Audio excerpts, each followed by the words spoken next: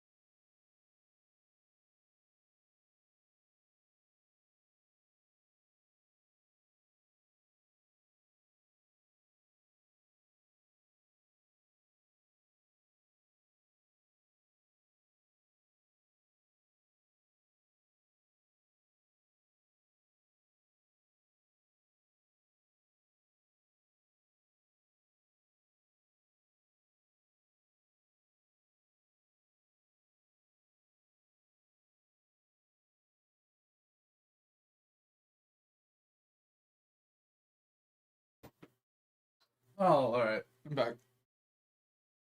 Yeah, Dig, how things going, man? Ugh.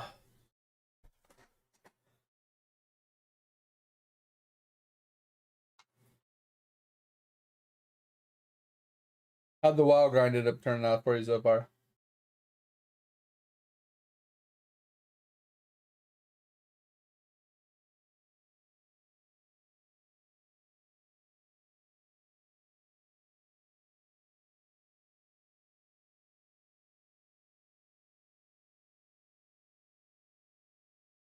Same old game.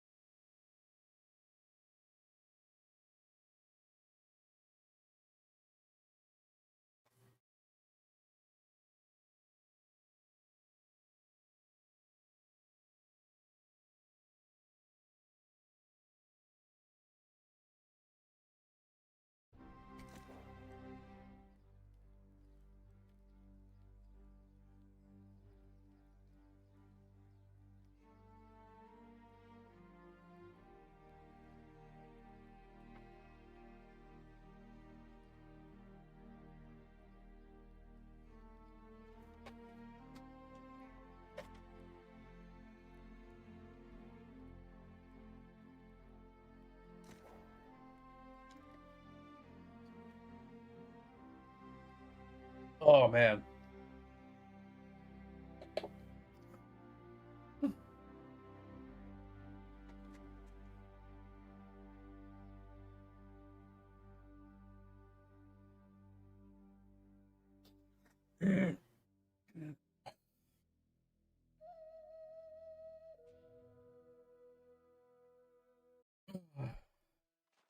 Alrighty then.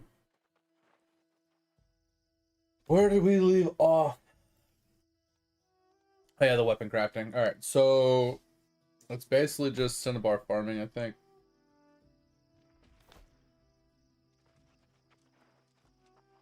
Good double check. Should be just cinnabar farming. As we were doing before.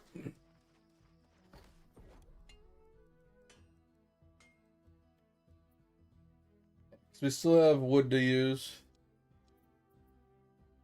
And we've got a little bit of leather, so it's 140 crafts. It's like one day's worth. Not too big a deal. And then we just gotta go farm some cinnabar.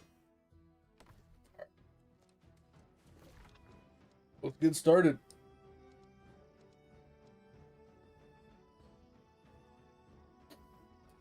Um I was like trying to remember where our path was.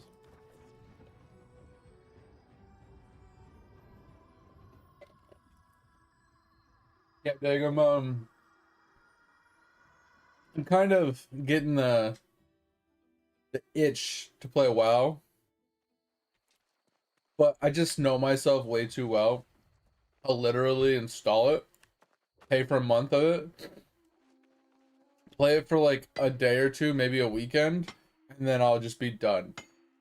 Like it's just not worth $15 to do that.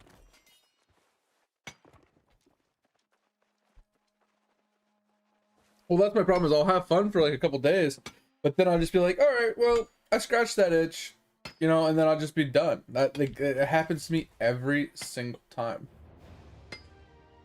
So I just feel like it's not really worth. Like I think the only thing that might be able to keep my interest is when Classic Plus comes out.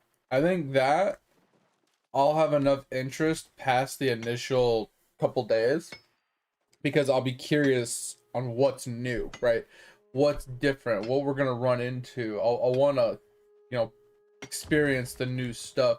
I'll continue playing it. I think that's the only thing that'll actually, because with the way it is now, it's like I already know what to expect. I already know what's gonna happen. I already know what content I'm going to be a part of.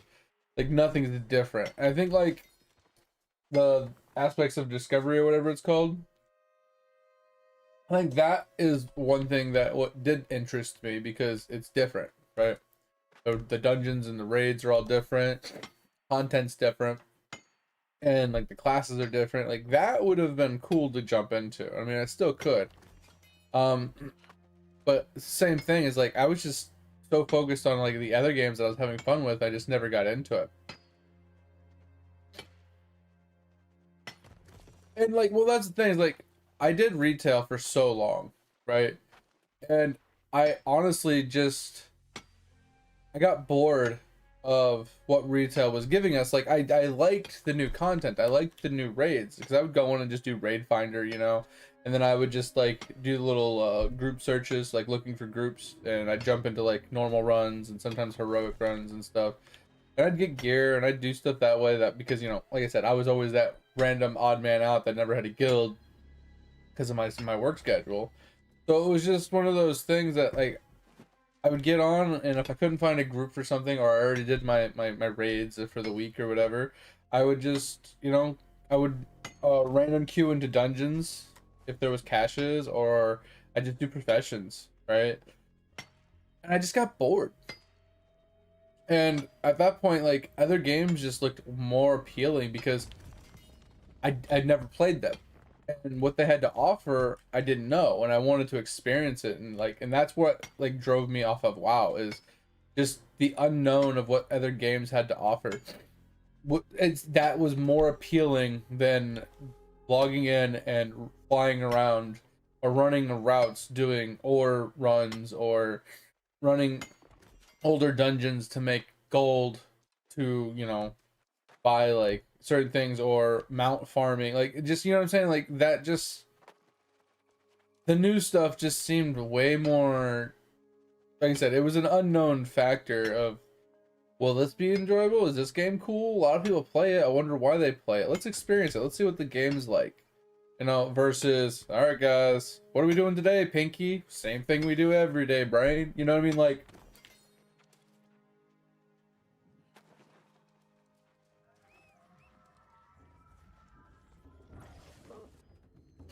and that was my thing too, Dig, is like what ended up happening is I would buy an expansion and I'd play it for like 3 weeks or so. And then I would just be kind of bored of it.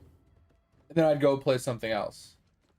And then I'd play something else. And then I'd see the new expansion. I'd be like, damn, new expansion's coming out. And then I'd look into that and I'd be like, damn, that looks good. So I'd get the new expansion. I'd play it for like 3-4 weeks, sometimes up to 6 weeks. And then I'd get bored and I'd go and play something else. And then the same. That's what we did for the last like 5 years of my WoW career, right? And then finally, I was just like I was just doing the math in my head. I was like, is this worth it? I'm spending $60, $70 on an expansion, and then $15 to $30 for a subscription, and I'm only playing it. I mean, it was like I was getting my money's worth out of it, right? But I was just thinking to myself, is like, if I know I'm gonna get bored after a few weeks, do I really want to spend $100 every couple of years when I can just play these other games that are free? And that's kind of like why I just stopped, right? Like, and that's why I occasionally get the itch to play WoW. Is like I always want to go back and play, like, when the new expansion comes out. I'm like, damn, that looks cool. I wonder what the, I want to go experience the new raids, da da da da. You know what I mean? I want to go experience the new zones, blah blah blah. You know what I mean? Maybe do some PvP or whatever. Like it always brings up that nostalgia of wanting to play it. But then I just always think, like, well, then I have to buy the expansion. I have to pay for the subscription. Like, it always just comes down to that money factor. And I'm like, I don't want to spend $75, $85, $90 just to play it for a couple weeks. You know what I mean? And I know I'm going to get bored. I just always do. I just know myself. Because I'm going to play it and I'm going to be like, yeah, but I got this to do. I still haven't played this. I still haven't tried this. This game still looks really cool, right? And it's just going to drive me away from WoW.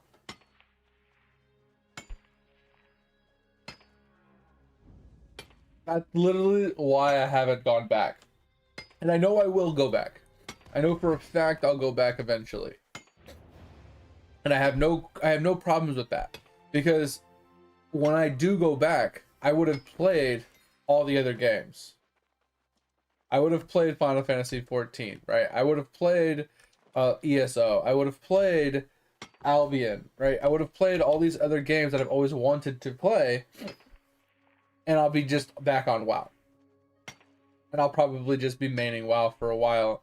And then hopefully at that point, I'll have all the itches scratched. So when something new does come out, I can take like a week or two break from WoW to try the new game and see if I like it, right? Can I put WoW down temporarily, right? And if I can, I can turn the subscription off, right? And I can just play the new game until the new WoW thing comes out. And then I can rotate back and forth. Like, I'm fine with that.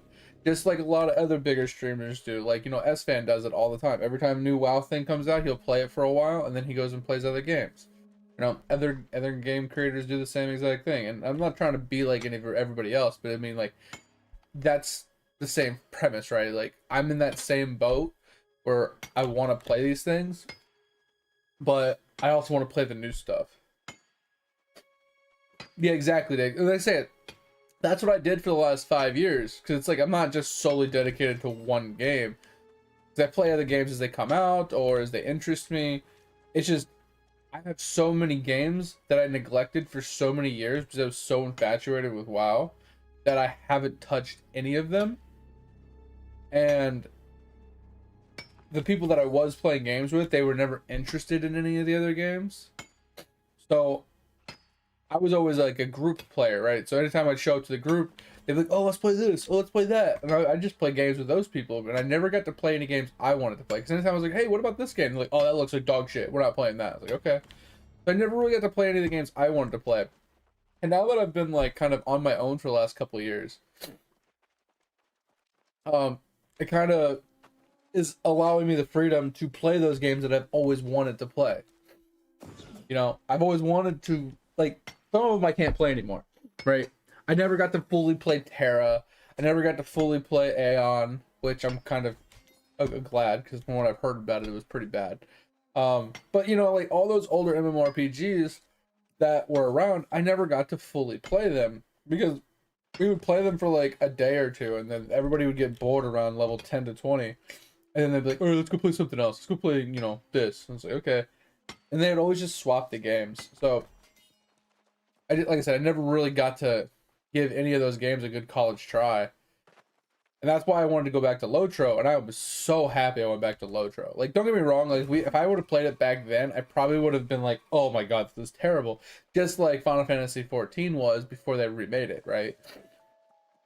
I think Lotro's come a long way since then, so it's kind of a good thing that I waited to play it, I guess. But I might have still really liked playing it back then.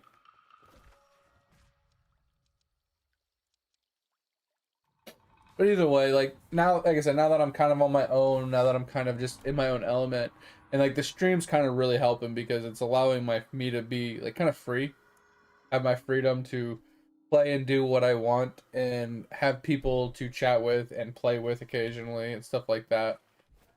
So I kind of am really enjoying that part of it as well.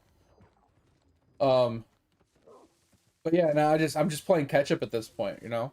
Like you got the new games that are coming out that are like drawing my interest, but then I have all the older games that I've always wanted to give a shot to that I'm still trying to get those completed and itched out, you know. Hold on, TT. All right, I gotta let my dog out, guys. I'll be right back. Give me just a second.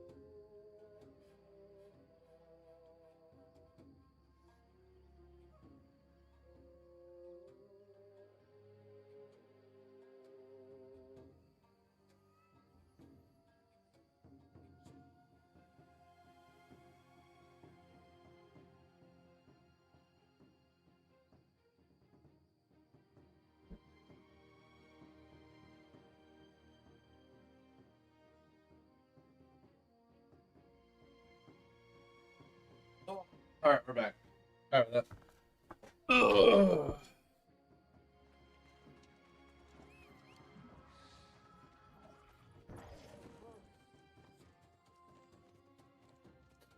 Yeah, and that's the thing, Dig, is like you don't touch it for a while and then you come back to it. And like that's kind of like what I'm getting at is like I think that's where I'm gonna get once I get all these itches out of the way. Like I said, all these games came out and I just never touched them, right?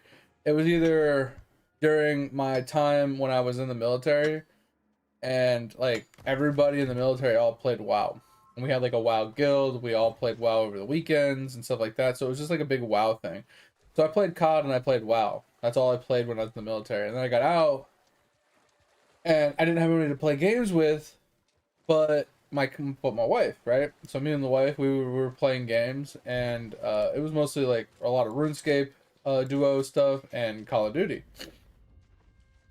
And I was doing my WoW thing on my own every once in a while. I was like on and off, you know. Like I said, I play it for like a month or so, and you know, I'd get off of it, and then I just grind more RuneScape, and I was kind of on the RuneScape grind.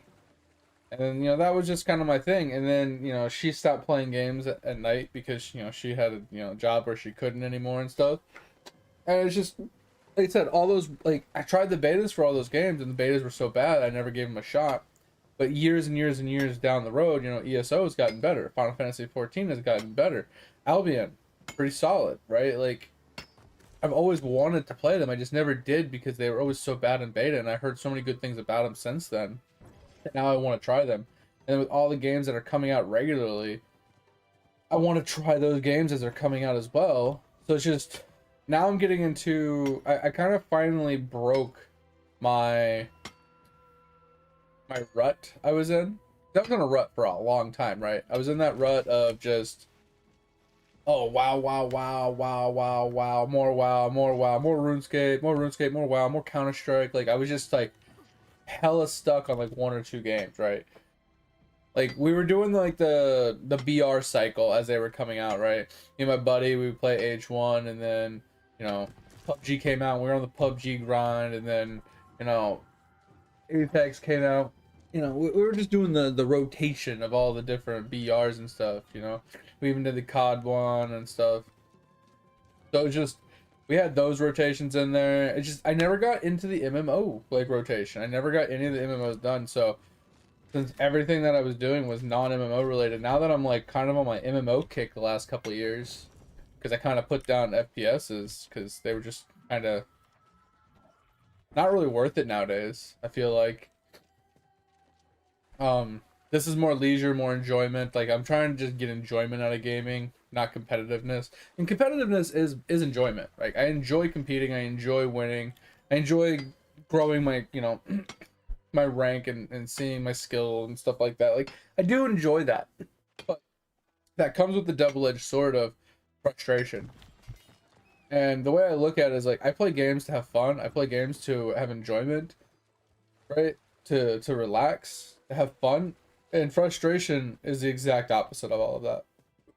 Even though all that stuff does bring fun, it also brings lots of frustration. So I'd rather just avoid the frustration and just play something that might not be as dopamine rushed enjoyment. Like it's like a 7 out of 10 instead of like a 9 out of 10. But the frustration level is like a 2 out of 10 instead of like a 7 out of 10. So that's why I finally made the conscious decision to just strictly play MMOs, because it's just better for my mental, right? And it's not that I don't want to play FPSs. It's just I have this weird mental fortitude kind of thing. It's like once I've kind of like made up my mind on something, I'm like set in it, right? Once I logically think about something and I'm like, oh yeah, I'm done with that. I'm done with that. Like I don't really have that, oh well, you know, I kind of really still want to try it. And then that does happen, but then I'm just like, nah, I'm done. I already said I'm done, right? I can't get past my logical thinking of, you know, boom, I made the decision, my decision's made. That's known as stubborn. I mean, that is true. I am stubborn, Edge. I will brute force things that I shouldn't. It's like, hey, let's farm up this item. You can do one of two options. You can either A, find a party and you can get it done in 10 minutes, or B, you can go over there and do this really tedious act for 10 days and get it done. Oh, tedious act for 10 days? Let's go. Welcome in, Edge. How's things? See you when you get back from the poo. But yeah, like I said, I played Aeon for a little while. I played Rift for a while. Rift kind of I put down myself the first time because I noticed that the trade system, like the market and the economy, was just kind of butthole when it first came out. So I didn't want to play it. But yeah.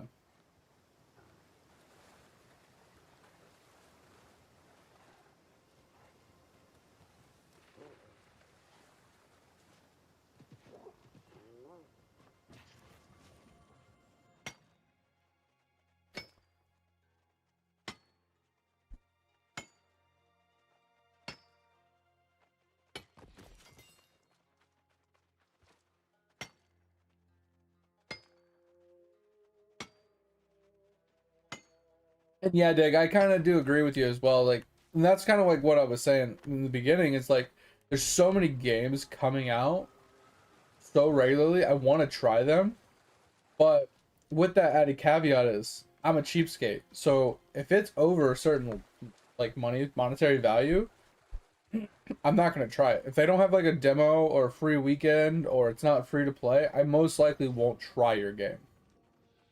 Because like you said, how many games are coming out on a regular basis? I'm not gonna sit there and spend $10, $15 or five to $25, $5 to $40 on every game that comes out. That means I'd be buying a game at least once or twice a month. Easy. With all these games that are like regularly coming out. And like I said, monetarily speaking, like yeah, I could afford it, but why would I want to like use all my spare change that I have, just to try tons of different dog shit games that are coming out. Like, I'm not gonna spend $20 on a game, play it for like a weekend, and be like, yeah, that was something, and then just never play it again. It's not worth it, right? Like, yeah, I got my money's worth out of it. Like, if we're talking entertainment versus money spent, yeah, I would get my money's worth out of it, right? And that's like the thing is, like, if I get 1 hour of time out of per dollar I spend on a game, I've gotten my money's worth out of the game. But at the end of the day, with how frugal I have been, that general rule of thumb doesn't really hold true anymore for me. Like, when I'm buying a game, my generalistic baseline is dollar per hour I spend in the game. But realistically speaking, I can look at a game and say, yeah, I'd play for about 2 or 3 days, right? It's a 2 or 3 day game, right? And that's roughly 20 hours.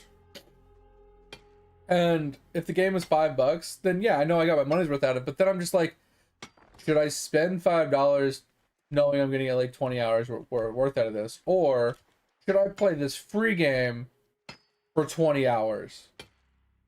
Right? Like, that's kind of like where I end up at, like, mentally, right? Mentally, I look at it, I'm just like, is that even worth it? Is spending $5 to get 20 hours worth of content, or not content, but like enjoy entertainment, or should I just play a random free game? That's kind of like where I am, like, in my gaming stage right now. It's just, and the problem is every game that I would play, because they're free, right, or on sale for like $1, has some sort of monetization in it that ruins the game for most players, not me particularly, but ruins the game for most players. So the player base is so bad and the game just dies that it's not even worth playing the game anymore. Because most gamers nowadays, if there's a cash shop, they don't play it. And I'm not saying people don't play it, right? There's always going to be people that play cash shop games. It's inevitable. And I don't have a problem with that at all. But what I'm getting at is, like, if you have 100,000 people that usually try video games, but 99% of them don't play games with cash shops, we're left with 1,000 people. You know what I'm saying? Like, that's the reality of it.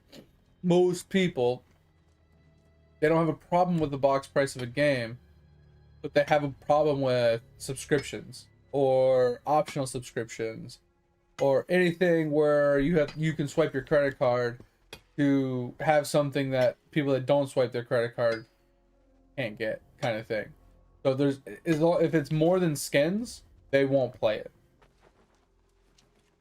So, like, if it's buying extra bag space, if it's buying extra carry weight, if it's buying extra upgrade attempts, or if it's fucking having a buff that gives you more XP, they just won't play the game. They say it's all pay to win and they're not going to play it. And like I said, that doesn't affect me in any way, shape, or form. I don't give a fuck. I'll play the game anyway. If the game is fun, the game is fun.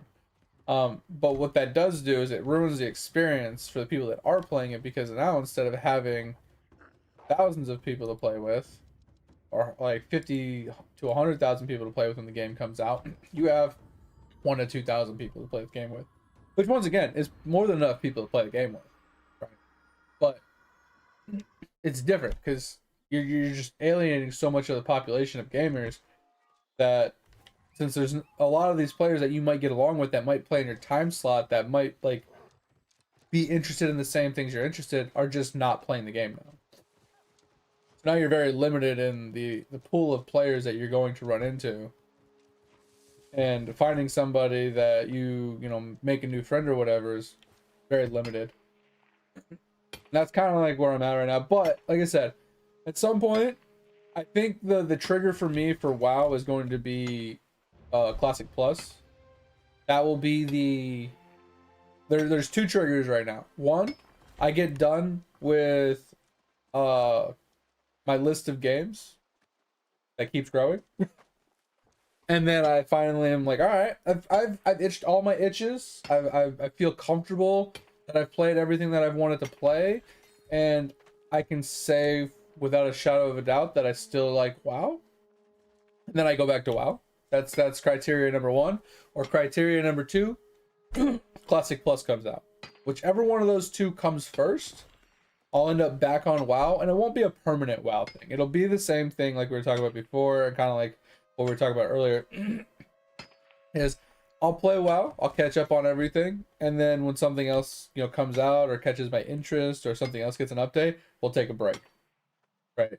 And then once we get that out of the way, if there's something else, we'll daisy chain until something else comes out for a while that catches my interest. And then we'll just rotate our games like we normally do with, new ladder systems, new updates, new expansions and stuff like that for games that we do enjoy playing. And WoW will just be added into the mix. We're just putting WoW on the back burner for now because I played it for so many years, for so long, so consistently, and that was my only game I played, that it needs a break. Right? It needs to go on simmer in the background and it just needs to cook for a bit. I do need to go to the bathroom, so we're gonna finish this route, and then I'm gonna go to the bathroom, and then we'll continue on with this grinding. Yeah, I heard something about that, Dig, that it might happen sometime this year or like maybe next year. So I have a strong inkling that I'll end up on WoW in the next year or two. Like, that's why I said one of those two triggers will happen. And if Classic Plus comes out before I get to try Final Fantasy 14, ESO, Albion, and Bitcraft, and a couple of the other ones, that's fine. We'll play WoW Classic for a while, and then we'll intermix the games that we have been wanting to try in between, right? That's basically what it'll be. We'll catch up on WoW, we'll get our WoW itched, and then, we'll put it down and we'll play something else for a little bit. Yeah, I was thinking mid 2027 was like my idea. But at worst case, I would say maybe it gets pushed to like winter of 2027. But if they're really adamant about putting it out, they might put it out in a like 50% form in sometime 2026, right? It's possible. Not in the realm of impossible, right? It's a possibility that even if it's not fully polished and fully ready to go, they might put it out in some sort of a basic shell version of itself in 2026, and then add to it by the end of 2027. It'd be like fully good. That's kind of like what I'm thinking. All right. So I'm gonna go climb to the top of this hill, guys, and then I'm gonna go to the bathroom, and then we'll continue on with this grind and this talk. So sorry, need like a couple minutes. All right, I'll be right back. Give me just a second.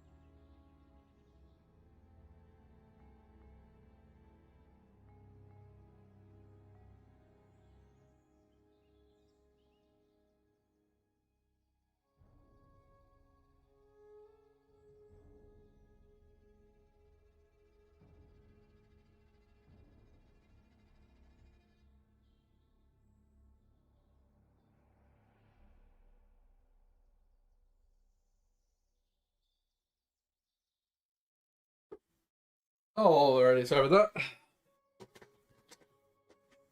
You must have met no. Alright.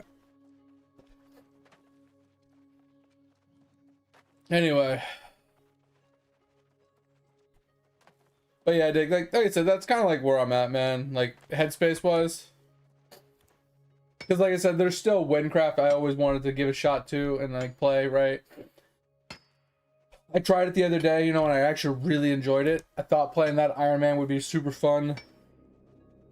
And then the Quinfall thing, man, it's the PvE, like the professions and Quinfall, have like completely got me infatuated with it. I was watching one of the streamers this morning, after work, and she was doing farming on her house plot, and she was planting like tons of crops.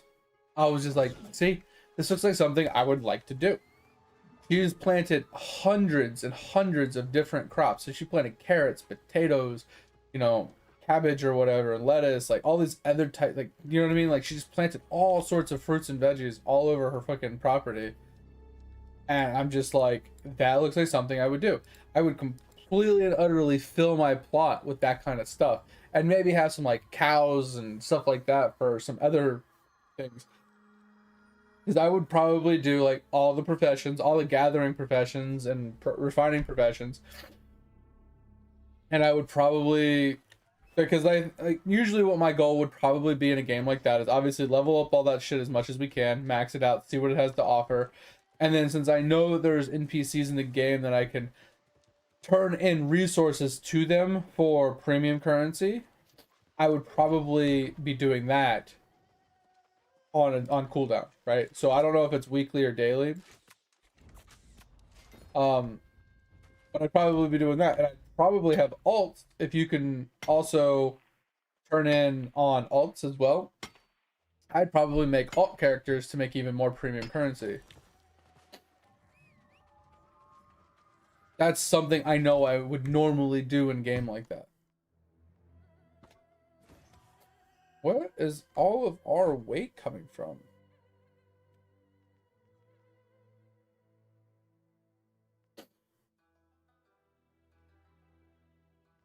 I don't know where we got this wood from, but I don't remember fishing. Oh, I did that when I was human farming. I remember that.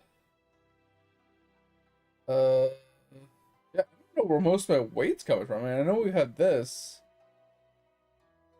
It's just like a little bit of everything. Interesting. Okay. What up, mate? What's going on?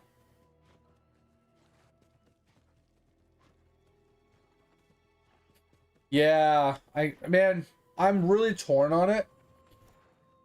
Once again, every time a new expansion comes out, it looks cool. It's like, damn, should I jump into it and play it for a little while? It's just like, I know in my heart it wouldn't be worth me doing right now. Like I said, it's one of those $100 investments every time a new expansion comes out, and I'm just sitting there just like, bro, that's $100 fucking. Yeah, I'd get like 100 hours of gameplay out of it, but I have so many other things to play.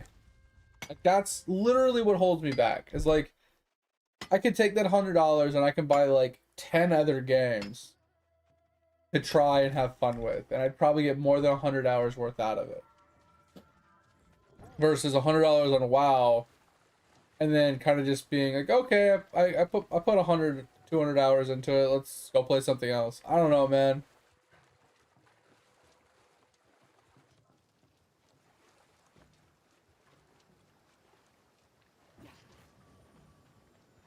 So did they did they get better from the last one that flopped really hard? I can't remember what animated cinematic they did, but it got really bad backlash from people like Asmongold and stuff, where they saw it and they were just like, bro, this is dog shit. Look at this. We went from this to this, and I mean, it looked bad. Like, just the animations, they clipped into each other. They didn't look very well.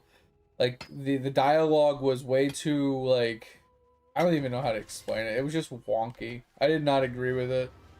I didn't like it. But I will say that's one thing about WoW, like WoW, is usually they have really good cinematics. I don't remember what it was. It was like shit. I can't even remember. It was years ago. But it was a bunch of people. One person had a shield. One person was like a mage, and like they went like head to head. One person like had an eye patch or something. I don't know. It's I can visually remember it, but I can't remember. Like I can't verbalize like what happened in it because it was so bad, and I only watched it a few times that it was just like, ugh.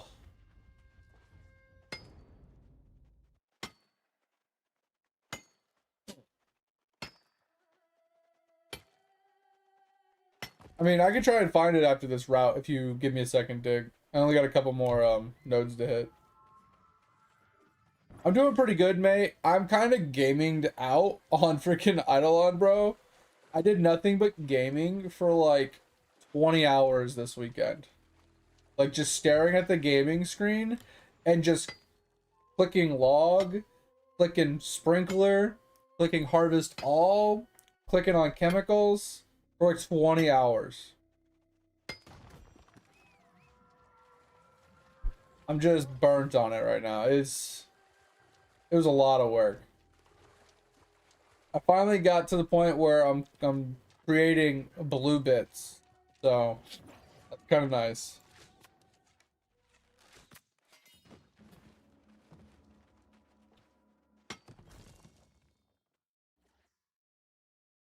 Yo, what up, Anthony?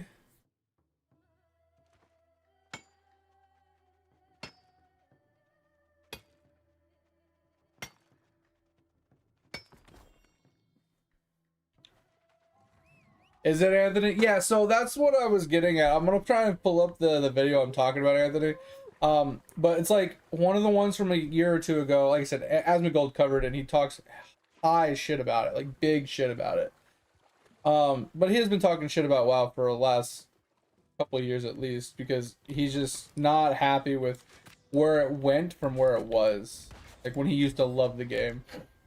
And I don't disagree with him. Like when the game first came out, man, it was a beast. And then year after year it got kind of watered down year after year after year, and it kind of just got to a point where it was just like this isn't even like a recognizable game compared to what it used to be.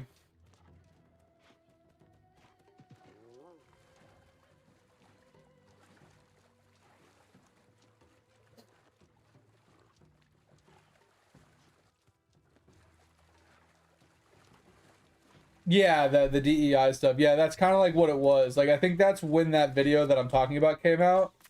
Is it was just weird. Like the art style and the theme was just completely different than their darker theme that they've always went with, and it was just off. Just didn't feel right. BC era, yeah, I played it before BC. I played vanilla when it was originally out.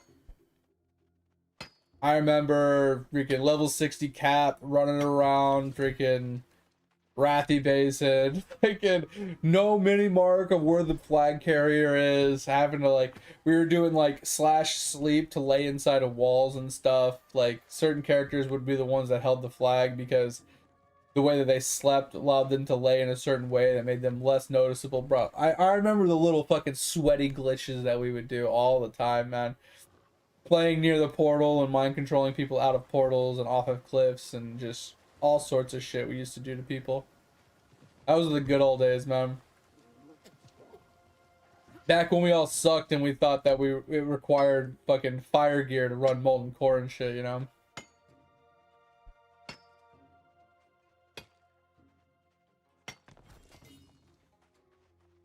That's actually insane, Anthony. Yeah, I haven't been watching a lot of their cinematics or anything. And like Dig was just saying, like they just released a couple and they're really good. I mean, I agreed. Like most of the time when Dig tells me something's good, I usually find it to be good as well. What up, Topher? What's going on, man? Yeah, Topher, I am burnt as fuck on the gaming in Eidolon right now. That shit, my soul hurts.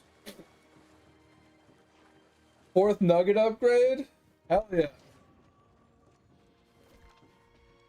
13 threes and I'm jumping off a cliff. No, don't do that.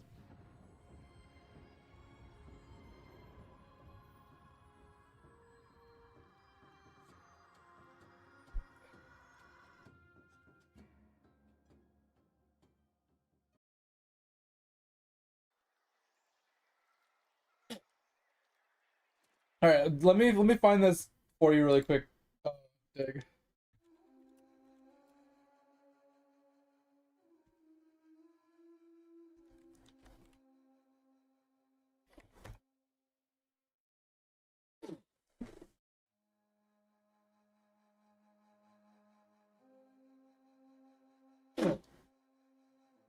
Oh, it was this one, Dig. It was this one from 2005. It might have been Rated T Dragonflight. for teen.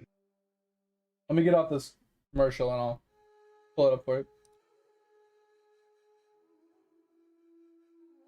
Of course, it's somebody talking about it instead of me actually watching it. But basically, it was this one, right? So, it's this cutscene. So if you actually watch this cutscene, like the animations of the way their swords interact and their bodies like interact, it's like not a true cinematic. It's like done in game with in-game characters and not artwork like they'd like to do. Like you can see like what I mean is like the weaponry just kind of goes into each other, and like as it goes on, you can see a lot of like the wonky clipping of the gear and the weapons, and like you said, like those spikes going through her skull. Like this one's not. That's what I'm saying. It's not a full animated cutscene, which is like movie themed. But this is the one that got the biggest backlash. Like just the words and like the stuff they say inside of it really set people off. Yeah, it went viral for the wrong reason. It went viral because of how bad people like disliked it. It was awful.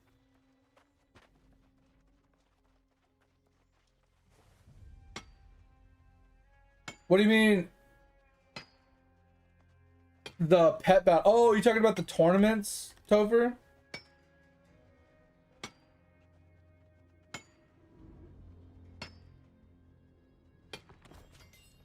Really? I didn't know if you left, you kind of just cucked yourself. That's really dumb. Yeah, and there's no way to like skip a battle or speed it up like that. Bro, I sat in my battle the first day. I got 8 points. So I did like 11 battles because I lost 3 times and I won 8 times, right? That shit took me like 30 minutes to an hour. That was ridiculous. You know what I also did, Dig? And it kind of cucked me. I don't remember what I was. Fuck. Actually, I don't remember what I was doing. But I was doing my Kilroy for the World 6 mob that I had never killed before. And I clicked on the claim pet button in the tournament section while I was AFKing in the Kilroy, and it took me out of the Kilroy, and I didn't get to run it again. It didn't let me go in. It didn't let me do anything. It completely cucked me out of my Kilroy and didn't count as kills. I was pissed about that one. Yeah, those pets are wild, Tover.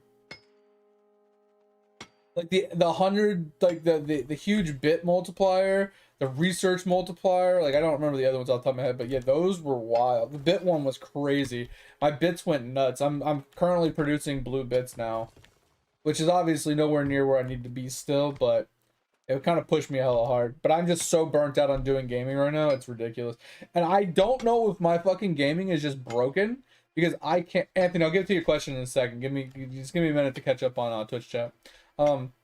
But I don't know if mine's just broken. I cannot get an 8th fucking plant, like a tier 8 plant. I can't do it. I don't know why. It just pisses me off. And I agree with you, Dig, as well. This day and age, I feel like people are so quick to just nitpick at everything just to find something to dislike about something.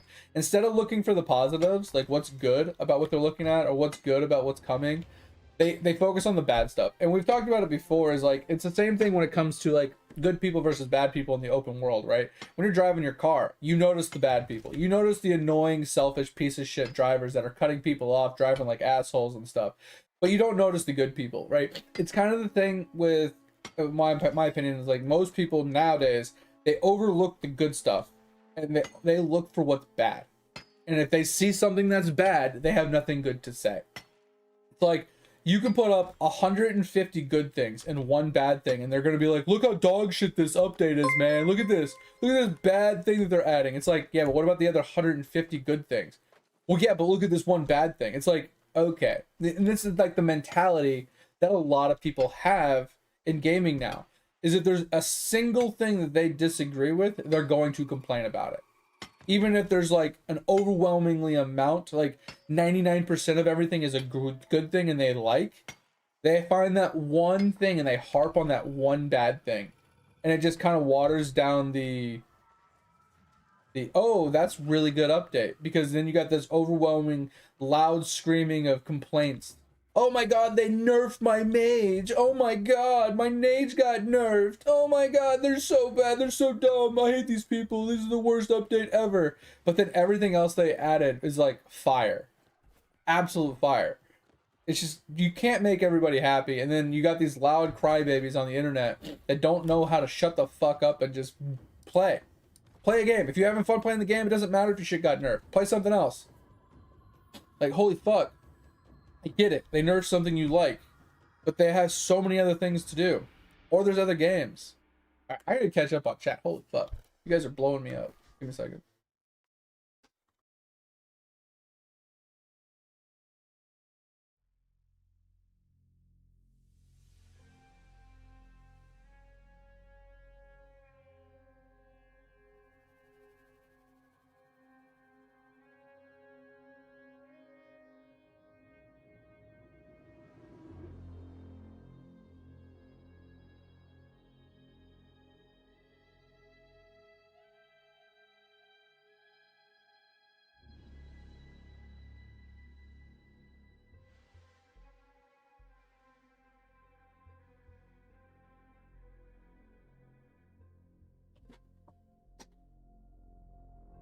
Oh yeah, I saw that, Anthony, where they said they didn't want to call it World of Warcraft because it just made it seem too like off-putting or whatever. They wanted to name it something yeah, it wasn't so intimidating. I'm just like, are you fucking kidding me?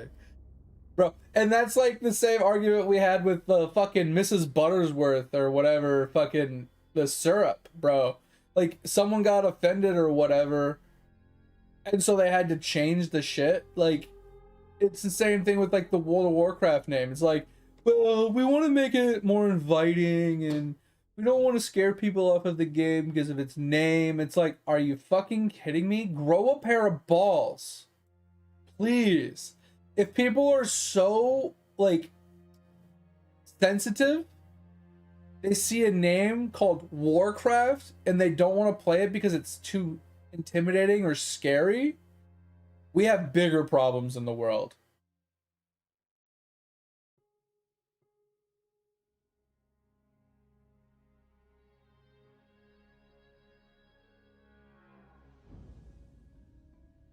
And yeah, Anthony, I do agree. Like, I mean, I would disagree with the fact of like, I'm not one of those, oh, it needs to go back to the old days, right? Because we're being completely honest, the old days were kind of jank, right?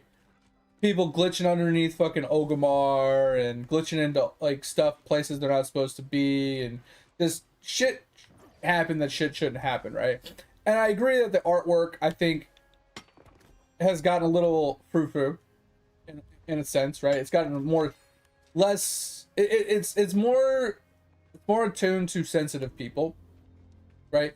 Less fighting, less battle, less gore, whatever you want to call it, right? It's more sensitive, like desensitive. It makes people, it's easier for people that are sensitive to watch it, basically.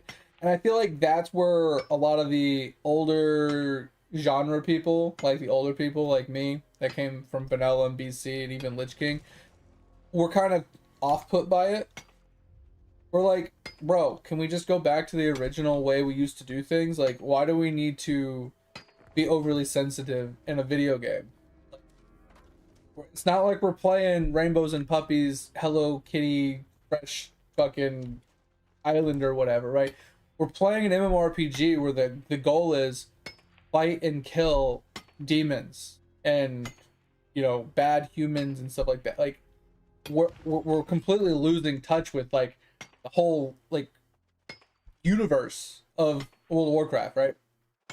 That's kind of like where I'm with it. Like, it doesn't need to go back to its old style, but we need to stop making things so sensitive and worrying so much about who we're offending, right? Yeah, you want your game to be number one. You want your game to keep growing in popularity and size, and you want to keep your player base up. And I get that with the new times comes the responsibility to change with the times to make sure that the newer generation that is going to be replacing the older generation enjoys the game. I get that. If you stay the same and stay stagnant like that, you will lose players over time. So I get that they need to evolve, but you gotta keep your core fundamentals the same. If you change your core fundamentals and you change your core philosophy of the way your game is like designed and the way you operate and you do things, you lose who you are as an identity. And if you lose your identity, you've already lost the war. You might have won the battle in the temporary form, but you've lost the war completely.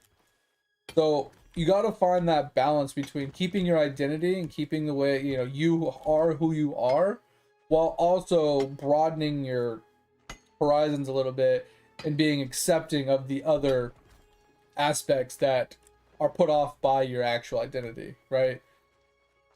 Not so much to like put on a mask and a facade and fake it, but make it more inviting without sacrificing, you know, your principles. You know what I'm saying?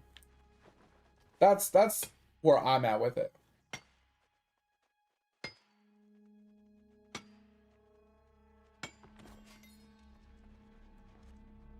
And like, and with the, sorry, I'm having two conversations here, guys, and it's hard to keep up with both. Yeah, Anthony, I do agree. Like, I don't know. I gotta say, I don't keep up with the news. I don't follow that stuff very well. But like, in the terms of like alienating your original audience and bringing in new blood, and you know, kind of pushing out the old to bring in the new, is kind of dog water. I do agree. I don't like it. I wish it was like, I wish there was a way, like in the grand scheme of things, you can't make everybody happy, right? And from a business standpoint, you got to look at what's gonna be more beneficial for you in the long run, right? And it's a fine line to toe. I've never been a business operator. I've never run my own game, but from my experience, from the way I look at things, when it comes down to it, you have to find a way to bring in new blood while trying to maintain your old blood. Because here's the thing, the old blood is tried and true, and you know they're going to stick around. You have guaranteed revenue coming from the old people because they've been around for so long. You know they're not going to leave unless you make drastic changes, right? Unless you make changes that they disagree with and completely change your identity, which is what they've been doing, you're going to alienate that older population. You're going to lose out on that guaranteed revenue. But the idea is to try and bring in the fresher blood that is a bigger population. And even though it's like, you might not get all of them, but if we're talking percentagely speaking, right, the old population, let's say there's 1 million of them and you're retaining 10% of them, hypothetically speaking, right? Let's say the ideal number is 10%, you know, retention. The newer population is in tens of millions, right? So if we're just talking 10% of 10 million versus 10% of 1 million, it's a massive difference in profit. And that's kind of where I think that their mindset is when it comes to, not that they're trying to alienate the old population and the older generation, but they're trying to bring in the newer generation, that there's more of them. But there's a lot of factors that are hard to calculate in, and I would say one is fickleness. The newer generation is much more fickle. They're much more sensitive. They're easily offended, and they're very easily swayed by other people's voices. So you piss off one, you piss off 1,000. So it's much easier to lose your population, even though there's more of them to pull from.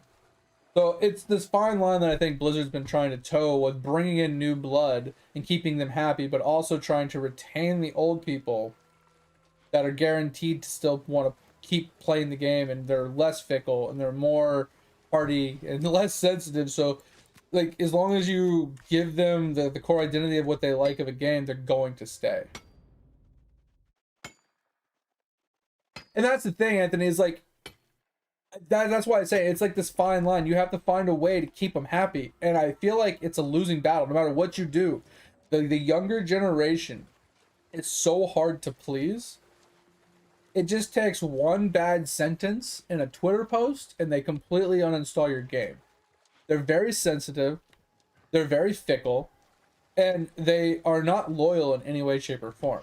And don't get me wrong, I wouldn't say I'm the most loyal person when it comes to a video game, but I will say if you have a good game, I'm willing to play your game regardless of your PR. Right? Now, I will say with the added caveat that Blizzard specifically, I disagree with their business model. They're very greedy in a sense where it's like box price of a game, membership of a game, and we also have a ton of monetization. Now, with that said, they don't nickel and dime you for like DLCs, but they do give you big X packs that are relatively expensive over and over again. So I mean, it's not as bad as say like The Sims, where you buy like a $40 game and you have to buy like $40 DLCs every 3 months, right? It's not as bad as that. You gonna call it a night, Dig? All right, man. Sorry, I'm trying to balance two conversations here, Dig, and I wanted to keep catch up on yours, but I know you're up, late. But I appreciate you, man. Take it easy. I'll talk to you later. Thanks for being here. We'll be around tomorrow. See you, Dig. But yeah, it's just one of those things, man. Like, I feel like the older generation is a lot more thick-skinned. We can take a little bit of criticism. We can take a little bit of a backlash. We're a little bit more understanding of certain things because we can think about things in more three-dimensional than just face value of, oh, you said this, so you're bad. Bad means bad. I'm not touching this ever again. And then older generation could be like, oh, yeah, you said something stupid. Doesn't mean you're a stupid person. Just means you had a stupid moment. Like, I don't know, man. Just the different ways we were brought up, the different, personalities that have come with the different ages of the years. Just, it's kind of crazy. Things that offend the new generation were jokes back in my day. Like, something as stupid like back when I was in school and stuff, the dudes used to stack tap each other, right? It was just a thing, right? Nowadays, if you do that to somebody, you go to jail.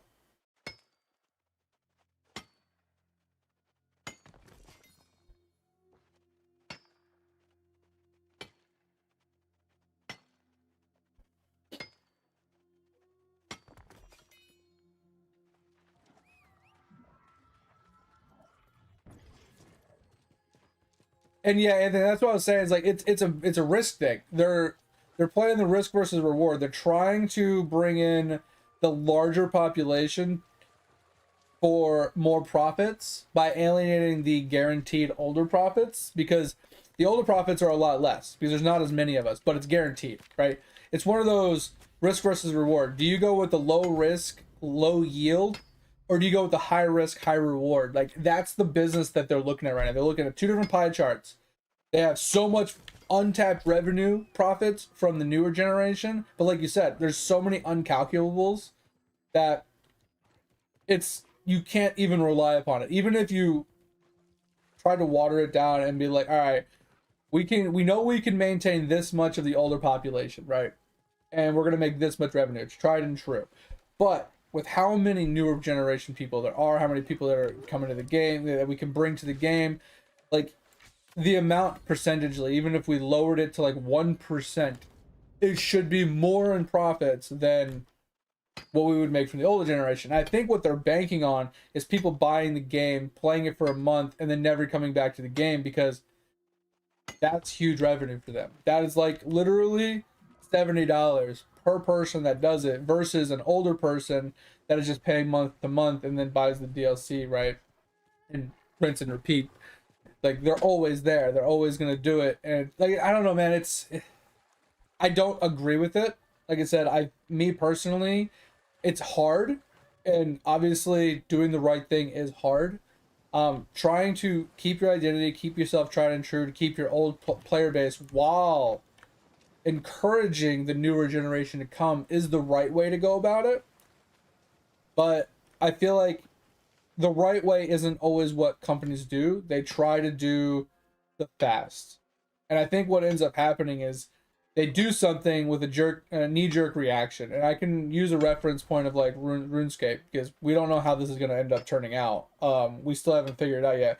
But back to what I was saying, is like they just look at the numbers. They're just number people. They're not gamers. And that's the big problem. These people that are making these decisions, the idea people, the people on the board, they're numbers people. They're not gamers. They don't realistically understand the numbers don't correlate the right way that they're thinking. And that is the big problem I find, right?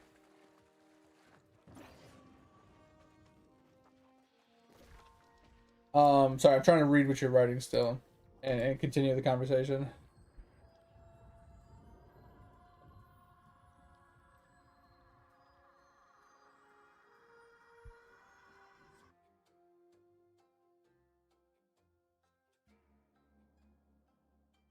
Oh yeah, all the time, Anthony. Like the names we would call each other is ridiculous. Like I can't tell you how many times I've called one of my friends a bitch. You know, like stop being a bitch, right? And if you said that to somebody nowadays, it's called bullying. Or feminist or you're some sort of ist, right? You're judging them or something. It's just and like you're the one that's in trouble because you were, I don't know, calling them a name to be, I don't know, funny or something. I don't fucking know. Like it's just crazy. I don't know, man. Like I said, I can see the point of view from a business standpoint of why they would try to do this, but from a gaming aspect, like I said, there's two different people that are in charge here, right? There's the people that play games, understand what gamers want, what they need, and everything. Those are the real geniuses, right? But then you got the number people. You got the financial people that are like, but numerically speaking, the population and the percentage, blah, blah, blah, if we take this into consideration and we carry the 1 and we add the 2 and multiply it by 3, and we take that number and we divide it by the percentage of this, we get a bigger number. Bigger number mean better. And it's like, yeah, but how long are you this is the thing. They don't think about the trickle-down effect. The trickle-down effect is the biggest thing that most people completely, like, forget about. Right? Doesn't matter what we're talking about, there is always trickle down effect. Right? Take something as simple as New World, right? We're playing New World right now. Something as simple as in the beginning of the game, they introduced all the node values and all the items and things where you can get trees and planks and ores and whatever else, right? Well, shortly after they released it, right? The intention behind the wood was there was supposed to be multiple ways to obtain certain tiers of wood. And with that in mind, they, in my opinion, like I said, I wasn't a fly on the wall on this, so this is just my personal take on it, is they limited the amount of nodes of wood on the map for the higher tier woods because there was other ways to obtain the wood, right? And knowing this, instead of putting an overabundance of the trees on the map, they wanted people to be torn between the two ways to obtain the wood. But here's the problem, is one of the ways, which was farming the dogs, which had a faster spawn rate and they gave a lot more wood, was the best and only way people were farming the wood. So, seeing how broken it was, and seeing how people were abusing it, New World decided to change that. And they nerfed the dogs by 99%. So instead of getting like 15 to 20 pieces of wood from one dog, you now are only getting a single piece of wood. But here's the problem. They did this, but they didn't go back and revamp the wood, right? So I'll show you. So the wood we're specifically talking about is weird wood, right? Now, ignore this section because this is the new zone, right? But if you look at the rest of the game, right? This is one of the in-game zones. There's like 6 pieces of wood, right? There's like 6 here. There's a handful here, but they're all really spread out and hard to obtain. This one was added after the fact. These were always here. I think this was all changed. So most of this zone was revamped and they added a bunch here. This one wasn't changed, but you see how spread, it's like 1 here, 2 here, like 2 over here, 5 over here, like super spread out. There's no way to daisy chain. There's no way to mass farm it. Same thing down here, over here, and over here. it's very sporadic and very scarce. Like there's only 2 in this zone. This is a revamped zone as well. So all the revamped zones actually have a lot in them. But as you can tell, they didn't go back and add any resources to any of these zones because they were banking on these zones having those wolves that people were going to farm for wood. And that is one of the big problems, is the trickle down, right? They make a change, but don't see where it leads to a problem down the road, so they don't fix the problem that's down the road, right? It's like, oh, we'll deal with that later, and then they never deal with it. This is the same thing with, you know, other aspects of other games. They make a change at a face value. They're like, for example, trying to bring in the newer blood, but they're not thinking, okay, well, let's take into consideration the retention rate of newer players. Okay, well, they're very fickle, so if we make one mistake, they're gone. We do this, they're gone. If one of their friends doesn't like something, they're gone. So it's a very volatile group to deal with. It's hard to predict and to actually estimate anything based off of a very volatile group. T2 flag rate, let's go, Topher. Sorry, like I said, I'm really far behind in Twitch chat. Sorry. You got a build rate, Cog? Mate, that's pretty good. It's pretty good.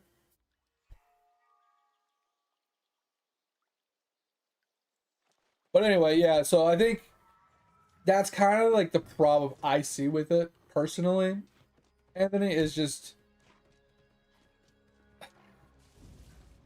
with the way things are progressing, the way things are changing in the world, and how the newer generation is the most dominant generation right now. The older generation is dying out. They're disappearing slowly but surely, one day after the other. There's less and less of us.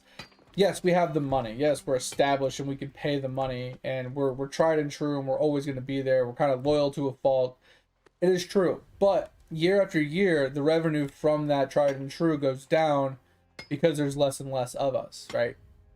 At a certain point, like, they can't maintain it anymore, they can't do it anymore, they're bored of it, or other things happen, or they just no longer exist, right? And the newer generation needs to fill in those gaps. And if they don't, like you said, we both agreed that you have to change. You can't stay one way forever. Eventually you have to change with the times, or you can't continue on past a certain point. You're just going to die out. So you have to bring in this new blood.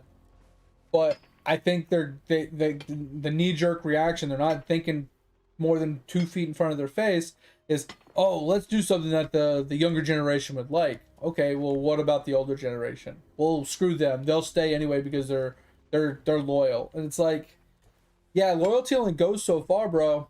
And that's the thing, is like, I feel like it's these idea people that they don't think things fully through. They don't think more than 2 feet past their face. They're not gamers. They're literally numbers people.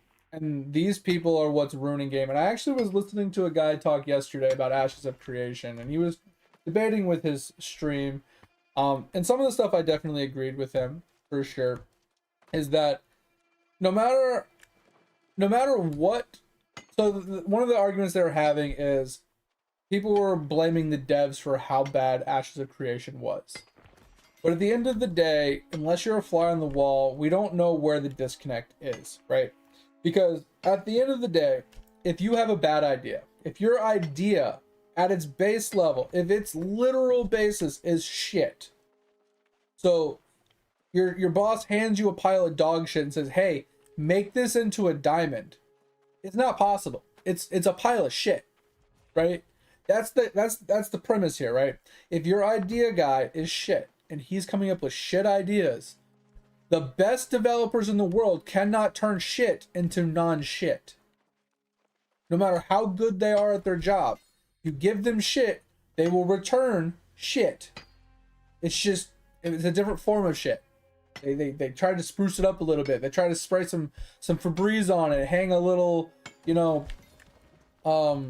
air freshener from it or whatever. You know what I mean? They put it into a little mold to give it like some form or whatever. But at the end of the day, it's still shit. It's like taking a Hyundai and souping it up.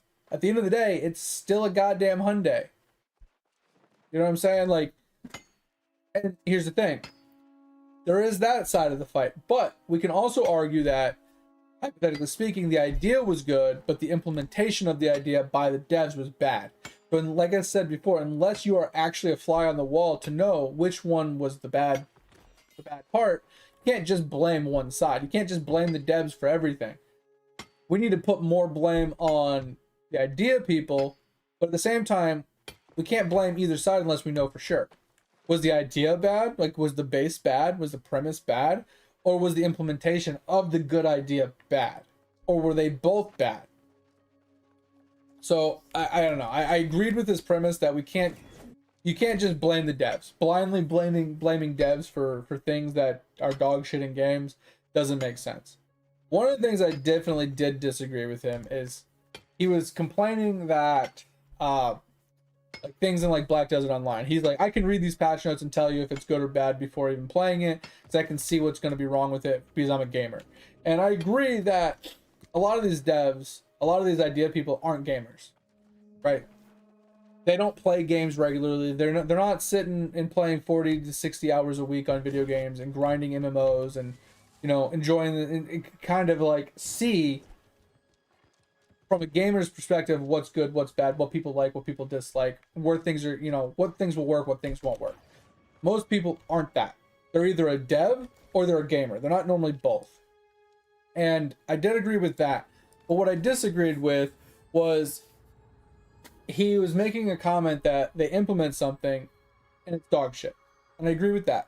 But he was complaining that these big studios, these big companies or whatever, they put something in place and it's dog shit and it takes them 6 months to fix it. And then finally they fix it and he's like, yeah, they fixed it exactly the way I would have fixed it. So why didn't they just do that to begin with? And it's like, he's not a dev. He's already said that. He doesn't know how to code. He doesn't know how to do any of that stuff. He can't make a video game himself. And at least he admitted to that portion. But the problem is unless you know how all that stuff works, you don't know how easy or hard it is to fix those core problems.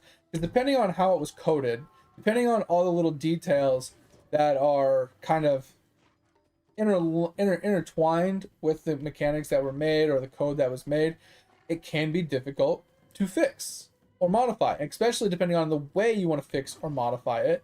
You have to be cautious of other mechanics that intertwine with it as well, so you don't break something in the process. And it takes a while to put something in place to test it, make sure nothing's broken or wrong, and to make sure it's the way you want it to be, so on and so forth. So it takes time. You can't just 1 week fix something. That's not the reality of a big game. Now, if we're talking indie games that are relatively small, not a lot of coding, it's a single dev, maybe a two-man team dev, they know exactly how the thing's coded. There's not that many files. There's not that many intertwined aspects of the game. Like, there's a lot of things like that, right? Smaller games can get updates more easily, or newer games in general. Like, take Quinfall for example. They've been putting update after update after update out in short periods of time, like 3 in a week. And that's cool. Bunch of nerfs, balances, modifications, and changes to things. And every game company can do that. But when we're talking like a core mechanic of a game being revamped, you can't do that on the fly. Like, you can do certain minor tweaks, but you can't do big major changes on the fly like that. It's just not possible. And that was the one thing I disliked about his argument is like, well, these companies need to be better about changing things or think about it from a gamer's perspective and fixing it quickly. And it's like, but you don't know what else is on their plate. They have other content they're trying to work on. They have other implementations of other things that they're trying to work on. And there's only so much resources to go around. If you have 100 employees and 99 of them are put on other projects, and then you have a project that failed, you have this one lone soldier trying to fix it. Like, it's going to take them time. It's just, I don't know, man. People are a little, like I said before, a little short-sighted. They don't take the trickle-down effect into account, and they don't understand, like, resource management issues and, you know, other things. Like, they just look at it at face value, like, well, you put out an update and it's bad. Fix it. It should be fixed, like, tomorrow. shouldn't take you that long to fix this. Like, they're very now, me, I. They don't know, they don't think about anybody else. They don't think about anything else. They only think about themselves. I'll tickle you down. Oh wait, what? What, Edge? You want the tickle down effect? I'll give you the tickle down effect.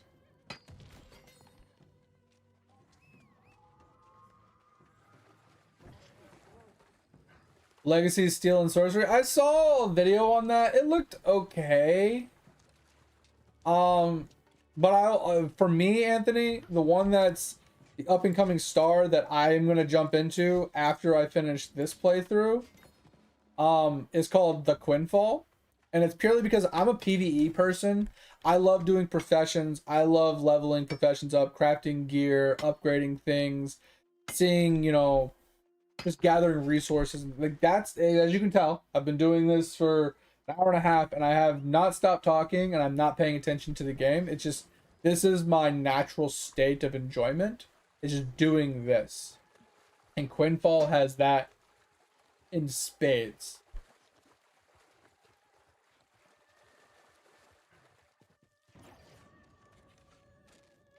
And yeah, that was another part of his argument, is like typically what happens in big companies and big projects is you have this one linchpin person. He has all the good ideas. He has all the good knowledge. He knows exactly where he wants the game to go. He knows exactly how he wants it to look and how he wants it to feel.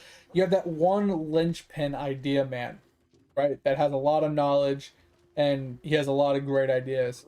And then he gives those ideas to the right teams and he comes out with great products. And then you go through, like you were saying before, like you start firing people, you start changing things and making people like leave and quit, or, you know, things like that. And then your linchpin guy goes away.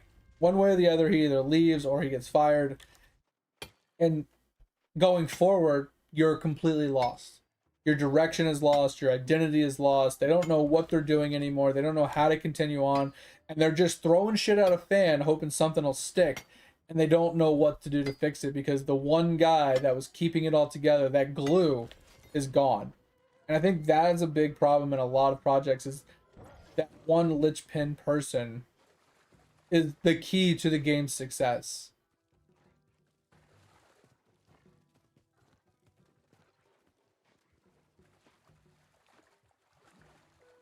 And I'm not saying that firing those people that were, you know, doing those things weren't the right call, right?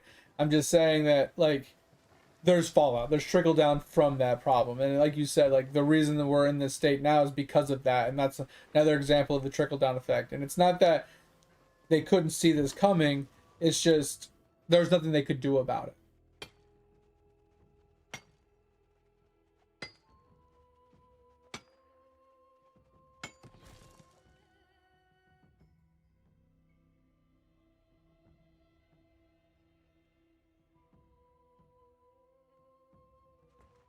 Yeah, it's super unfortunate, but at the end of the day, like, I feel like they just need to find a good linchpin again.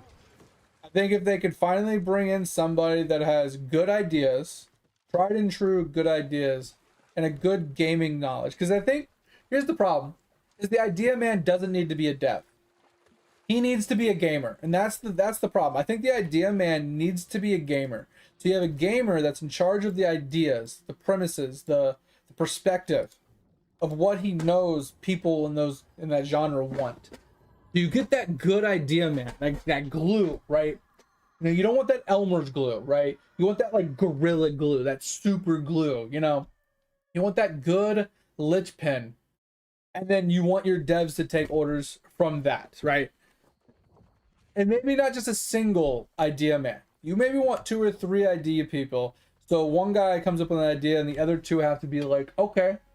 And then they like bounce ideas off each other and they chop it down, they reform it. You know, they kind of mold it into what between the 3 combinations of those people that have heavy, extensive knowledge and heavy, extensive hours and experience playing those types of games in different backgrounds. So they have 3 different perspectives.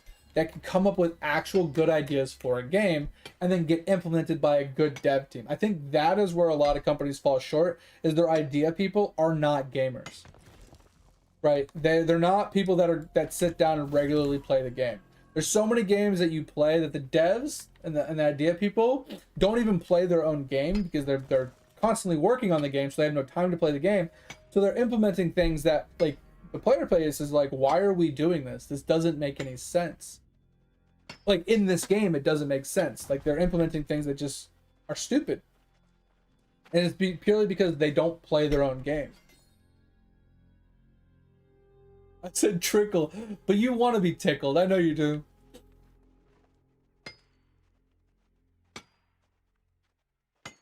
And yeah, Edge, I do agree. You can't make one person that important, and it's not that you're making that person important. It's just that that person's role is actually that important because the idea is the base, right? You, with anything in the world, if you don't have a good solid base, nothing will build on it. Right? It'll just crumble. It'll always crumble if you don't have a solid base. And the general basis of anything that you implement into a game is its idea. And if the idea is shit, the product will be shit. So at the end of the day, even though you don't want to put that much pressure on a single individual, it's not so much the individual as it is the, I would say, department, but you know, it's that position. That position is that linchpin position because you need to have a good idea for it to ever be possible to come out with a good product.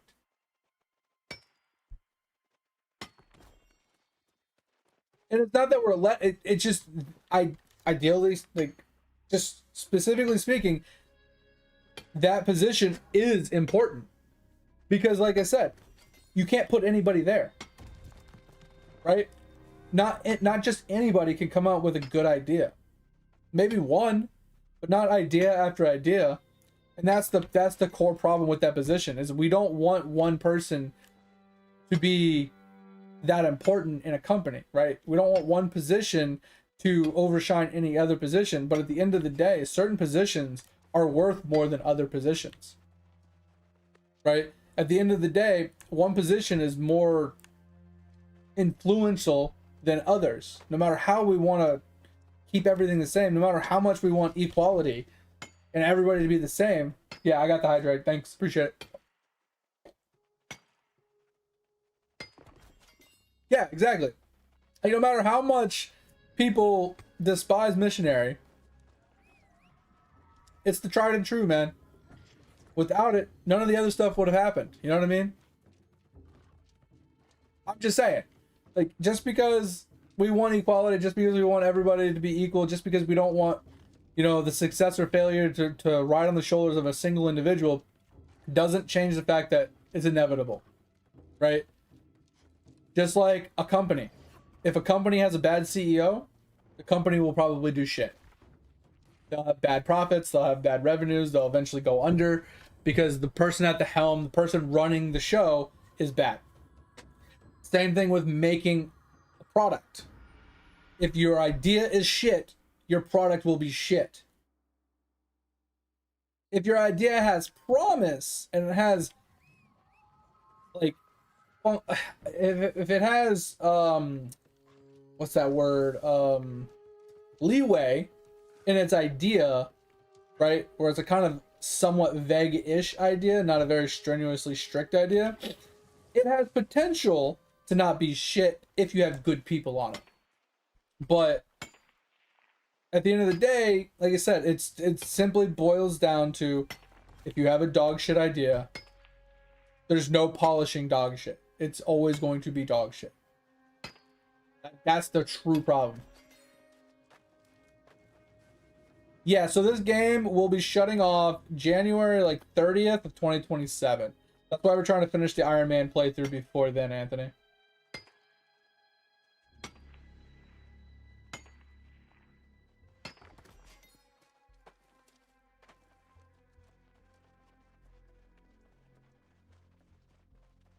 And, like, that's my idea, Anthony, is instead of hiring these, like, college graduate degree holding people to write you ideas, right? They're not even gamers. Some of them might have gamed in the past or whatever. Why don't you just ask some of your top tier content creators or top tier players, because you have the data. You have the data of who puts the most time in, what content they're participating in. You have all that data. You can literally just go to a database and you can pull up how many hours, as like, show me the most played hours on an account, right, in the last 30 days. And you can just look at how many people have played for X amount of hours, right? You can look at those accounts, you can see what content they've played. You can say, hey, who's run the raid for the last 6 months? Who's completed the raid? Who's done the... You can look at all that information within the database because it's all logged, right? And you could clearly just find people for different criteria and be like, hey, we're coming up with a new boss idea, a new raid idea. We'd like to get some of your input on pros and cons to things. And like, just ask the fucking players. You don't even have to pay them. Like, that's the thing. You have all this resources at your fingertips as a game, as a company running a game. You have so much resources at your fingertips for free. Just ask them. And then in return for them helping you, filling out a survey or whatever, give them like a free month or something, or give them like $10 of like in-game premium currency to buy a skin or something. Give them something in return that doesn't cost you anything, but gives them a reason to want to help, on top of the fact of just helping because they want a good game, right? It's so easy.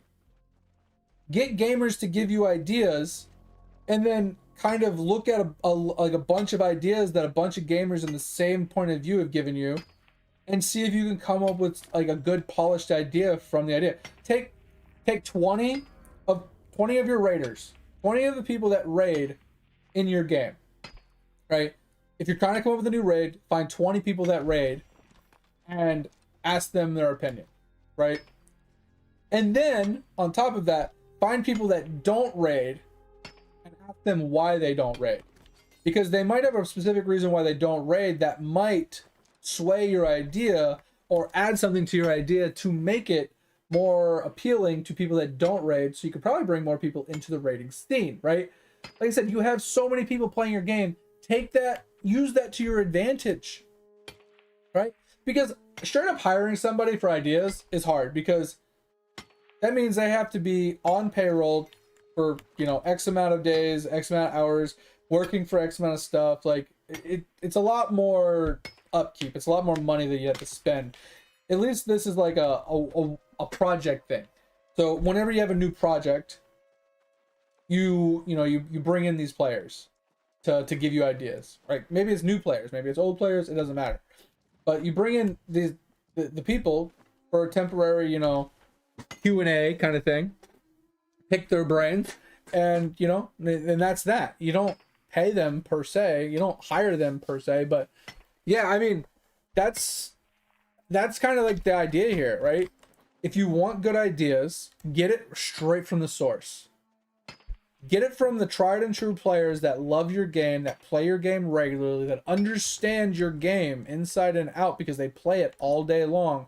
And they can tell you what they like and what they dislike. And it's not going to be perfect, right? But it'll give you a good starting base. It'll give you a good idea of what the players that are playing your content are enjoying and disliking. So you can work with that. Like, why don't they take that? I'm not saying companies don't do this, because I do know they do talk to some of the player base. They do Q&As, they do, you know, surveys, they do all sorts of things. I do know companies do that. Now, I've never been a part of it because I've never been a very big gamer. I mean, not a big, not that I'm not a big gamer, but like, never been a very popular person, right? Never been a content creator that has lots of influence. You know what I mean? I'm just that one little minnow in the open ocean, right? It's just impossible to find me, right? So it's fine.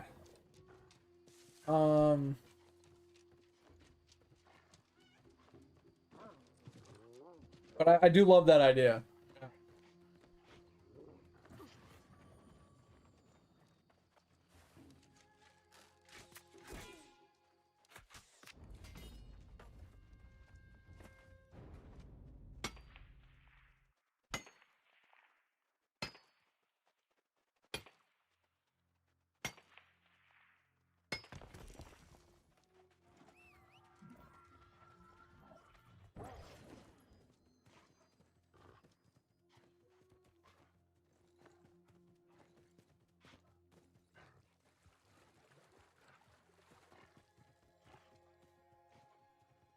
And yeah, that's the thing. That's why, Anthony, that's why most people listen to Asmon.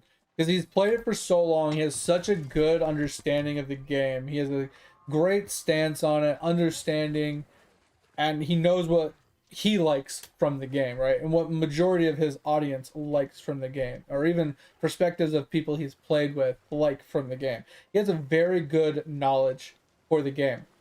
So pick his brain. It's that simple. I'm pretty sure Asmon would do it for free. If it would bring him back to World of Warcraft, I'm pretty sure Asmon would do it for free.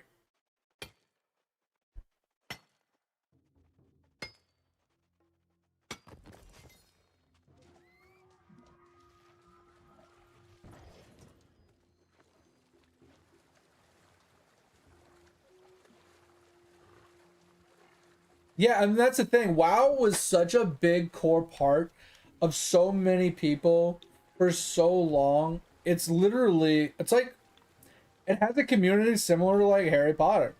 Very die-hard fans of it, right? In general, World of Warcraft is ingrained in our lives permanently, right? Horde for life, man. Fuck the Alliance. Like, of all the I played the game for like 15 years religiously, and for like 5 years after that I kind of on and off played it, and I can say without a shadow of a doubt I've never leveled up an Alliance character past level 20. I did a race swap once from Horde to Alliance, because when we switched servers one time, this group of people we were playing with, we all switched to Alliance to merge with another guild, and that didn't last long before I switched back. I fucking hated it. I'm a Horde guy all the way. I'll never go back. Orcs and trolls, freaking cows. You can't get me off that shit. I'll never be an Alliance person. I have nothing against the humans. I like the elves, right? The dark elves or whatever, night elves. I think I think the gnomes and the dwarves are kind of cool in certain situations, but overall, bro, fuck that shit. I I'll just be a blood elf if I want to be an elf. You know, if I want to be something close to a human, I'll just play a blood elf. If I want to be like badass looking fucking armor pieces, I want to play a fucking cow or an orc. You know, if I want to look really scraggly and fucking awkward and just look weird, I'm gonna play a troll. You know, the male trolls just look so fucking awful in their gear. Their gear looks so bad because they're so lanky and like hunched over and weird. It just doesn't make sense.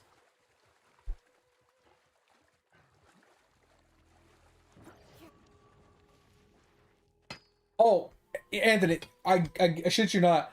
Asmon has so many videos of him talking about WoW. There's so many. Like, I don't watch his YouTube content all that much. Like, every once in a while, a video will pop up. But I'm 100% sure that between all of his content, he 100% has said it himself, if not directly or indirectly, that if WoW came to him and said, "Hey, we're trying to, get back to our roots. We're trying to, we're asking for ideas and information and pros and cons and stuff from the big guru gamers from back in the day that loved the game." He 100% would be like, "Hell yeah, what you need from me?" Like, I know he'd jump on it in a heartbeat because he loves the game. He still loves the game. He said it to this day. I love this game, but God, it is so bad now. They have completely lost who they are as a game.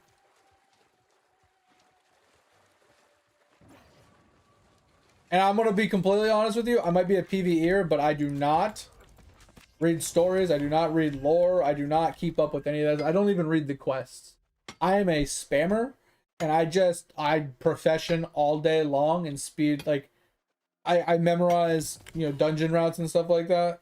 And I just speed run shit. I don't, lore's never been my thing. I do enjoy the environment, like the universe itself, running around, seeing the different zones and the different environments, like the different weather zones and the animals, and like that stuff is all dope.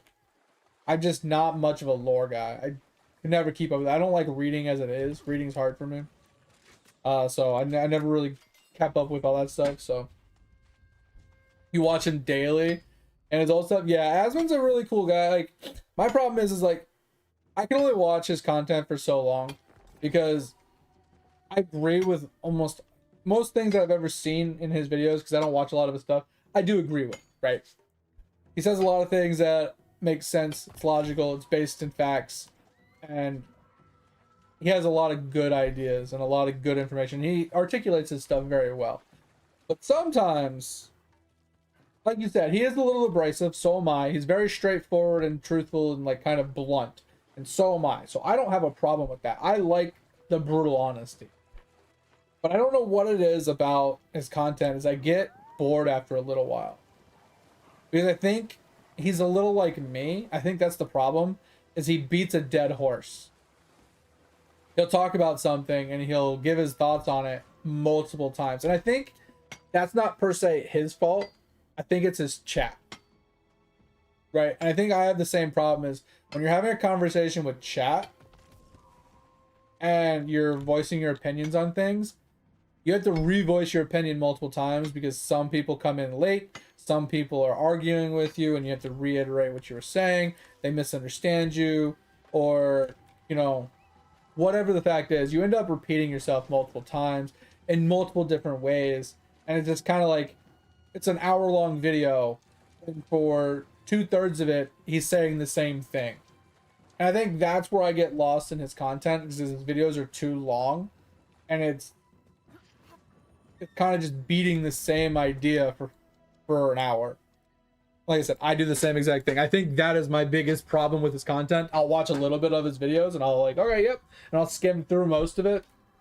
It's just a lot of the same stuff. But I mean, that's great, right? Like I said, his ideas, his thoughts, his articulation and everything is just great. And he is funny as fuck.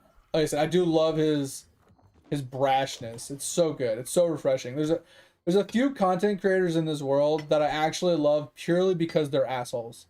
And I'm not saying Hasman's an asshole. He can be. And I think he even says he is himself. But like, it's not that he's an asshole, it's he just tells it how it is. He doesn't put the filter on and put up this facade of a mask. He just tells you what he thinks. And if you like it, you like it. If you don't, you don't. Unapologetically just tells you how it is. And a lot of people can't tolerate that nowadays. The sensitivity issue, once again, right? People are too sensitive to be told one thing or the other.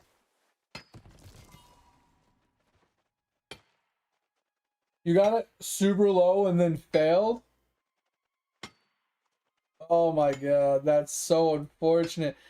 Jeez, Dover. Yeah, I didn't play the Minesweeper thingamajiggy the other day.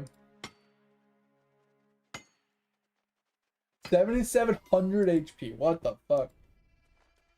Yeah, that's what I was talking about. Did I not say mine HP? Is that the final one, Tover? 7,700?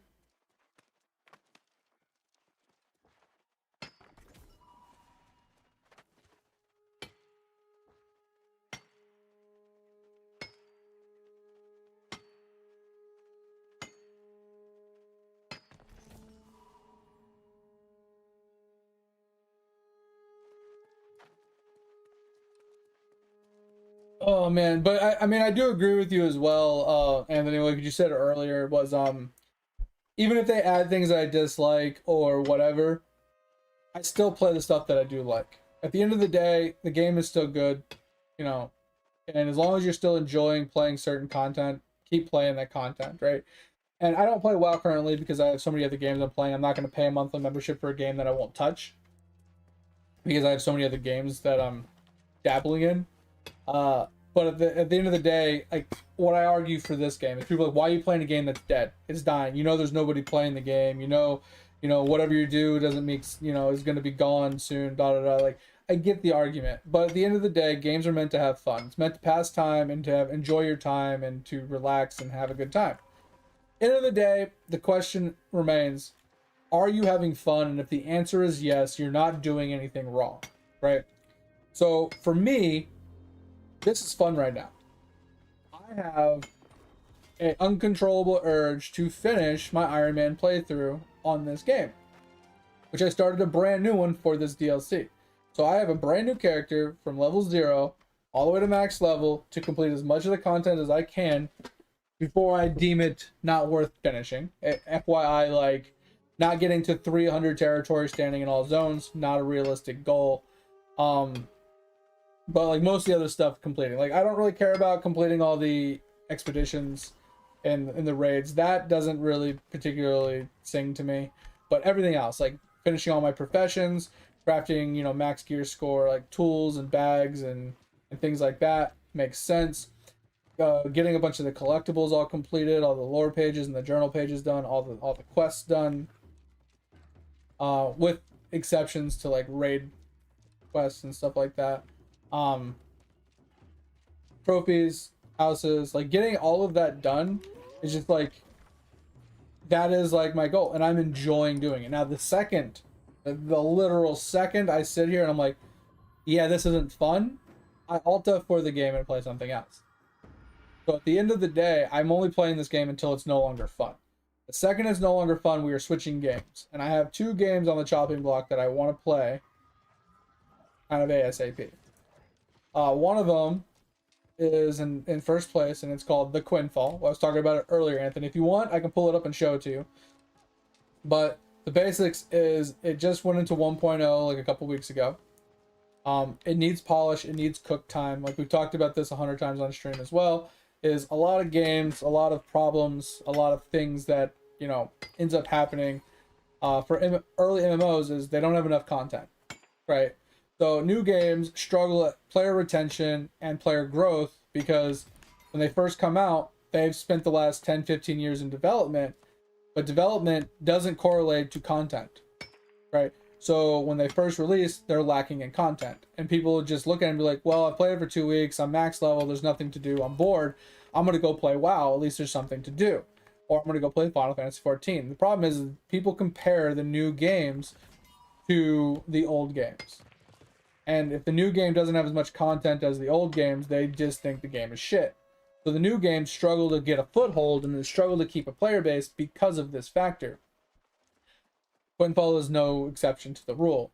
Now, I will say that they are a slight exception purely because they do have a ton to do. The leveling process for their EXP for the combat and their professions is similar to RuneScape. That I think max level is 100, and 50% of the way to level 100 is level 92. So EXP is exponential. So as you get further levels, they take more and more XP, and by the time you get towards the end, the 50% mark is roughly level 92, supposedly. So getting to 100 is ridiculous. It's a grind in itself, just like RuneScape. But there's so many professions. There's like 30-something professions. There's combat. There's like 20 or 30 different PvP things to do. There's a lot of PvE things to do. There's like dungeons and AoE grinds and crafts and whatever else you can do. What are you saying, Topher? Sorry.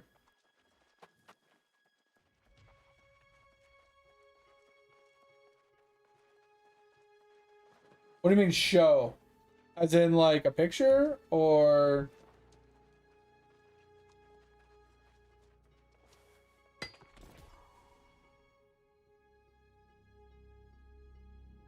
$90 billion kills an hour?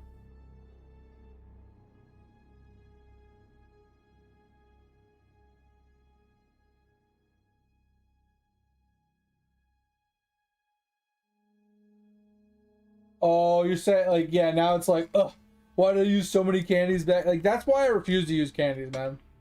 It's like, yeah, it pushes you ahead, but like, wait for the next update and like, it's obsolete. It's just crazy. What were you saying though?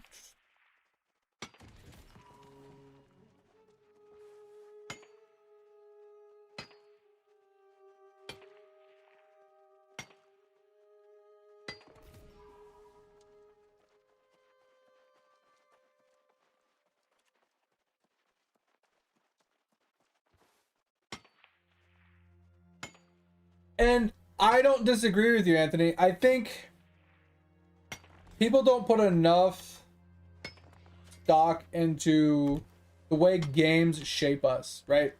So there's a lot of like outcry and a lot of bullshit of people who are like, oh, violent games make people violent. And that's completely bullshit. Now, violent games can pull out the violence within violent people, right? It can give them an outlet and make them more violent, yes. But a non-violent person playing a violent game doesn't make them violent, right? You have to have the underlining violence in you for it to be amplified, right? Same thing with like a very impressionable young person. You put them in a game that requires you to learn like honor, loyalty, and things like that. So, for example, take a young kid and put him into a game like EVE Online. Now, we haven't been talking about EVE at all, but we'll take EVE at face value for a second, right? EVE is a very, very, very untrustworthy game, people-wise, right? You cannot trust people in that game. No matter how long you've known somebody, they are likely to stab you in the back. End of story. There's no way around it, right? So that is like a game where you could technically, as a young impressionable person, you can learn loyalty, right? You can learn a lot from playing these games and their communities because it teaches you things. It teaches you certain virtues. It teaches you certain things. It teaches you morality, what's right, what's wrong, right? It teaches you like how to be a good person sometimes. But some people, obviously, they learn bad traits from it. Some people learn good traits from it. It is what it is. I mean, everybody's different. Everybody learns differently. Everybody has a different underlying personality, right? Where they lean one way over another. So it can be a good thing. It can be a bad thing.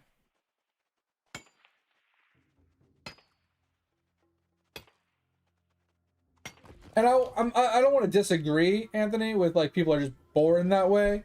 Everybody has it within them, but everybody, depending on the way that they're raised, the way that they're like brought up and taught, and like I said, personality plays a lot into being like how you were raised and how you're brought up and other people's personalities around you and like kind of how it forms you to a point. But there is a underlining just biological factor built into everybody that does sway you one way or the other, where you're more inclined to be one way or the other regardless of the way you're raised, right? Some people that are raised very nice and authentic and honest and stuff like that can become straight up con artists, straight up like compulsive liars, even though they're raised in a family, in a society, or taught, honesty is the only way to go, kind of thing, right? Like, just because you're taught one thing, you're raised one way, doesn't mean you can't be another way. Like I said, personality does, like, biologic personality plays some role into this as well. And that's why I was saying, is like, everybody has violence in them. But some people's personalities are much stronger than that impulse, right? Their beliefs, their morality, their ethics outweigh that, and their logical brains understand, hey, it's wrong. I shouldn't do it. It's not right. They didn't deserve this, whatever. There's like factors, there's these blockers that block them from, not applying, acting on those impulses, right? And some people don't have those blockers, right? They don't have those filters. Or their blockers and their filters are much weaker. Or the urge is too strong, right? Like, there's a lot of like other factors when it comes to personality, It's all, what is that word? I want to call them shrinks for some reason. Oh god, I can't think of the fucking science word for it. Yeah, I can't remember it off the top of my head. But anyway, it's like those doctors that, shrinkify you, They have those, there's like, I can't even think of it right now. But anyway, like I said, nature versus nurture comes into play for sure. Nurture definitely plays a big role, but nature is definitely part of it. So it's like, no matter how you're raised, no matter how you're brought up, no matter how you're taught, there's still going to be differences for people brought up one. Like, if everybody's brought up the same way, there's still going to be differences in every single person. And that's where the nurture or the nature part comes in. Everybody's personality is slightly different. Everybody's brain makeup is slightly different, and just it's there's nothing you can really do about it. But that's why like I don't like the idea of like I said, these number people putting these stringent, strict, freaking analytical numbers on things. Be like, okay, guys, violent games make people violent, which is completely bullshit. Or, you know, I don't know what other things are typically said, but like you get my idea. Like, I think games have done more good than harm in the long run. They have given people a good outlet to, you know, spend their time rather than doing other things that they could have been doing. It kept a lot of people out of trouble. It kept a lot of people, you know, on the right path. It taught a lot of good morals, ethics, and traits along the way. And we touched on this earlier, but at the end of the day, what it boils down to is the only thing that people notice, the only thing people remember, the only thing that ever gets calculated most of the time, like 90% of the time, is the negative stuff. People harp on all the negatives. So I was watching an anime yesterday. Prime example, right? I was watching this anime, and the short of it was these things show up, they try to steal people and kill people, and they fight them off to prevent that from happening. Well, this kid, he was part of the group, and he was the lowest rank of the low, and they're not authorized to actually fight being at that rank that he is. They're not allowed. They have to be promoted before they're allowed to fight the enemy. Well, anyway, he was at school, and the enemy showed up at a school, which they shouldn't have, but they did anyway. So, since people were in danger, people were going to get hurt, die, whatever, he decided to fight them, even though he wasn't supposed to. And then he got in trouble for it, and a bunch of bullshit.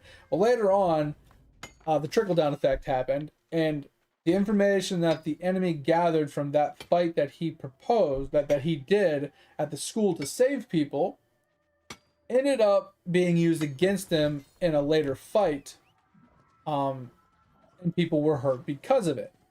Well, the short of this was, since these people got hurt, since people were captured or whatever, the society wanted to hold someone accountable for these people being captured or killed or whatever.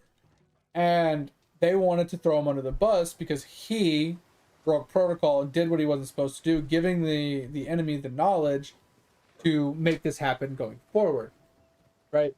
So once again, it was like, okay, he did something good, got in trouble for it. Like, he did something he wasn't supposed to for a good reason, got in trouble for it, but still, like, they understood. And then something bad happened because of it. And then at the end of the day, they were basically saying, you shouldn't have did it, you should have followed your procedure, blah, blah, blah. But my question is, was he supposed to, morally and ethically, was he supposed to sit there and watch all of his classmates get captured or die? Like, how many people would have gotten hurt or killed that day if he didn't do something, right? Versus in this fight, like, I think 30 people were captured or killed. So he couldn't have foreseen, the trickle down effect of that knowledge being used against him and 30 people being captured later, versus saving people right then and there when he could. And these people were like, you shouldn't have done it, you should have just let it happen. What are you going to say to these families that, lost their loved ones and whatever? And my argument to that is, well, what would I have said to all the families that would have lost their loved ones when I did act at this school? So are you saying those lives weren't as worth as these lives? Right? Like, you see my point? It's like, it's just one of those things that, like, people just, they only harp on the bad. They didn't harp on the fact that he saved all the kids at the school. They didn't be like, oh, well, you did a good thing, you saved all those kids. But, hey, now we have a problem because now they're using that information. Okay, well, we understand that. least we can work with that, knowing that. And once again, it's just the nature of the beast is people only care about the negative. They don't care about the good, right? They don't look at the facts as cold hard truths of, hey, the first thing that happened was much smaller than what happened this time. They're like, oh, you guys can't protect us, so we need a new organization in place that's going to actually be able to protect us because you guys lost 30 people. And then it's like, yeah, we might have lost 30 people, but this invasion was 5 times larger than the last one. In the last one, we lost millions. So I would say we're doing our job quite well. Who would have done a better job? And then they obviously threw the kid under the bus for giving him the knowledge. So those 30 people got captured and got hurt. And they're like, well, we shouldn't have lost anybody. Blah, blah, blah. It's like, that's unrealistic. And like I said, it's the nature of the way like society works is they don't care about the positives. They don't care about the good things. They say, well, what are we going to do about the 30 families that got affected by this? Well, what about the millions that we saved? Those 30 people knew what they were signing up for. They knew what was going on. What's it called? I don't know. Let me pull it up. It is called World Trigger. World Trigger. I don't know. I was really pissed at the whole situation when the kid was getting thrown under the bus and these news people were like, yeah, but what about these 30 families? What are you going to say to them? It's like, well, what would I have said to all the families at the school? You know what I'm saying? It's like, shut the fuck up. What would you have done? Would you, if you were in my shoes and you were at that school and you could have protected all the people at the school, but you didn't, and you watched everybody get hurt and killed and captured because you didn't act because someone didn't tell you you could? Can you justify talking to all those families and tell all those families, sorry, I didn't do anything because my boss said I didn't give me permission, but I could have done something to save all those people, or at least hold them off until someone could get there to deal with it? Like, what would I have said to all those families and all those people? But yeah, you want me to harp on the 30 people that, the trickle-down effect happened to? That signed up for this? That agreed to being a part of the organization, got captured after, for doing their jobs? Like, they knew what they were signing up for. They knew what they were getting into. Like, yeah, their families. I could say sorry to them. Wasn't my intention. I didn't plan for this. I didn't want this to happen. It's called World Trigger. Actually not a bad anime. It's got combat in it that I like. It's got relation, kind of friendship building and stuff like that I kind of like. Got a little bit of comedy in it. Pretty interesting. I kind of like it.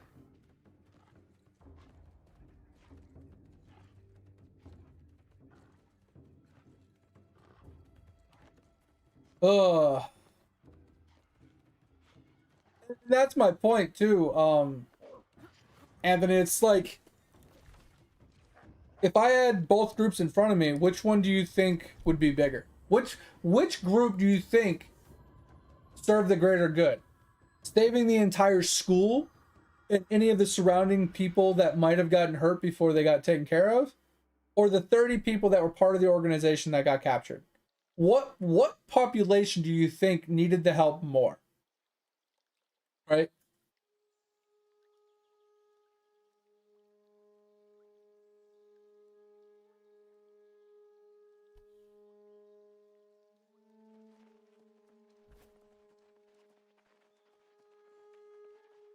And like that's the nitty gritty of it too, Anthony. It's just like, why are we focusing on the negative? Why are we trying to throw somebody under the bus and trying to lay blame at somebody's feet for something happening? It's not like he went out of his way to invite those people in. It's not like he went out of his way to intentionally get those people captured or injured or hurt. Like, you know what I'm saying? Like, you can't, like, you can blame a traitor. You can blame somebody that's working for the other side, like a spy or something like that. You can't blame someone for trying to do the right thing. right? He's trying to help. He's trying to save lives. He's trying to make sure, he's doing the right thing. Like, yeah, he broke rules. He broke regulations. But he did it for a right reason. And now you're just gonna, oh, well, bad things happen, so it's gotta be somebody's fault. That's not how it works. Like, bad things happen. I get that. And yeah, sometimes there's someone to blame. But sometimes there's no one to blame.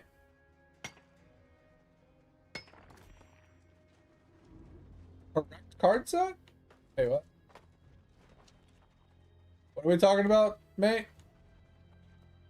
Oh, you talking about Topher for upping his kills and stuff? Gotcha.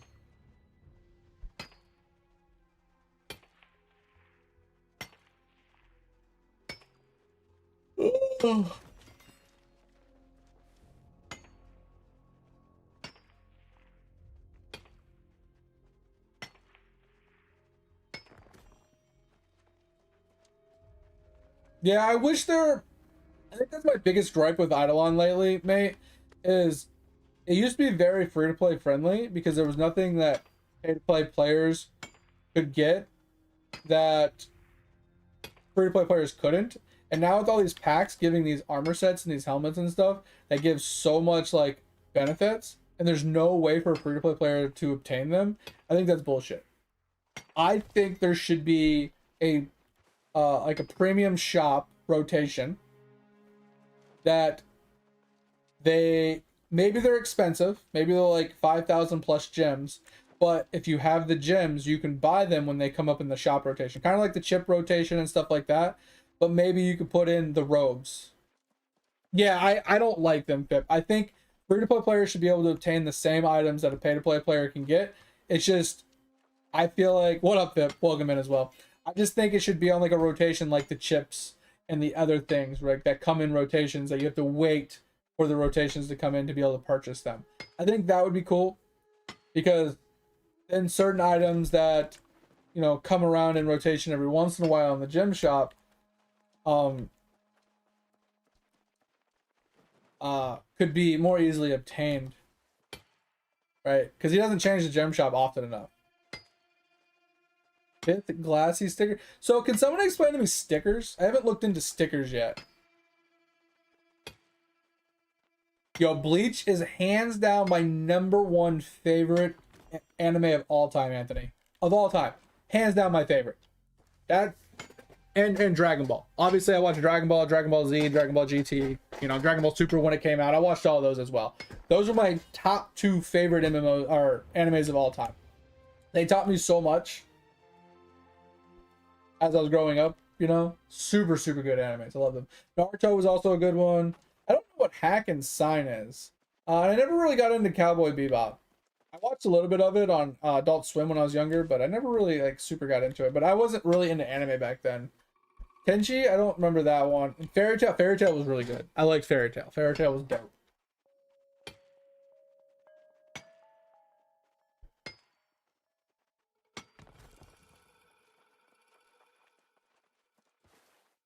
Yeah, and that's the thing too, Anthony, is like, if he did get authorization to use his trigger and to protect the school, the same thing would have happened later, but he would have had authorization to do it, which would have been not going against rules and regulations. So those people would have had to find another reason to be mad at him. Right? At the end of the day. You know what I'm saying? Like, they would have just found another reason to place the blame on him, even though he did everything that he was supposed to do. Like, that's what I'm saying. That's the nature of people, of humans, is they need to find the negative. They need to find the bad so they can blame somebody other than themselves. And at the end of the day, I think that is a lot of the problems with gaming community now, is they only harp on the negatives. They see a patch update and they're like, oh, look at this one bad update out of the 500 that they gave us. Dog shit. Bad game. Don't play it. It's just like they find one negative thing and they downvote a game and they refuse to play it because it's not perfect. It doesn't have everything and anything. You know what I mean? They have one thing that they dislike about whatever the fuck the factors are. Is like, that's just the nature of people in general. You can't make everybody happy. It's impossible. And people are always going to look for anything that they can they can dote on negatively or find to be a negative impact, right? So, for example, like there's games that people come out with and they have, you know, a microtransaction shop, free to play game, absolutely 100% free to play, and then they have a microtransaction shop that's like, oh hey, if you want more bag space, you gotta pay some money. People are like, oh, pay to win game, not playing it, dog shit. It's like, are you fucking kidding me? You can literally do everything in this game without spending a single penny, but you won't play it because you can buy bag space. Like, are you fucking ignorant? It's just, that's the mentality of people nowadays. People, they don't even have to see what's in the cash shop. Some people are so blind to this that if they see that there is a cash shop, a monetization shop, they won't play a game because they say, oh, you can attach your credit card to this, not playing it. Like, that's the mentality of a lot of these people. It's ridiculous. Or they don't even play the game, they don't even look at it, they just watch a streamer and the streamer's like, oh yeah, this game has monetization and it's pay to win, and the streamer might be right, but they just parrot what the streamer says. Oh, this streamer said it's pay to win, so it's a dog shit game. It's like, but you haven't even played it yet. Like, that's a lot of things that are going on with Quinn World right now. Is there's a lot of people from back in the day that were saying it's pay to win, it's bullshit, things aren't working, and it has a lot of negative votes or downvotes because of the older reviews, and then the newer people are kind of just parroting what older people have said, and it's negatively impacting the game's progression. But none of these people have even played the game. There's people that are downvoting the game saying it's pay to win and they have less than an hour of playtime in the game. Like, they don't even actually understand what the impact of the microtransactions even are in the game, and they've played it for less than an hour. And they're downvoting a game. It's just crazy. Like I said, people look for anything that they can latch onto that's negative, and they just ride that wave, bro. It's negativity at its finest. Yeah, Twitch is my main, Anthony. So YouTube I use specifically for my VODs. I use it to have it as a VOD channel. So if anybody needs to catch up on something, rewatch something, or they want to go and clip something, or catch up on a stream that they missed or something, best place that they can do it. And that's why I have that. I mean, I want to grow both, but Twitch is my primary. Twitch will always be my primary, just because that's my live stream section, right? And the place where I stream to the most. It's the place that I prioritize. I don't have a problem with YouTube. I just don't make a whole lot of content for it. I don't make videos for it. I find that too stressful. I prefer just live talking to people and hanging out and chilling.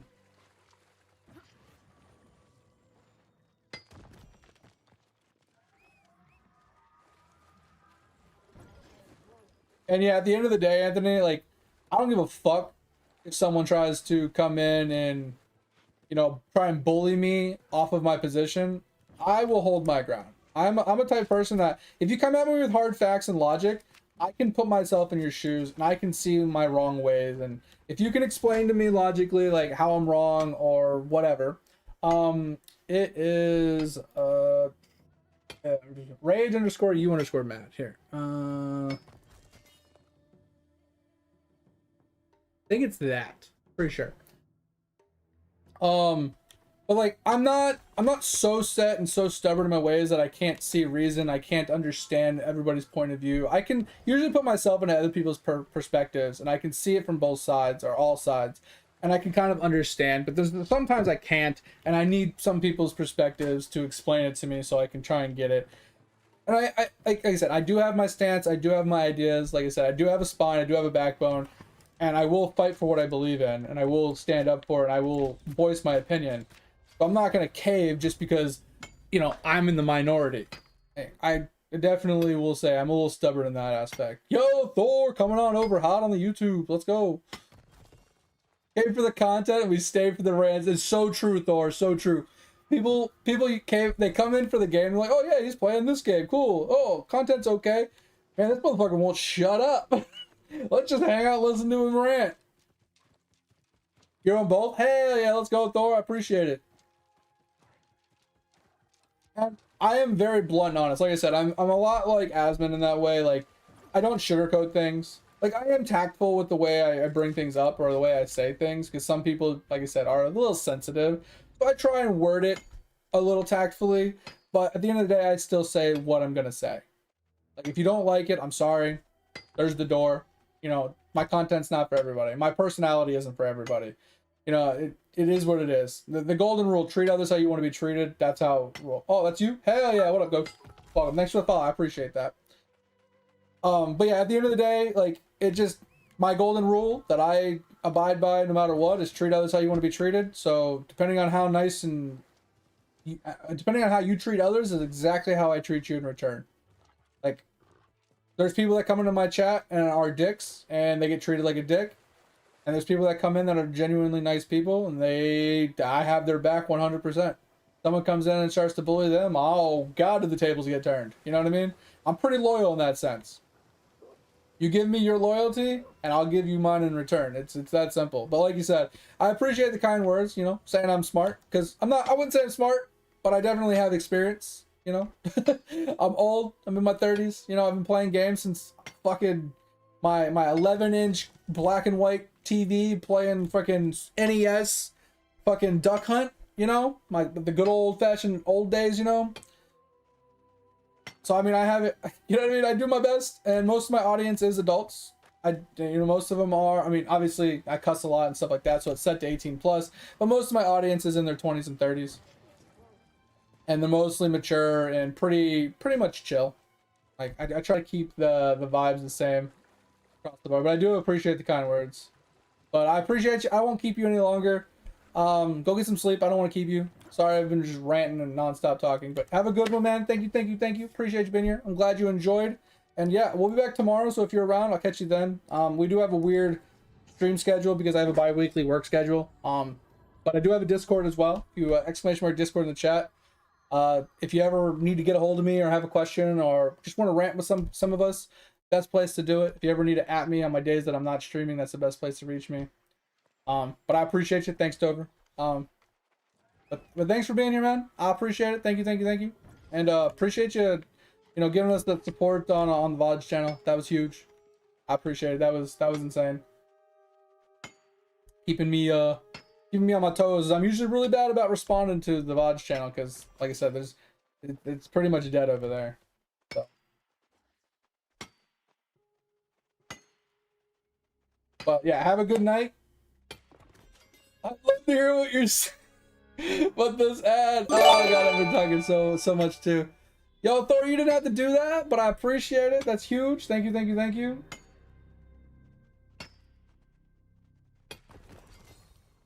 Oh, you guys thinking alike? Hell yeah, that's huge. I appreciate you guys. Thanks.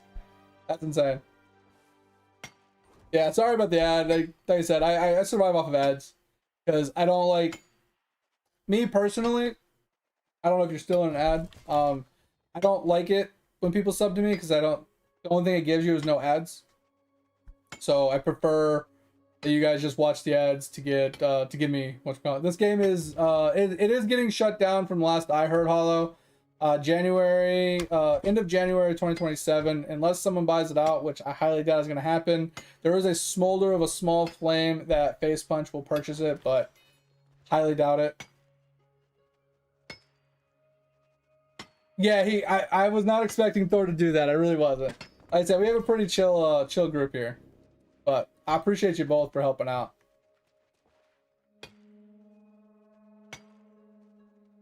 Yeah, he doesn't really get any ads. No, so I get the money from the sub, but what I'm saying is like, I don't like to ask you guys to give me money if you're not going to get anything in return, right? The only thing you guys get for subbing to me that's different than just following and hanging out is no ads, right? That's the only thing you guys get. I actually make more money from you guys watching ads than you guys do from subbing because of how much I stream and how many ads go off. So it's one of those things that, like, I don't do this to make a living. I don't do this to make money. I do this for you guys. And I just feel bad for you guys having to sub and get nothing in return. So I never ask you guys to sub. It's just, I appreciate it, but it's not something I ever, like, I never advertise for it. I never try and like push for it. I don't try and get anybody, like, you know what I mean? I don't push that avenue. 2 more gambits? Bro, I can't even be bothered to do gambit. 2 ads this year, so I know, Thor, you never get ads. It's crazy. Yeah, I mean, yeah, but I mean, typically, the only reason I wasn't pausing our conversation, Ghost, is because you were on the VODs channel and you guys don't get ads. But typically on over here on Twitch, right, on the non-VODs channel, when we have an ad coming up and I know someone's not subbed and I'm having a conversation with them, I will pause the conversation. So whoever I'm talking to still gets to have the conversation and doesn't miss anything. I typically will pause. And usually I'll go get a drink, I'll go to the bathroom, or I'll talk to one of the subs that had a question or catch up on chat. So like I said, I do my damnedest to not alienate anybody. Sometimes I do mess up and I do continue talking while there's an ad going on. But like I said, I don't know. Because I'm not a very creative person and I can't come up with any ideas that would like warrant you guys wanting to sub to me. That would make it beneficial for you guys. I feel scummy. It just, like, honestly, down in my gut, it just makes me feel scummy for you guys to come in and have to sub to me. I'd rather just, you know, incorporate everybody into the conversation. I don't like it when you go to a stream and you're like, oh, I can't clip because I'm not a sub. I can't watch your VODs because I'm not a sub. I can't do this because I'm not a sub. I don't like that, because then it's like it's forcing people to. You're literally forcing people who sub to you to make yourself money, and I find it scummy. Like, I get it, you're trying to make a living out of it, you need to make money, that's fine. I personally don't like that feeling of trying to make people sub to me to give me more money for whatever reason. I would rather, you know, incorporate everybody's subs and non-subs. If you want to sub, sure. If you want to support me, sure. If you don't want to watch ads, sure. But I'm going to do my damnedest to make sure everybody, subs and followers included, get the same experience across the board, and I'm not alienating any of you. I do my damnedest to make sure I do that.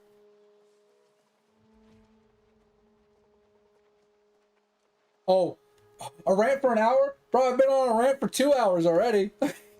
Bro, there's been streams I've literally ranted for 8 hours straight about a specific topic. I get into these rants, these tangents, and I just can't stop.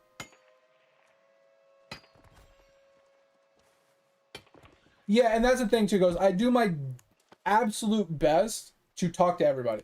I try to answer everybody's question, statement, interaction in some way, shape, or form, unless it's a stupid statement that I don't, it's like rhetorical. I do my damnedest, but I do fall behind in chat. Like when we were chatting on both VOD's channel and Twitch, we definitely were having problems because I was having the full conversation with you, and then I was trying to keep up. Like, I missed a bunch of Diggs messages earlier before he went to bed, and then like Topher and Pip came in, and then Mate's here. Like, trying to maintain both conversations is really hard. Now, if we're all in one place, it's still hard because if the conversation is flowing too fast. I'm a very slow reader, and when I rant, I don't typically read chat while I'm ranting because I need to finish my thought, my idea, before I continue on. I have a very goldfish brain, and I'm really bad at reading, so.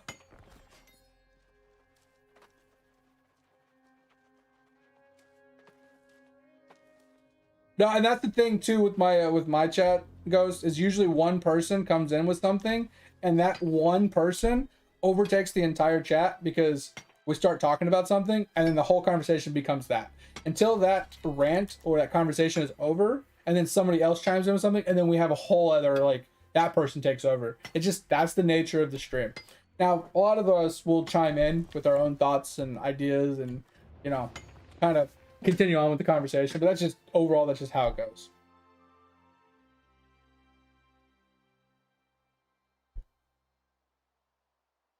And yeah, I think that's the big thing, like, with smaller streamers, they really struggle at reading all the comments. They really struggle at keeping conversation with those people, making sure what they're typing is actually being read and feeling valued. If you don't make your viewer feel valued, if you don't feel like what they're typing matters and you're not reading it or interacting with them, or at least you're taking too long to get to it, I feel like that's where you lose a lot of like viewer retention, and you don't build your community. That's why I do my best. That's why I try to play games that I don't have to focus on.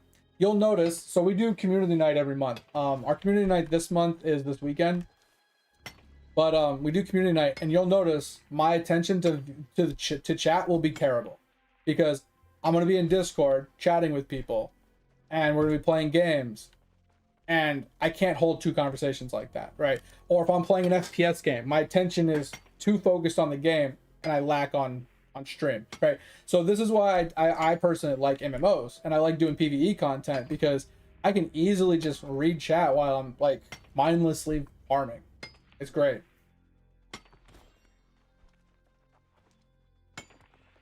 Yeah, I'm not a very chatty person, which is kind of hilarious, because I tell my wife, yeah, I don't really like talking all that much. She's like, yeah, says the guy that never shuts up. Right? Like, it's exactly, Trevor, exactly. It's just like, like, people don't believe me. Did you look into the anime? I have not looked into it yet. Sorry, Thor. I've been I was busy playing Eidolon all weekend. I was spamming gaming, and I had a bunch of animes I was catching up on. But no, I will look at it probably after stream. Now that you reminded me. But yeah, we talk about everything here, Ghost, except for we try to stay away from politics as much as possible, or online drama, right? News stuff, right? Like big news articles and stuff. We try to stay away from that stuff because everybody has their own things. I don't like upsetting people, and then you got one person that believes in one thing, one person that believes in the other, and then they start arguing, and then I have to take a side, and I don't like it.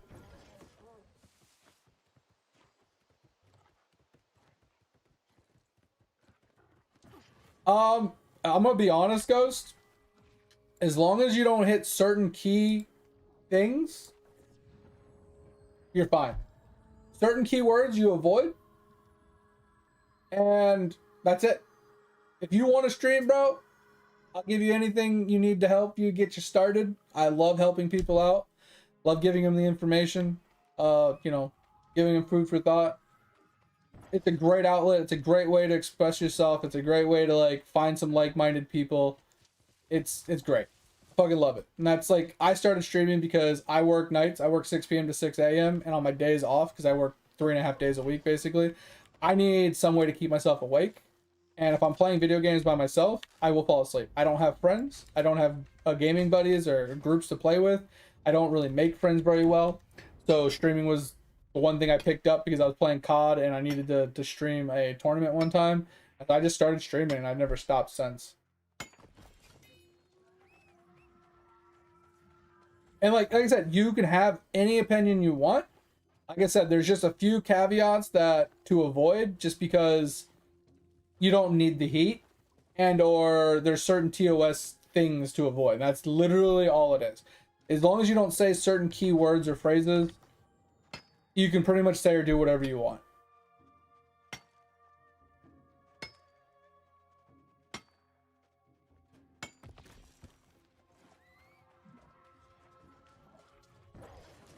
Like I said, since it is your platform, since it is your content, you can literally act and say anything you want within reason, right? Like for example, if you're on an airplane, you can't say bomb on an airplane, right? It's just something you can't do, right? On Twitch, there's just certain things you can't say.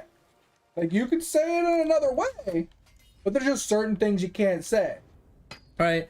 It's just like real life. Certain places, there's things you can and can't say. You know what I'm saying?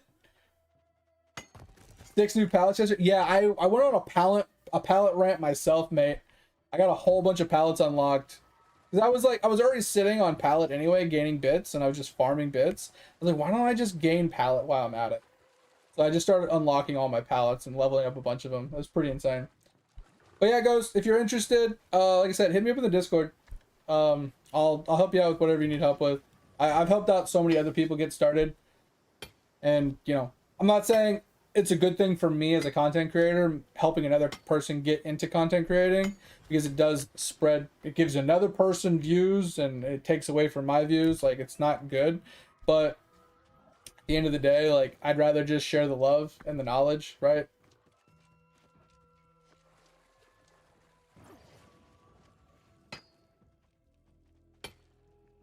Exactly. I mean, I'm in the same boat. Like, if you hang out for a while, Ghost, and you ask me my thoughts on things, you'll see. I have my thoughts, I have my beliefs, and I make them very known.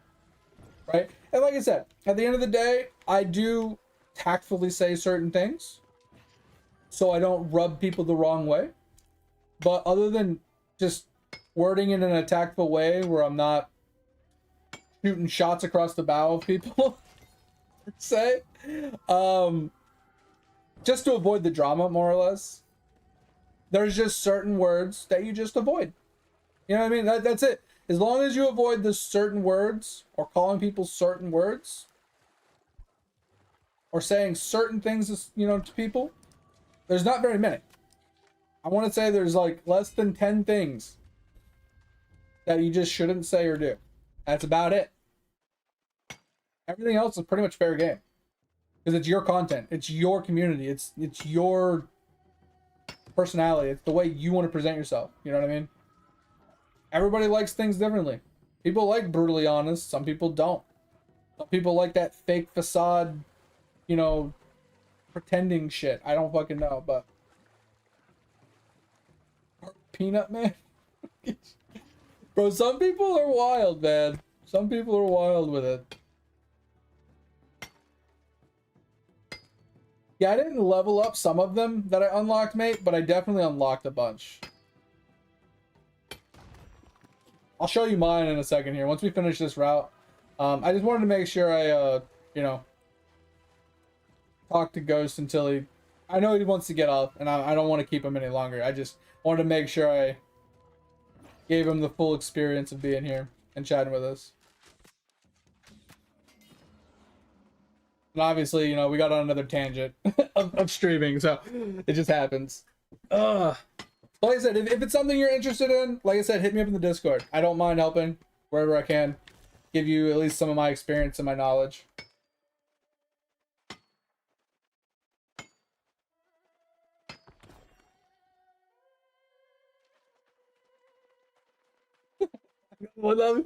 Oh, yeah. I mean, like I said, you basically got it. You no racial slurs, don't ever tell someone to Sudoku or anything, like, you know what I mean? Don't ever tell anybody to hurt themselves. Don't none of that stuff, right? Basically, no bodily harm and no insults. Other than calling him an idiot, right? You can call him an idiot, you can call him dumb, right? But you can't call him, I would say, the buzzwords, right? You know what I mean? Like, none of that stuff. Yeah, none of the buzzwords, basically. Like, I tell people to go fuck themselves. I tell them that they're fucking stupid. I tell them that they need to go and fucking take a dumb test, like go eat more paint chips, things like that, like the typical, you were dropped on your head when you were a baby and things like that, right? Like the typical stuff. But at the end of the day, like, I don't really call them anything unless they deserve it.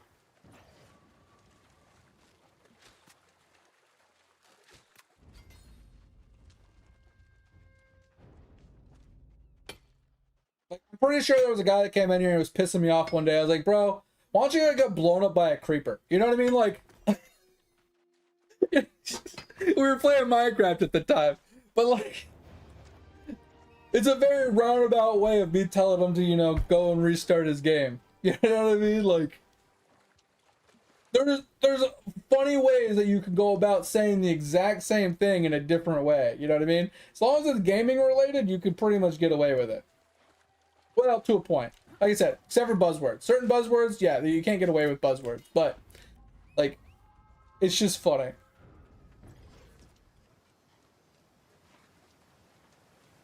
And I wouldn't say get away, right? It's just, you're not saying anything in particularly wrong.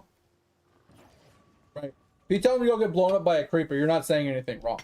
If you tell them to go, I hope you fall into a pot of lava and you don't, and you have no bucket of water to get yourself out or something like that. Like, if it's a gaming reference, it makes sense. At the end of the day, like I said, just be yourself, But just be mindful of the words you use. That's basically what it boils down to. But you don't gotta censor yourself. And anyway, I refuse. You join Discord? Hell yeah. Zeno? Okay. Man, you have so many different names. Hey, just how about you just right click your name and change your nickname so I have an idea of who the hell you are.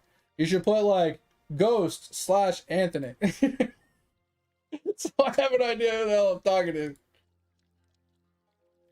So one of the rules is changing your nickname to match your Twitch name or whatever, so that way I have an idea who you are in correlation.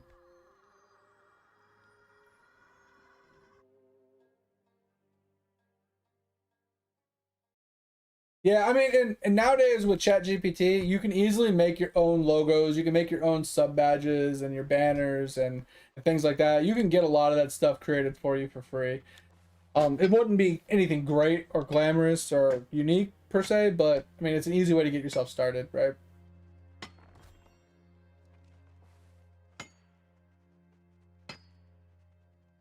You know, it's funny. I didn't even realize that was your name until you just wrote it in chat. I was not expecting that. I did not even put two and two together. I would definitely say if you do start to stream, depending on what platform you're on, definitely probably want to change your Twitch name. Like at least the last half. Maybe the last half. You can keep Ghost. Ghost is fine. But like, you might want to change the last half. You might bring some heat for that one. I didn't even realize. That's so funny. That shows that I just refuse to fucking read. Like I read what I want to read, basically. Yeah, terrible. Oh man, oh man. Making good progress though. We got quite a lot of Cinnabar so far, guys. We're only 2 a.m. We got about 2.5 hours left. We should be able to get a whole lot of crafts tonight. So hopefully we can get our weaponsmithing up quite a bit.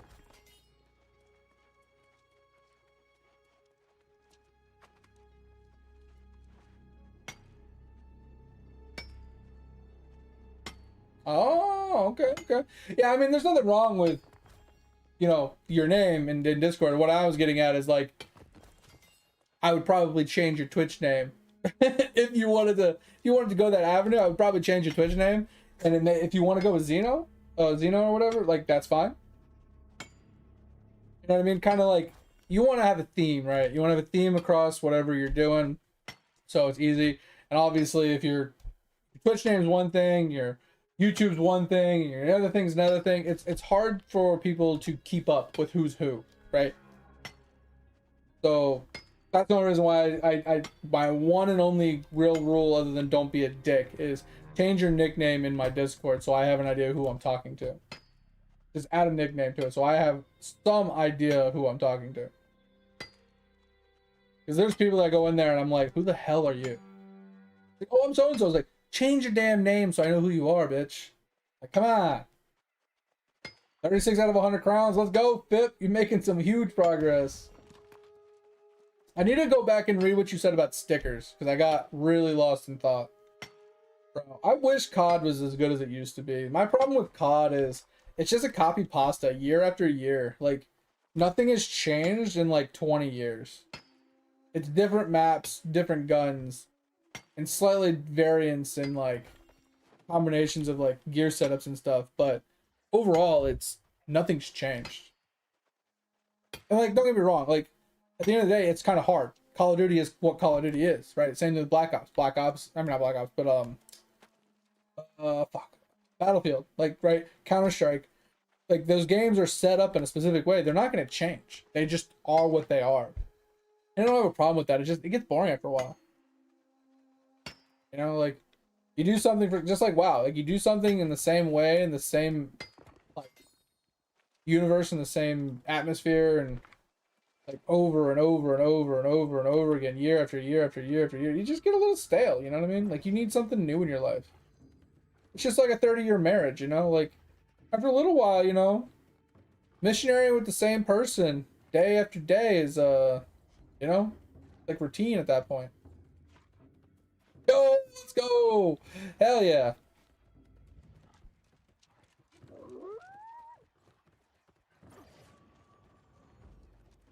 And it's Zeno, right?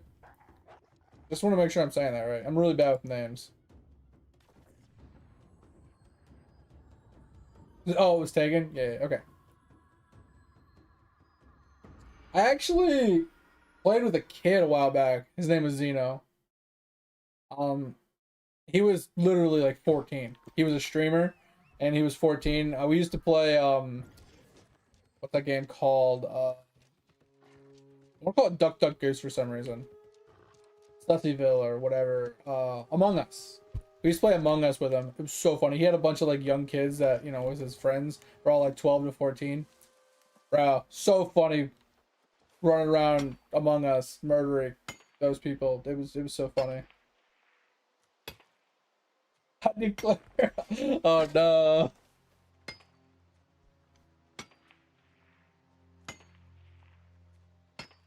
Yeah, Xenomorph. That's what I was thinking. But yeah, he hasn't streamed in a very long time. I think he finally got out of the streaming mode when he got to high school. He got a girlfriend and stopped streaming. But yeah, it's been a while. And then at the same time, like when it comes to names, if your name is taken, if you actually do become popular and you do become a partner, a lot of times when you become a partner on Twitch, you can request for a name that's taken, and they will do a dig into the name. And if the name has been inactive for a certain amount of time, they will release the name to you and let you have the name. Like, for example, mine being RageUMad, I had to put underscores to get RageUMad because it was taken. So if I actually became a partner, I could technically request for RageUMad without the underscores, and if that person's been inactive for a certain amount of time, they would give it to me. One NC, no, there can only be one. 89 out of 90 gaming crowns refuse to upgrade. No, you got this. You got this, Vip. I have faith. Uh, anyway, I don't want to keep you any longer, Zio. Um, I appreciate you being here. Thanks for all the support. Thanks for all the help and all the conversations. It's been great. I know you need to go to bed and do adult things, so I appreciate you. Like I said, I'll be around tomorrow, same time, same time. So hit me up if you want to, chat more. Get some sleep in the meantime.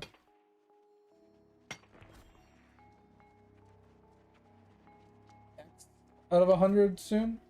Wait, what? Question mark? What are we talking about, Pip? I like how it, Listen, motherfucker. I like how Listen. it automated I'll hit you. It automated I'll hit you. Oh, new Evo. Gotcha.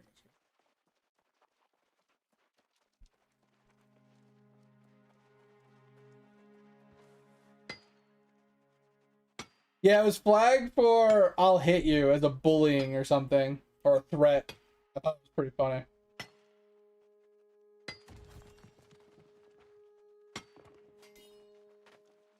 Oh man. Yeah, it's really dumb. But either way, get some sleep. I'll talk to you later. Like I said, we'll be on tomorrow. And then all weekend. And I don't know if you're busy this weekend, but like I said, we are doing community night this weekend. So anybody that is here is interested in doing community night, go in there, vote for it, react to it if you want to play, and we'll take it from there. But I have no idea what we're doing this weekend. I have no idea what game we're playing or who's playing with us, but it'll be interesting. That's for sure. Told me how?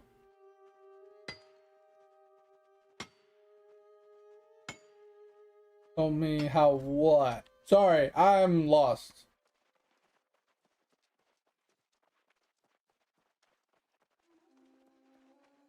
Like how to say his name? Yeah, Zeno. Right?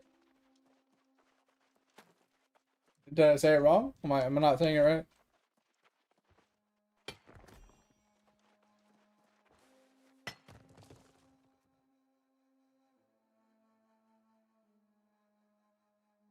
Scream 7 releases? Oh, I didn't know that.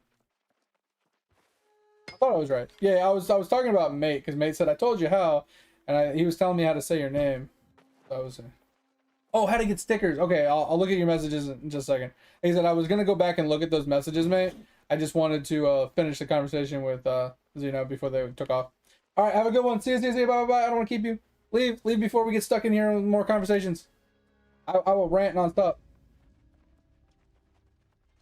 I didn't miss the conversation about the name. I missed the conversation about the stickers because I got sidetracked with the conversation. So we will look at that.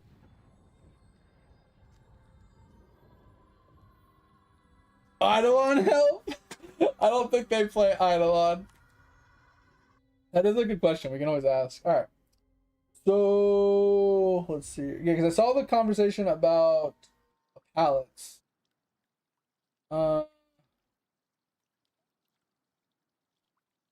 And the robes.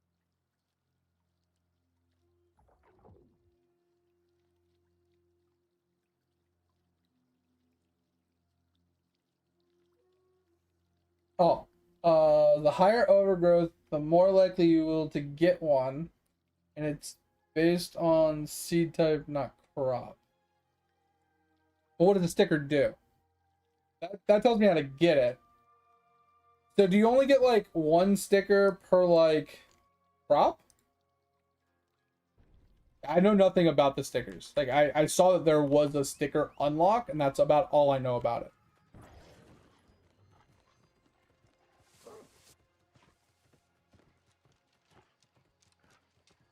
Oh yeah, I forgot. I'll look at yours too. Just a second. Hold on. I actually have to pee, and then I'll look at yours. Give me a second.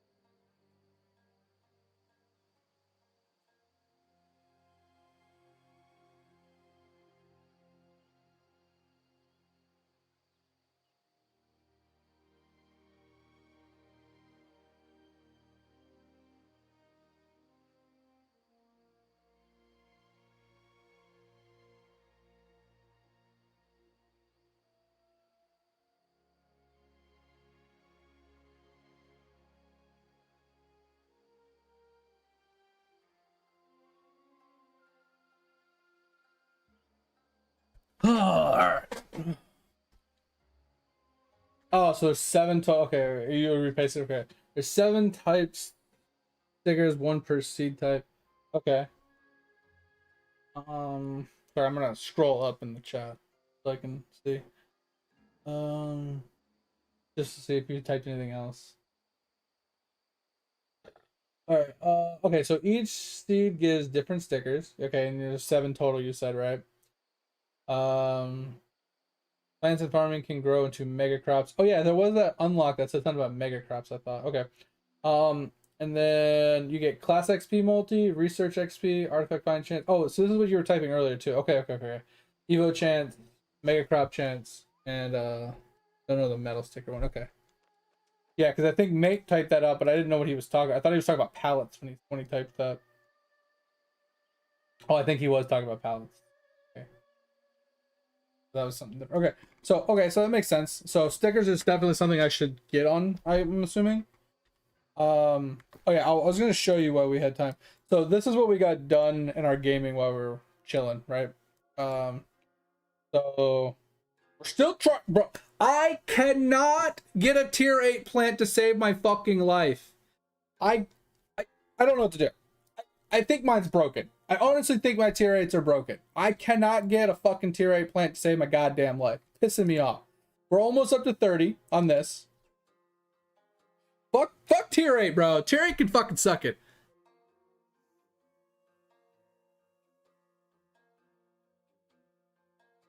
Yeah, that's what I was gonna show you in a second, Topher. So anyway, we went back to non-pallet when I went to sleep, just to try and get a tier 8 plant. Hopefully.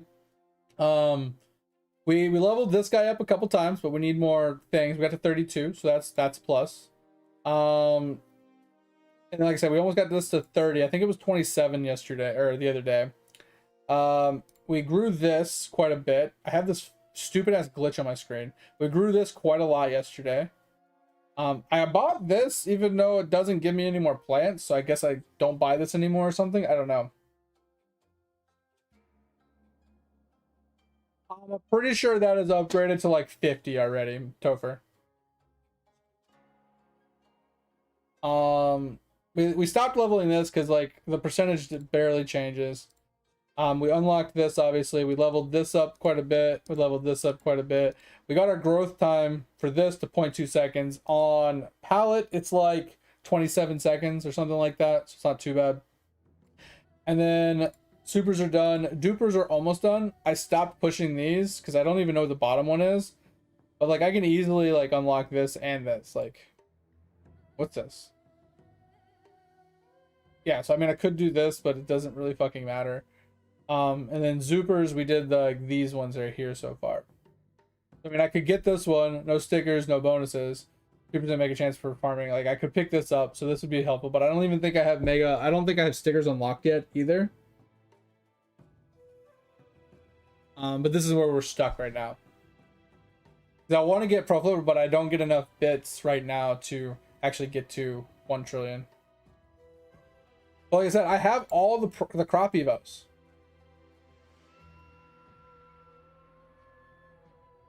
I mean, my speed is low, yeah. I mean, it's only 0.2 seconds. But it's not too terrible.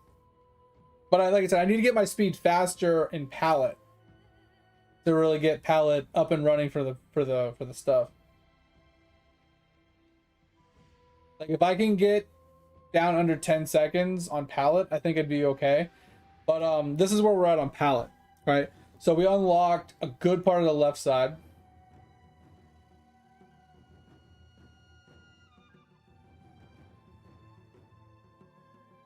What's 2222 or 92?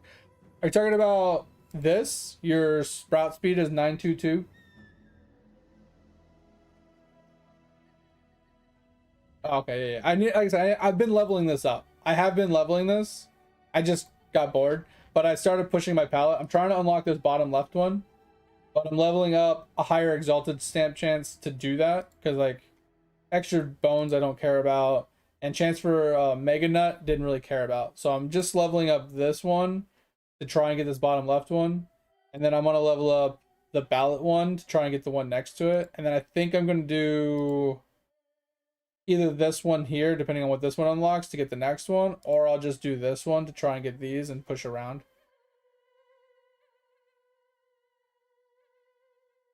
My growth speed? So my one growth speed is level 24. I was leveling this a lot, and I'm gonna go back to this to get the top left one.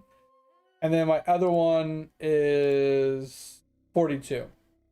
That's what I was leveling. I was leveling both of the growth speed ones, but I was like, bro, I need to unlock the rest of these pallets to make sure I'm not missing out on bonuses. And that's why I stopped growing the speed ones to unlock the rest of my pallet. That's all I'm trying to do is I just want to unlock the rest of the pallet so I have all the available things that I want to level. And that's where I'm at right now. That's why I stopped doing the growth speed. And honestly, I don't really need the growth speed to do the unlocks because I have infinite amount of chems basically. So I'm non-stop like producing stuff, so that's fine. While I'm trying to unlock the pallet. This one? Collectibles? Oh, pallet luck? Oh, you're right. You're right. Yeah. This would help. I forgot about this one. Yeah. Because I've been putting in this pallet luck multi. I've been putting this in quite a bit to help out a lot. But yeah, you're right. I can put this one on. Maybe I level this one up a little bit and then go back to unlocking the rest of the palette since these are like 1 in 35,000, 1 in 25,000. So that's probably what we should do. We can like take this one off and put this one on. Makes it faster. So we'll do that On Wednesday and Thursday when we work, we're gonna go back to gaming. I'm gonna let this just fucking ride until Wednesday, Thursday, and I don't give a fuck. And then we'll put more effort into it. But that's where we like left off with it. And then like when it comes to our logbook, like I said, we got 18 crowns so far. But I can't get tier 8 plants, let alone tier 9s. I cannot get it. I have not a single tier 8 plant. And I've been trying my ass off. I haven't messed with Zenith Market. I'm honestly just farming penguins for quest item, so I don't really give a shit.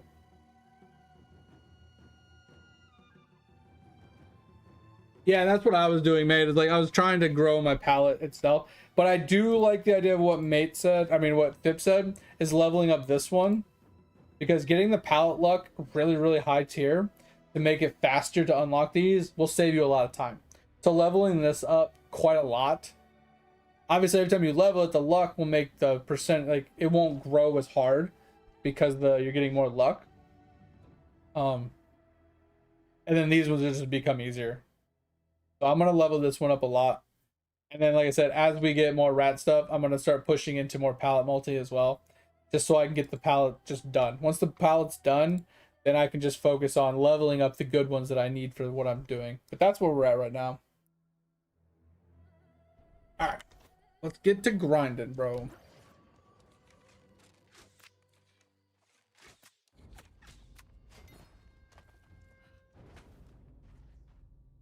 The fuck? Got shot at by a dead guy. Mutation? Oh, it's at like 21.8% right now, Tover. Like I could level it a bunch because it's only costing me like 8,000 blue bits. So I can level it a bunch. But it's like 21.84% or something like that. It just doesn't, I don't get much percentage every time I level it. So I just stopped putting stuff into it. Like it takes me like 5 levels to get 0.01% or something like that. It's just ridiculous. Yeah, I was gonna push it to 22%, but I was gonna do that after I grew my my bit multi a little bit more. I was gonna bring my bit multi up a little bit more so I can, yeah, as I was saying, so I can hit those cost numbers. Because like you spend 2 trillion just to get 1 level and you don't even get a 0.01% increase. It's just crazy.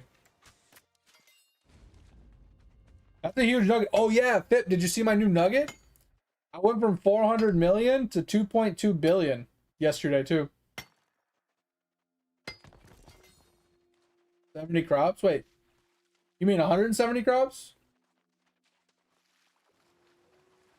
I thought you were in the hundreds. Because you did the quest for like 100 and something, didn't you? Or am I thinking of something else?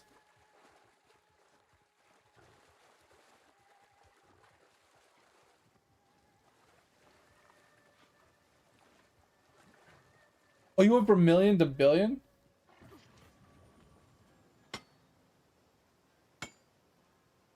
Oh, is your nuggy only 566? Oh, you got to 70. Okay, got you, in your logbook. Gotcha. Okay.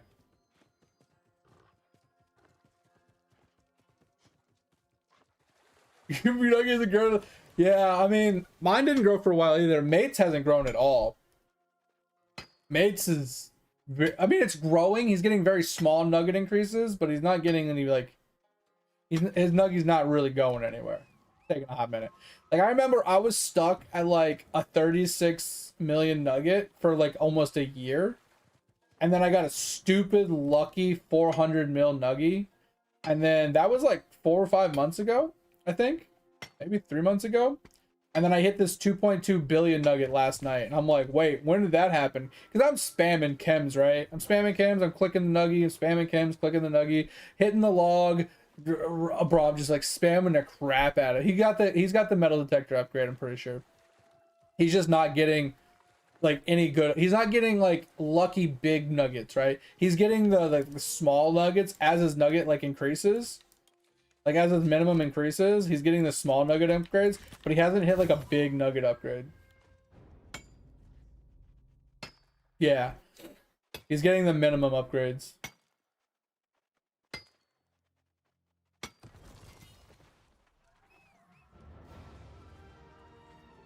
Well, there's metal detector, but then there's the one that every time you get an upgrade, it doesn't remove it doesn't have the negative anymore, right? Because remember, every time you get a new nugget, it like resets it.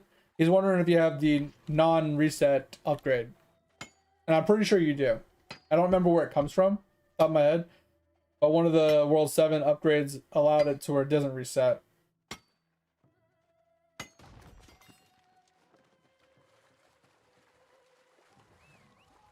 Yeah, and my metal detector, I think, is at like 400 and something %. Is it whale? I think it is whale. You're right. Yeah. Whalemer or whatever. Yeah. Okay, I figured you did.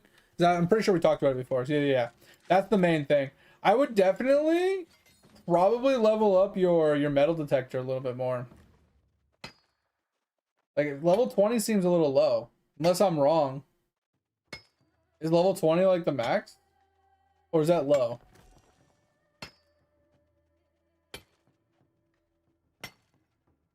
I mean, not that you need it. It's just it increases the percentage every time a little bit faster. And I feel like it's not needed with how fast you can do gaming now, but I think it could help a little bit. Also in gaming itself, leveling up this, so bigger nugget luck, could be pretty helpful.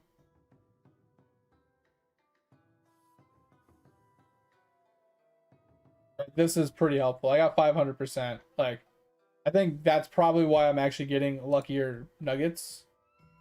Is like,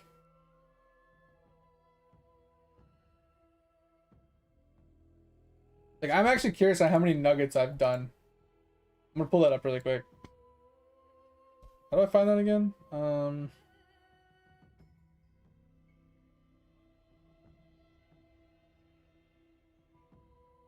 Yeah, 14,000 nuggets. And it runs 2.5 mil all the way up to 4 bill. I got a really lucky proc, I guess. But this thing's growing like crazy. Because I'm just spamming nuggets. And then like I said, I have that plus I leveled up this thing to 36. So this thing grows 30% nugget size per small nugget. So this thing grows so fast.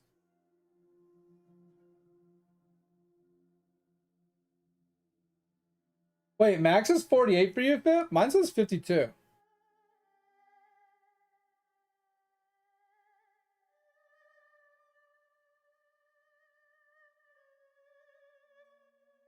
But I only have 2 challenges left as well. So.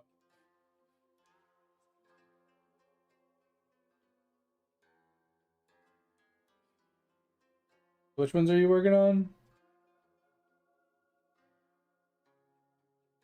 Oh, more damage. Yeah, I put that one on hold. Like, damage is, yeah, I need it for World 7, but I put that on hold.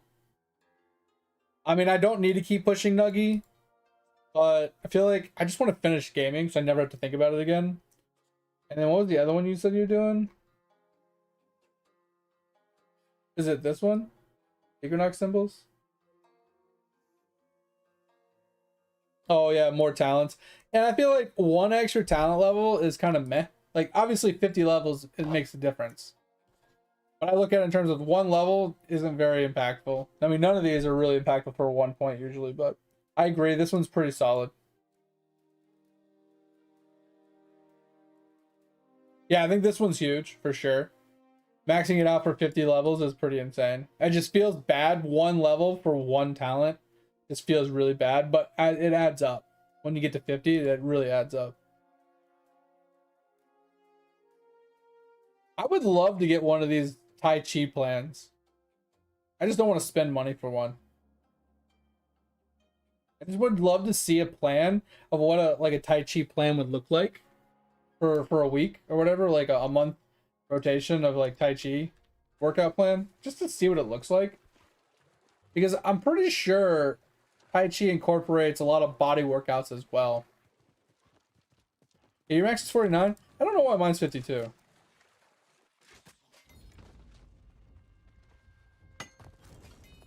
Oh, for symbols, got you. Yeah, I don't know why mine's 51.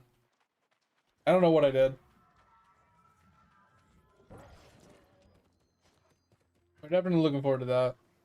Like I said, I don't know, just tinkering with stuff left and right. I think my hyper focus right now is I'm pushing World 7 portals, and I'm still farming that the penguin quest item, which is fine.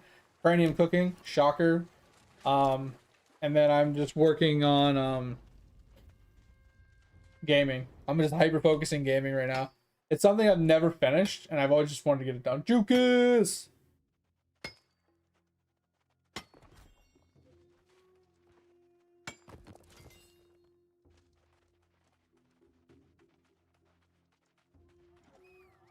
Oh, it's summoning? Gotcha, gotcha, gotcha. Oh, yeah, so I think I'm a few points ahead of you in summoning, I think. I forgot. Yeah. I haven't done summoning in a while. Yeah, I figured it was the same thing with like Kung Fu and all those other types of things, Jukas.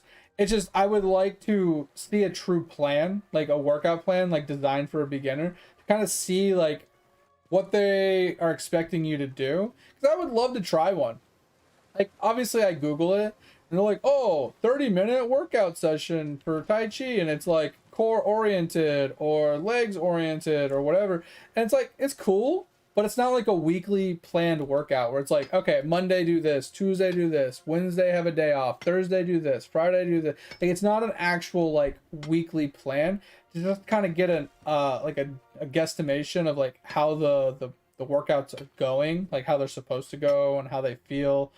Like, because I've done plenty of workouts for like regular traditional body working out, with whether it's weightlifting or bodylifting, running and types of things like that from different sports that I've done.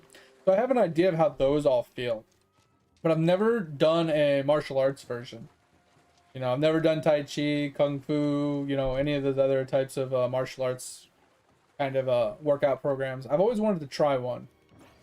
Because I do want something along the lines of like a Tai Chi workout, because now that I'm older, you know, my hips hurt, my knees hurt, my ankles hurt, you know, my joints are stressed, right? So I would like something that's like more joint oriented and low impact.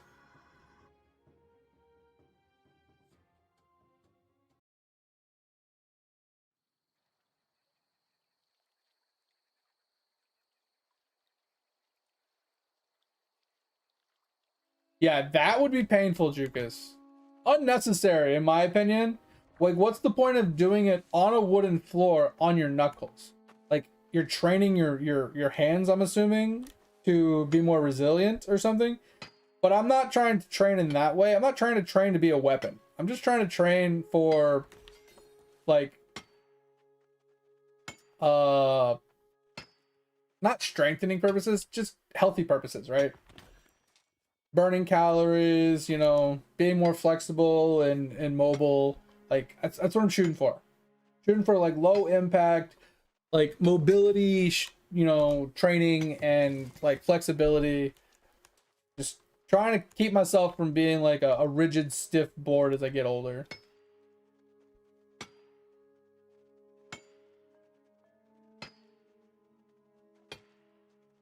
Wait, 10 bill Myria next patch? What are we talking about, Foop? Sorry. What endless am I at? I have no idea. I think I'm at like 280 or something. Let's look. Well, 6, right? Summoning. We are currently...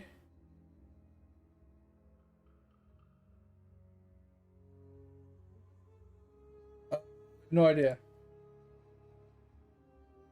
Yeah, 285. So our current one is 60% slower, which is probably doable. I think I just got bored and I stopped pushing. Oh no, I remember. I didn't have enough damage. So I wasn't scaling fast enough before the mobs overtook me and just pushed me to death. I remember that now. That was punishment? Oh, well, that makes sense then. I remember the good old days in the barracks. Like, if you pissed off the instructor, he would make you squat. Like, hold like a low squat while holding your rifle out in front of you and holding your charging handle back with one finger. And I don't know if you've ever seen an M16.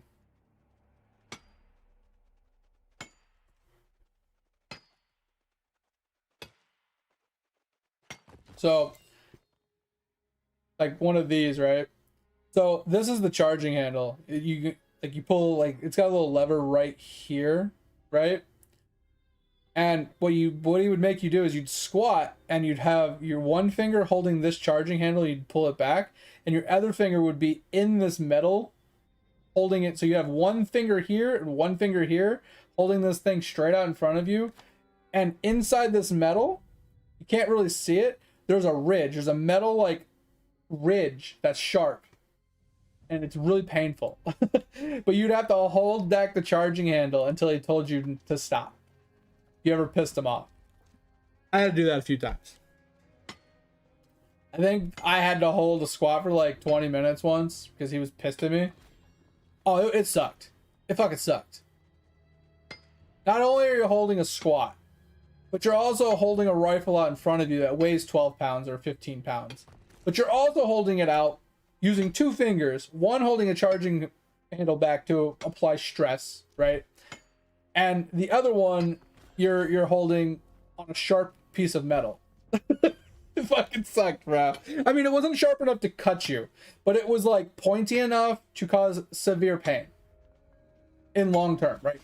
The longer you hold it, the more painful it gets because that one sharp, like, pointy piece is pushing into your skin more and more, and the harder you have to hold it, you know, to keep your arms locked or whatever, it gets more and more painful the longer you hold it. It sucked, bro.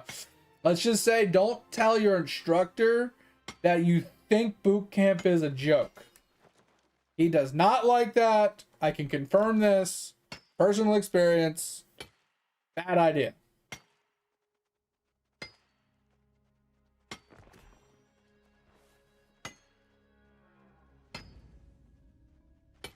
And then another time, he got pissed at me, and he made me pick up one of my foot lockers. I don't know if you know what a foot locker is. It's basically a wooden chest with like two metal handles, basically. And it's like 3 feet wide, probably a foot and a half. Like 3 feet long, foot and a half wide by like a foot and a half tall, something like that. So it's like a rectangle, right? Cube of some kind. And it's full of all your stuff. It's got extra shoes. It's got your like hygiene stuff. It's probably weighs like 50 pounds. He decided it was a good idea, because I pissed him off, to hold a squat while holding that in front of me, and he made another recruit lay down underneath it. I'm just like, bro, is this even legal? Like, if I drop this guy's getting hurt, right? Like, are you fucking kidding me? Like, the shit they made us do is just stupid.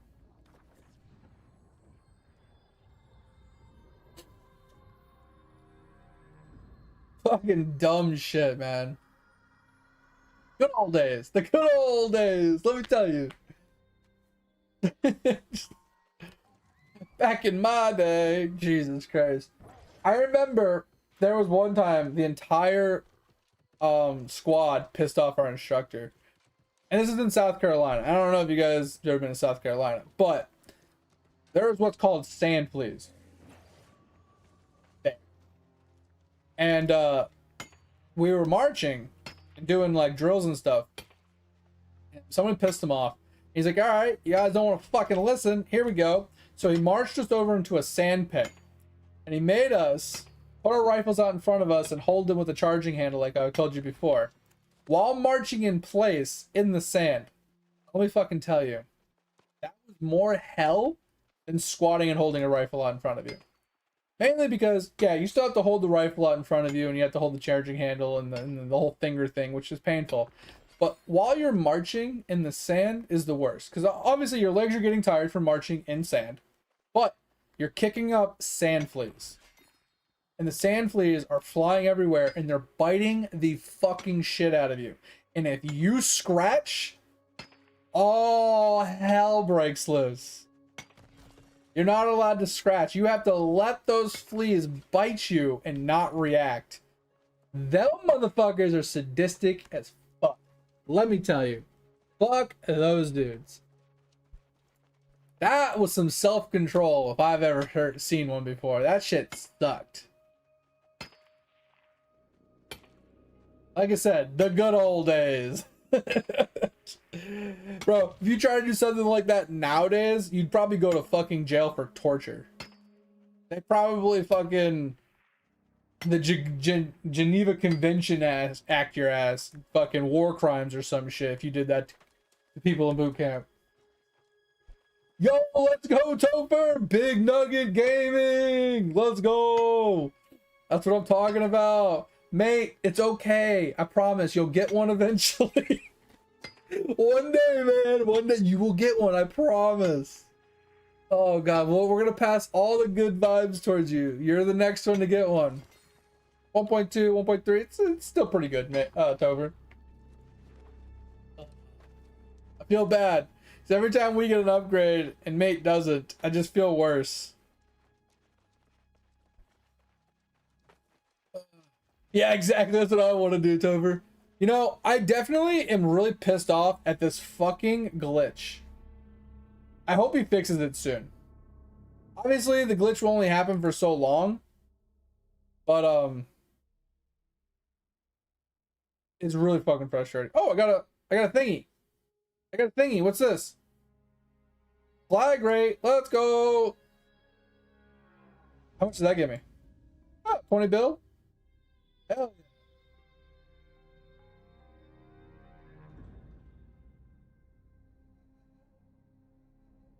yeah. Yeah, look. The flag just won't go away.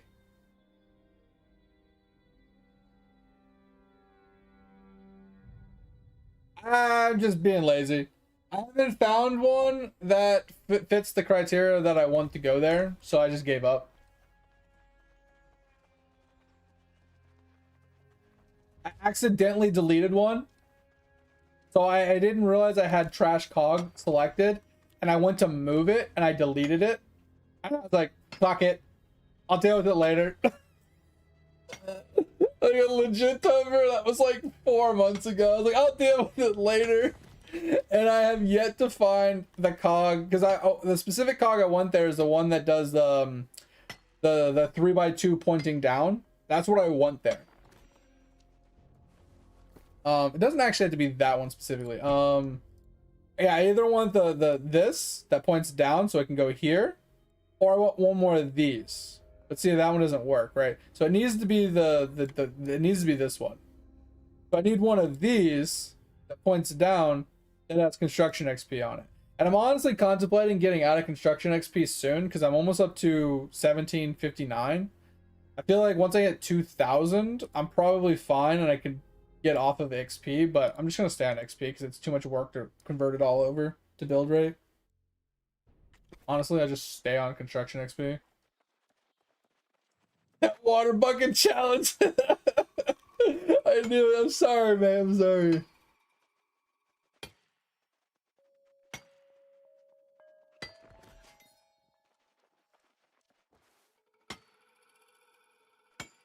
I mean, the sprout is the same, Topher, but your multiplier goes up for having a bigger nugget. Like, the bigger nugget you have, the more multiplier you get. So the base stays the same. So that's a shitty part. It's like, I wish, like, okay, so correct me if I'm wrong here, but the more crops I have in farming, does that give me more mutation increased chance for my gaming? Do I have that correct? Oh, they thought the base went up. Got you. Yeah, it's just the multiplier. I thought mate told me before that finding more crops, unless he was talking about logbook, more crops means more mutation chance. Because he said he changed it from speed to chance or something.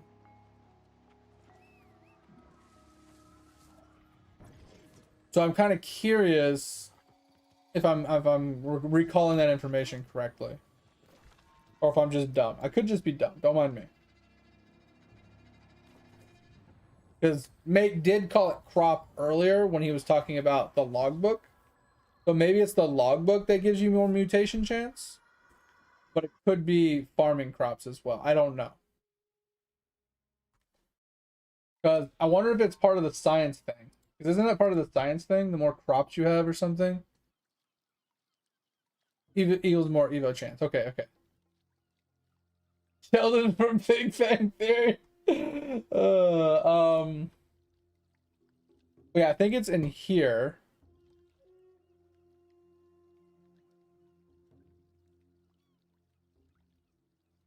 Yeah, gaming Evo right here.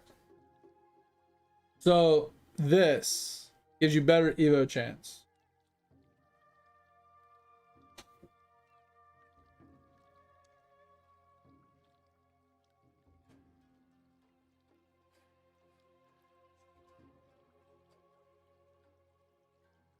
No, I know, mate. That's why I wanted to verify. But yeah, so evolution, gaming evolution right here. So Evo chance for gaming. So you get that from this.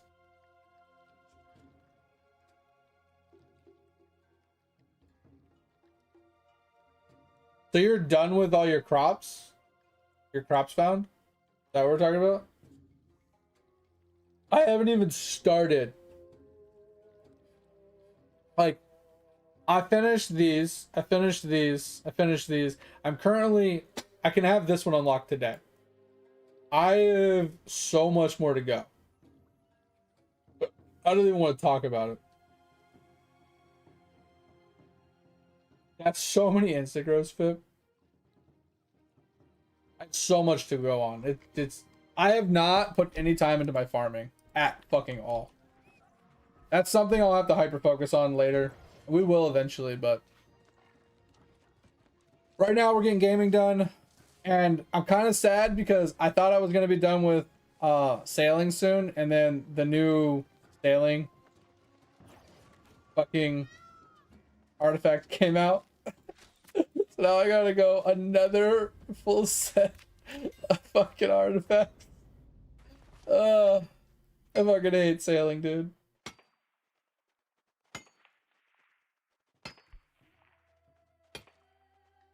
Yeah, bro, fuck sailing, dude. Sailing can suck it, man. I'm so done with sailing. I'm so done with fucking sailing, man.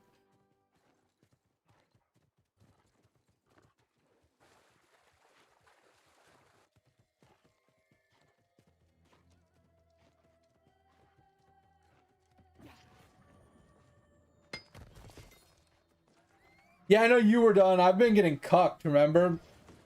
I think I have 6 more to find from the last update, let alone this update. So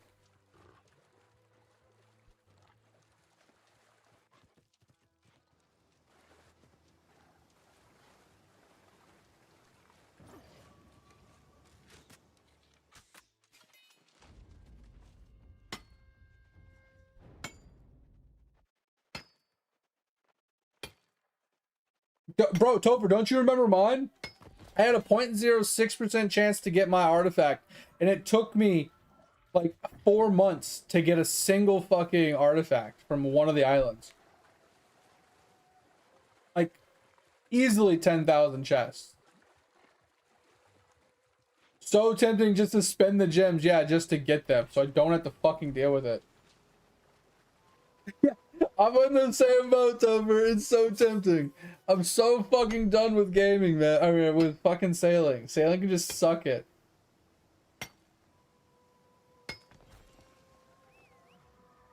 My chest fit, my whole time doing sailing, I've had like a 0.0 like 6% chance on like all of my artifacts or lower. And I've finished gaming 3 times already. Like I've gotten to the end of it with very little artifact find chance. It takes a long time. That's all it is. But like this back-to-back update that gave us, you know, the blue ones, and now we're getting the next tier after that. Like it was so soon after I haven't finished the blue ones.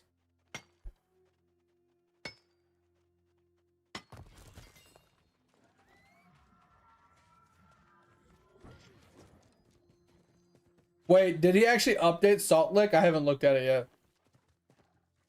I don't even know what all got updated in this patch. I know he touched a lot of. I know he added salts, but I haven't unlocked him yet.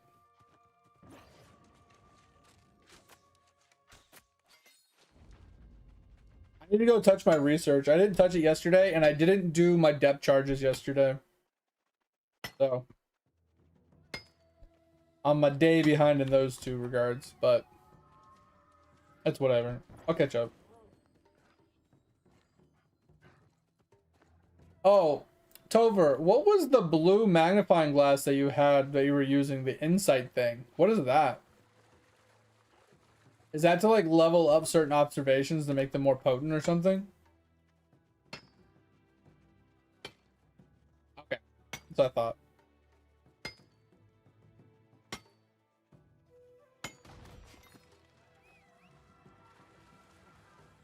Yeah, so ideally you'd want to insight the best one you can do, and then do like the other ones like while you're waiting for that one to grow, and then you do the next best one, insight, and then you move it down and keep rinsing and repeating. I'm assuming is how you do it. Something shit.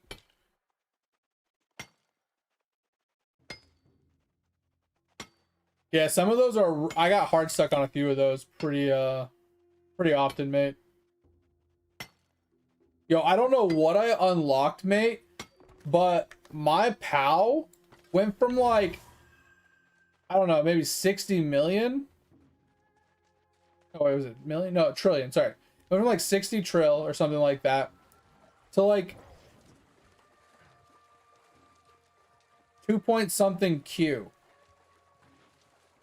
Like, I don't know what I unlocked. It just blew up out of nowhere. And I didn't upgrade anything. I hadn't even gone to my spelunking in like a few days. After the update, I unlocked something, I think from research or something, and that shit just blew up.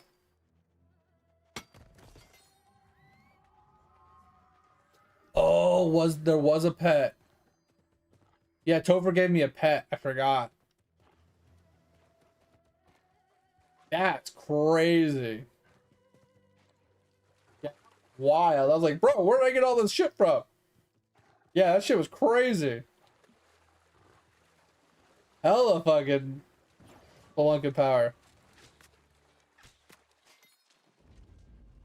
Yo, mate, did Arlong give you any pets yet?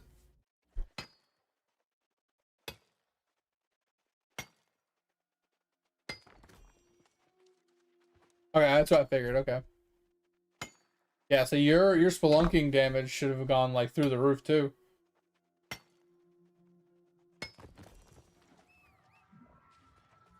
Oh man. All right, we got 2 more hours, guys. 2 more hours of grinding this. We're making some pretty good progress, I think.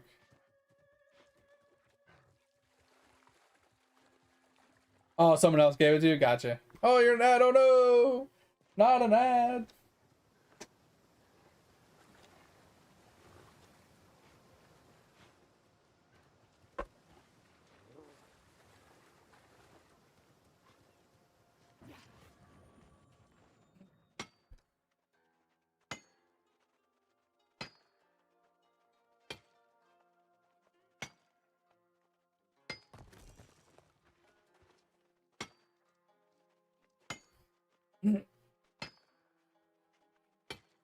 So, Topher, are you interested in playing Quinfall when I switch to it with me?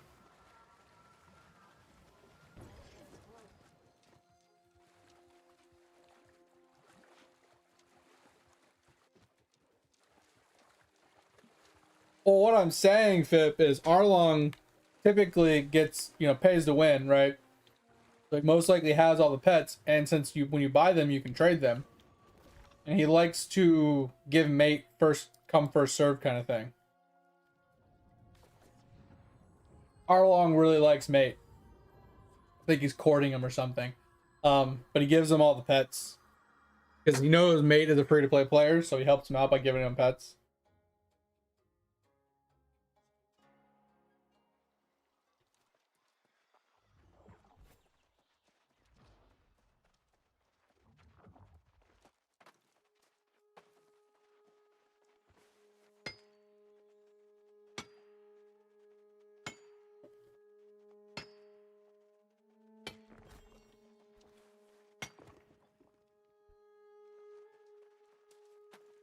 Yeah, I'm just curious if anybody in chat's gonna be interested in playing Quinfall when we make the swap to the game.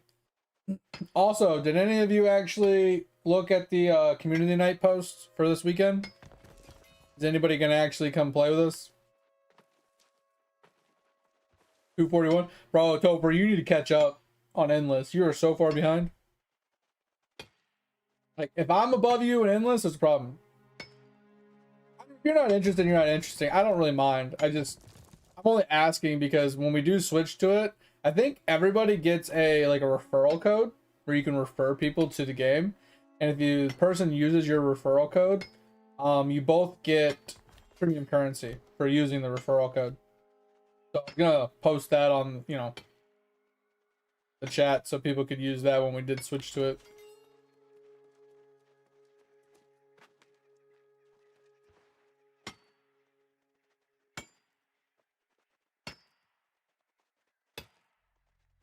Welcome back, mate. Welcome back. Yeah, I couldn't remember who gave them to you, mate. I just know somebody likes to give you the freebies.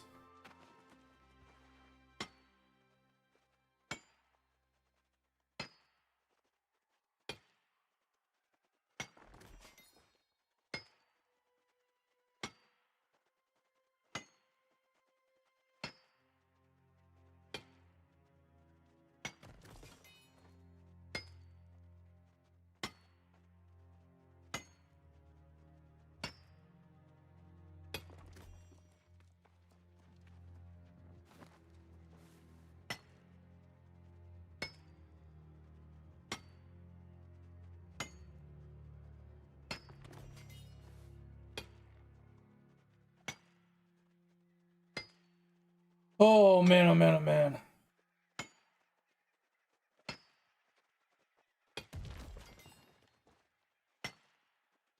Yeah, the only reason why I asked over is because I'm looking forward to doing like a lot of the profession stuff in that game.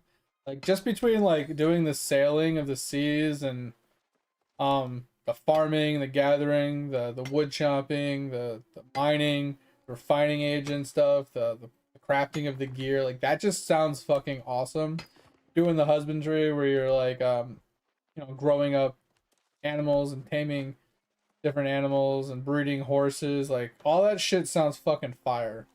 And the fact that the way you level up the professions, obviously EXP by doing them, it levels similarly to like RuneScape, where max level is like 100 and level like 92 is the 50% mark.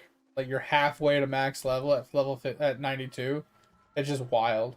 I love that aspect where you can level up pretty fast early, but then the last couple levels is just like, go fuck yourself. Like BDO works the same way. Like I remember like Guru 50 used to be max level, and I think Guru like 42 or something like that was the halfway point. Or like 45 or something. It was like almost all the way there was like the 50% mark, which is just crazy. Yeah, the Quinfall? Yeah. Let me click on it and verify, but yeah, that's the game. This is the game, $10 game. Like I said, the first video is kind of meh. The second video kind of shows you like some of the chopping and like how you have the pets, and it goes over like this is like some of the gathering stuff, the mining, kind of highlights that, the fields, shows you different professions and stuff, right? Shows you a little bit of combat, fighting pigs and stuff for skinning purposes. And then if you go to the end, this shows you like the base building, the base rating if you want to go into PvP zones, shows you how to like build your bases and shows you a bunch of stuff with that. It goes over like this is like the farming plots you can make and the husbandry you can go down. Like this is how you can make farming plots, right? But then you can make like shelters and stuff for farm animals like cows and stuff like that, right? You can do that. And then if you go to the next video, this shows you all the sea content to a point. Ben isn't wrong. That's what I thought. But you have like ships that you can build, and then you can put like storage chests on them and crafting benches and stuff. You can put your own cannons on it, things like that. And then you can sail the seas with people. People can party up and operate your boat. And then like you can find like floating caches of loot and like treasure chests out on the ocean. You can find like sea turtles to like get minerals and ores off their back. You can also fight whales and stuff for like different meats and different things for professions. And then they even have sea creatures like krakens to fight as well. So pretty insane kind of stuff that you can get done. Like this is like a world boss kind of thing. People can come out and all like combat on it. And then there's piratry as well. I think that I think piratry only works on PvP servers. So you can like level up the skill piratry. So you can like every profession you level gets bonuses for leveling them up as well. There's even like a treasure hunter profession where you go into like treasure rooms and you loot treasure, but you need to like gather the unlock materials for the treasure rooms. So you have to like farm treasure unlock room materials to then spam treasure rooms to level up your treasure hunting skill to get better loot from treasure rooms and stuff. That's kind of cool.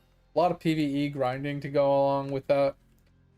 Obviously you level up by, at a certain point. I think the quest system only goes up like level 50 right now, and then you have to grind from 50 to 100. But they have a roadmap out already where they're adding so much to the game, like Castle Siege Wars. They're increasing the quest to go further into the game. They're adding a whole bunch of other things to the game as well. But they have a huge roadmap that they have for like the next 12 months. I don't know. I think it's got potential. Yeah, and it's just $10. And I will give you the caveat that there is optional monthly buffs. Optional. Basically, the optional buffs, there's 3. One of them basically boils down to extra experience, so like 10% XP bonuses and like increased carry weight and bag capacity and stuff like that, because the way you hold materials in your character is kind of like BDO, where you have bag space, so you can have up to like 190 bags, like bag slots, but you're also weight capped, so it's similar to New World in that way, where you can only hold X amount of weight on top of that. But one of the buffs can give you extra weight carry bags, but you can only have a max carry bag anyway, so if you buy all the carry slots, that buff's like only half useful. Then there's XP increase, and then the last one, which I find to be the most beneficial, is 2 times gathering rate, which basically gives you 2 times rewards when you like chop a tree or gather ore or something like that. So double resources is kind of strong, but also not game breaking. But with the added caveat that those monthly buffs are bought with premium currency, they're relatively cheap, and you can farm premium currency in the game by doing professions. There's NPCs in the game that are like, hey, I'm a mining guy. Bring me iron ore and copper and coal, and give me like 10 coal and I'll give you like, 20 tokens. And then you at 1,000 tokens, you can convert 1,000 tokens into 100 currency. And you need like 200 currency for a 30-day buff. So you can easily farm the currency in 30 days to maintain that buff if you wanted to, just by doing professions. It's pretty easy. Or you can swipe your credit card for like $2 and you can have the buff. There's only 2 other items in the game that people argue is pay to win. One of them is the horse training token, which reduces the time it takes for horses to train. People call it pay to win because if you swipe your credit card to instant train a horse, you can then turn around and sell that horse for in-game currency to other players on the marketplace, which is kind of like giving yourself free in-game currency, which it's not really, because you still have to wait for someone to buy it, and if it's not a good horse, it's not going to be much. So I feel like that's not really a pay to win. The other one is called Terra, and you're limited to buying 1 Terra a week, and it basically, when you're upgrading your gear, when you fail an upgrade, it can destroy the item, and you have to start all over. The Terra prevents the destruction, but it's like a one and done. If you fail and it was to destroy, it destroys the Terra instead, and that's it. And you can buy 1 of those a week. Now, supposedly there's a way that you could circumvent that by making an alt character, and you can kind of get infinite amount of those, but someone also stated that you can only use 1 Terra per item per week as well. So in theory, you can only buy 1 Terra from the marketplace, but if you make a bunch of alts and you buy a bunch of them, you could get unlimited amount of them. But if you're limited to using 1 tera per item per week, you still are limited per item on top of that. And then on top of that, you can get teras from doing events in the game and farming your own currencies and stuff like that as well. You just, obviously, you can't buy that 1 per week kind of thing. So, I mean, I don't know. I feel like that's not really a pay to win since there is a cap. But, like I said, overall, monetization wise, I don't see there being any like huge pay to wins or anything like that. There's some convenience, there's some quality of life and stuff, and there is some sort of like speed up with, like I said, like extra exp rates and stuff, but negligible at best. I mean, 10% adds up. If it takes you 100 hours to get to max level, saving 10 hours adds up, right? So I mean, I could see that being somewhat okay, but still not game breaking. But most of it's all cosmetics and stuff like that. So I mean, I don't, for $10, I don't think the game, I think the game is great. Like, I haven't played it yet, obviously, but other people are in the same thought process as me, is for $10, the game is amazing. Like, if you're asking $20, okay, maybe the game is 50-50. If you're asking for more than $20 for the game, maybe it's not worth it. But for $10, the amount of stuff to do in the game is astronomical compared to any other game out there. It's on par with the amount of content in this game that Ash has had, and more. It's like, if you can think of a system from a game, it probably has it. They have caravans and trade systems. They have open world PvP, and they're not server locking people. So it's one server and there's channels. So there's PvE channels and PvP channels. So there's open world PvP. And then there is PvP zones within the PvP areas as well that you can participate in on a PvE server as well. They have guild versus guild stuff. They have just PvP arenas and capture the flag and King of the Hill and stuff like that. They have a ton of different PvP stuff. They have dungeons. There is the one limiting factor to dungeons, that you get currency per day to enter the dungeons, and you can stockpile up to X amount of it. So that is one limiting factor in the dungeons, but it's not that big of a deal.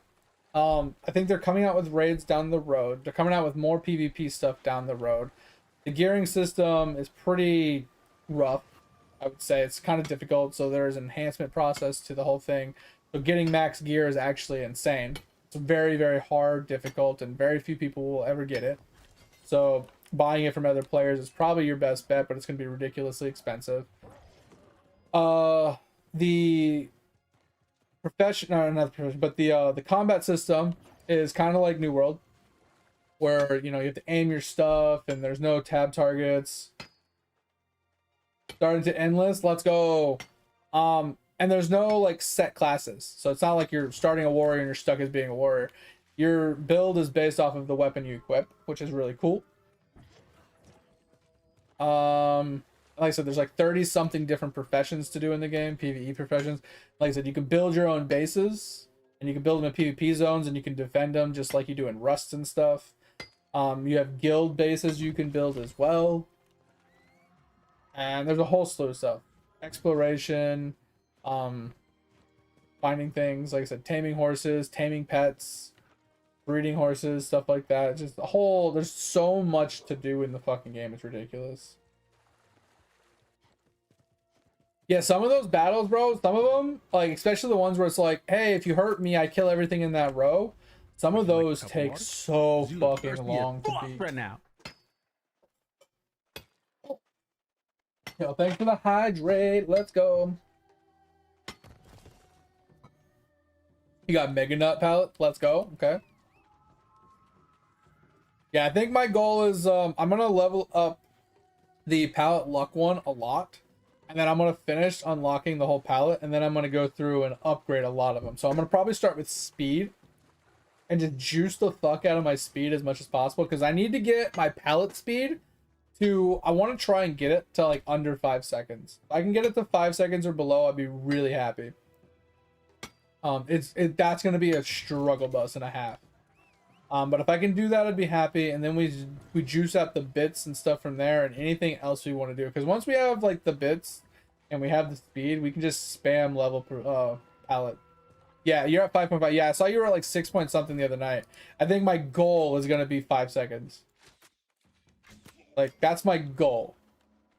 I probably won't get there, right? But that's my goal. I'm gonna be shooting for that.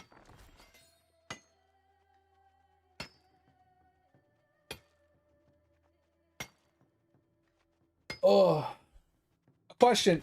If I'm on my archer and he has the increase per like production speed of town skills or whatever, and I'm standing in front of the gaming place, does that actually show on the growth speed calculator inside of gaming when I'm actually doing that?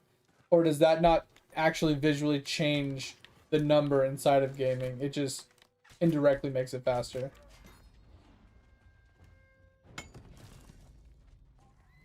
It doesn't show? Okay. I know it makes it faster. I know it does actually do something. I just wasn't sure if it actually changed the number or not. Oh, it's everybody says it's faster. Everybody I've ever talked to Topher says it actually does make it faster, but I don't think it actually shows on the page.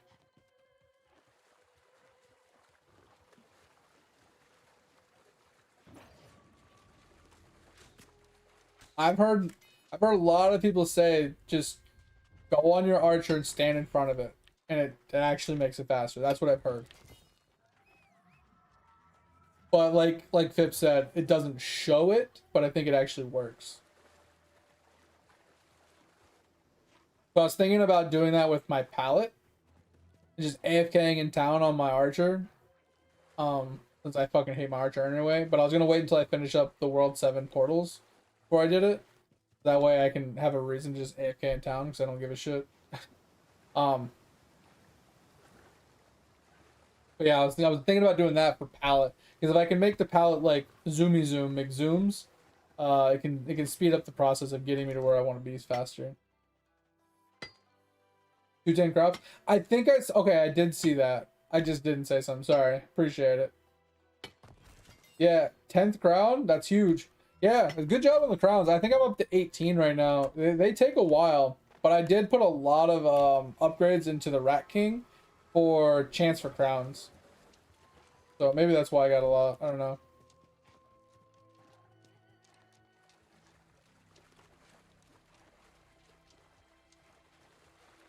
Yeah, I'm at the blue little goblin ship dudes or whatever, where it needs like 200 fucking million mobs to like fucking get to the bottom of the ship or whatever. That's where I'm at right now.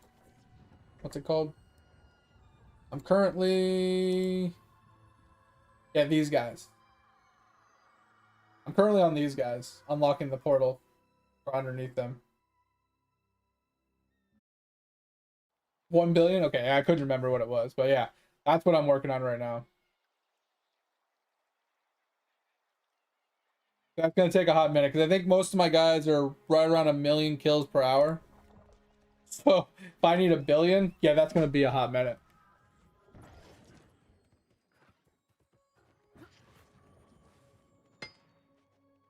Gonna be a hot minute. What is that, like 1,000 hours? If I have 1,000,000 kills an hour.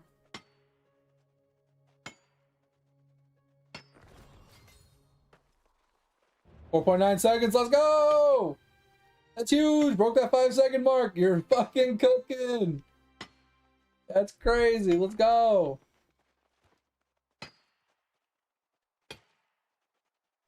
Oh, did you finally start leveling up the speed palette? Yeah, that's how I was getting a lot of my speed.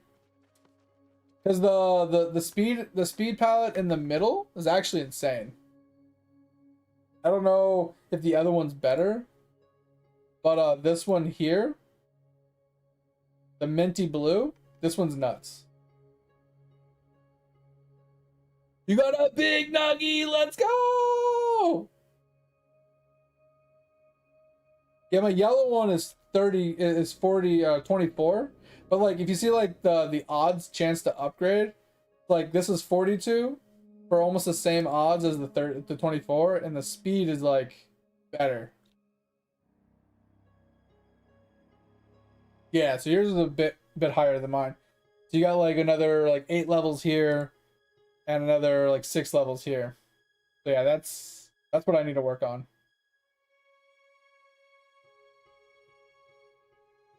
Yeah, what'd you hit? What'd you hit? I gotta know. I gotta know. How good you do? Did you get to a bill? Or at least a couple hundred mil?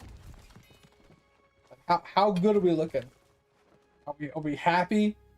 I mean, I know we're happy, but like, are we like, we don't care if we get another nugget happy, or we still need another nugget? 515 speed as well. Wait, what's the orange rat? Wait, what's that one, Pip?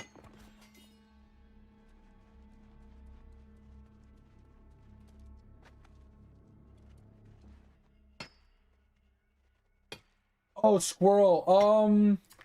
Yeah, I don't know what my squirrel is. Mine only costs like 1,400 nuts right now, so not a lot. Yeah, 6.21. All right, sorry. 335. So it's not quite the same. Yeah, 1,400 nuts. Not too bad, but I need to level up my nuts.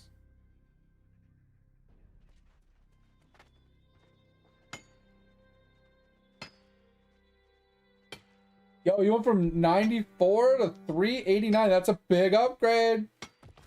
Now you're gonna be just like me and Topher. You're gonna be stuck on that fucking 300 to 400 mil nuggy for like 6 months, and then you'll hit a bill. But I think if me and Topher combine our luck and we just push it your way, maybe we can get you to a bill like this weekend. I have faith. I have faith if we give you all our luck. Push all the good juju towards you.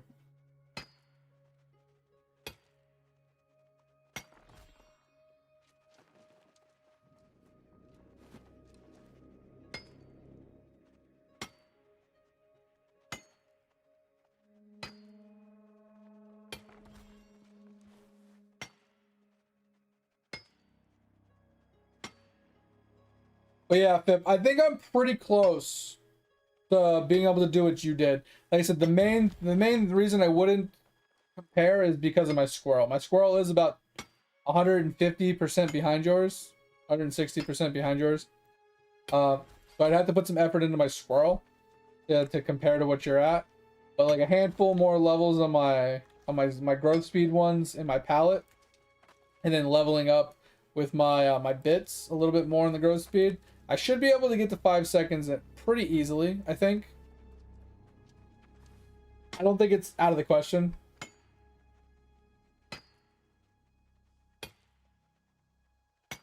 Yeah, exactly. I think I could easily catch up, or not catch up, but at least get to where you're at. It's just like I said, this weekend was the first time I actually sat down to focus on gaming since I basically unlocked gaming. Normally, gaming was just like I would check it once a day if I was lucky, and I just couldn't be bothered to fuck with it. I hated gaming so much. Like I got all my super bits done, and then duper bits came out, and I was like halfway through them, and I was like, I can't focus on gaming. I hate it. But now I'm actually like, I'm able to insta-grow basically.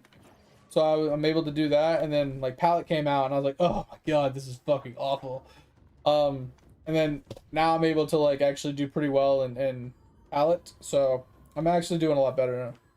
So, yeah, the pet really helped. I mean, technically, I was already at a point where I was doing well. It's just the pet gave me so much extra bits that it saved me like hours and hours, like if not like hundreds of hours of like grind time to get to where I'm at now. I think it saved me like 100 hours worth of grinding time.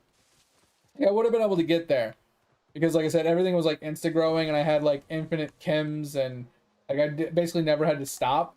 But I did find a trick that worked for me quite well, Tover, is if I was ever on pallet and my log was on cooldown and I had no sprinkler and I had no chems. I was just at like a waiting point. I would turn pallet off, insta grow on non pallet until I got a chem, and then I'd reset my log, fill up my sprinkler, right? Because the instant grows how fast they go. And then I'd turn pallet back on, and then I would use the sprinkler to fill up the thing. I'd clear it, and then I'd use a log, and then if I hit a chem, rinse and repeat, and I'd get the ball rolling again. And then when I'd run out, rinse and repeat. That's how I was able to continuously push pallet without taking a break until I got my pallet to like 20 seconds that it's at now, like 25, 30 seconds.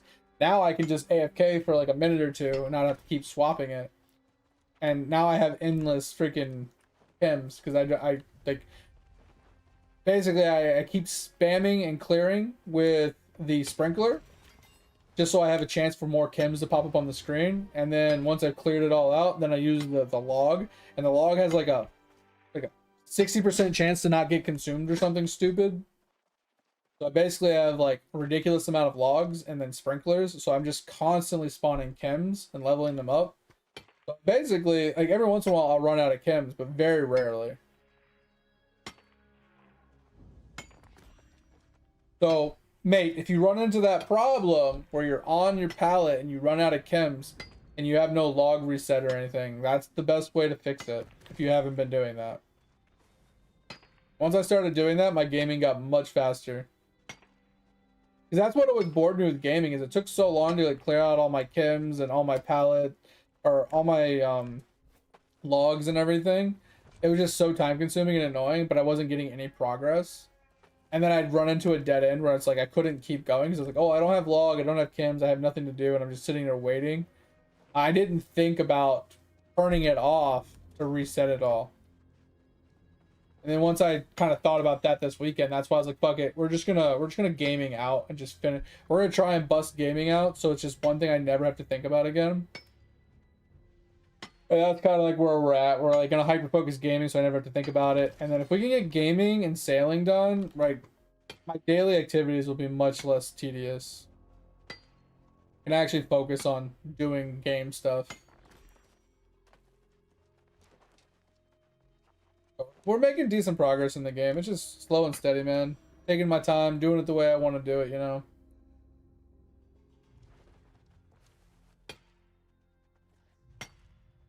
But Thor, I didn't ask you earlier if you are still chilling. I hope you're having a good time. Thanks for being here, man.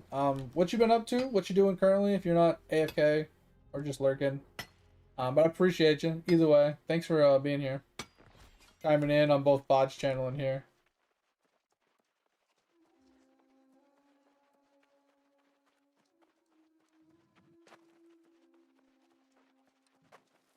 Wait, what about farming Thunder Island and sailing?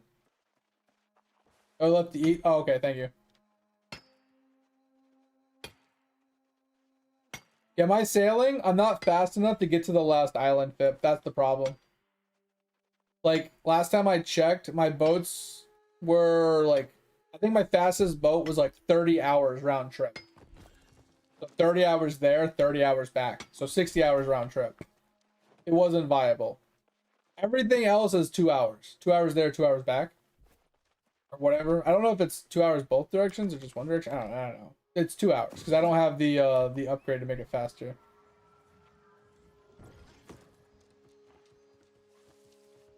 Are you talking about the big bubble? Are you talking about the big bubble from? Or are you talking about the divinity thing? Sorry. All of my divinity gods are maxed.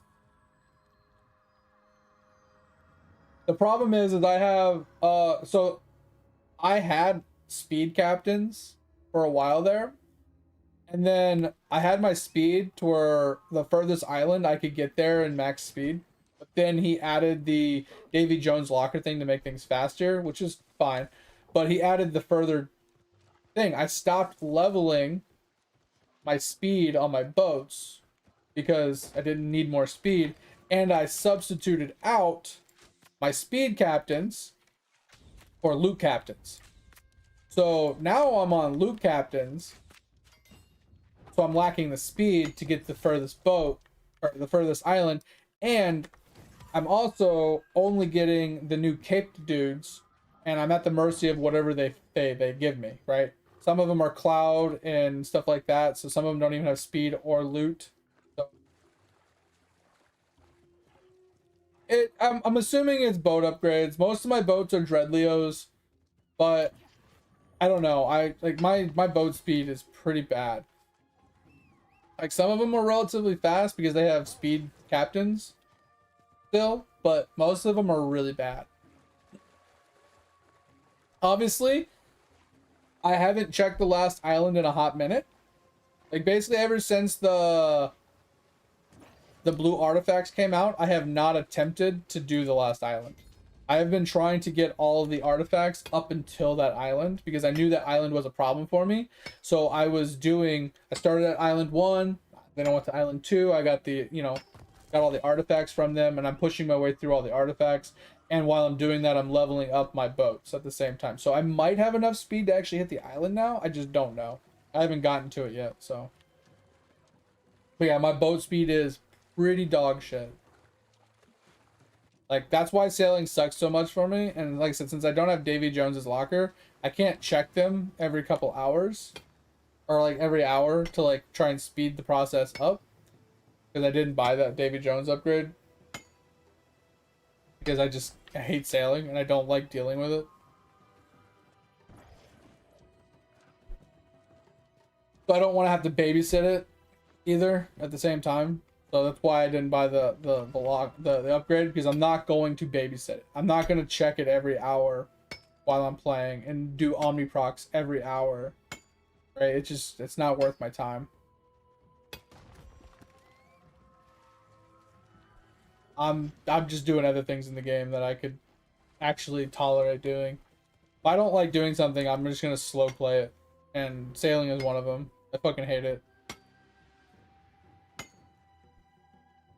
Is it the glass cannon cover? There's a few of them that you get stuck on because you get really cucked without getting sparkies.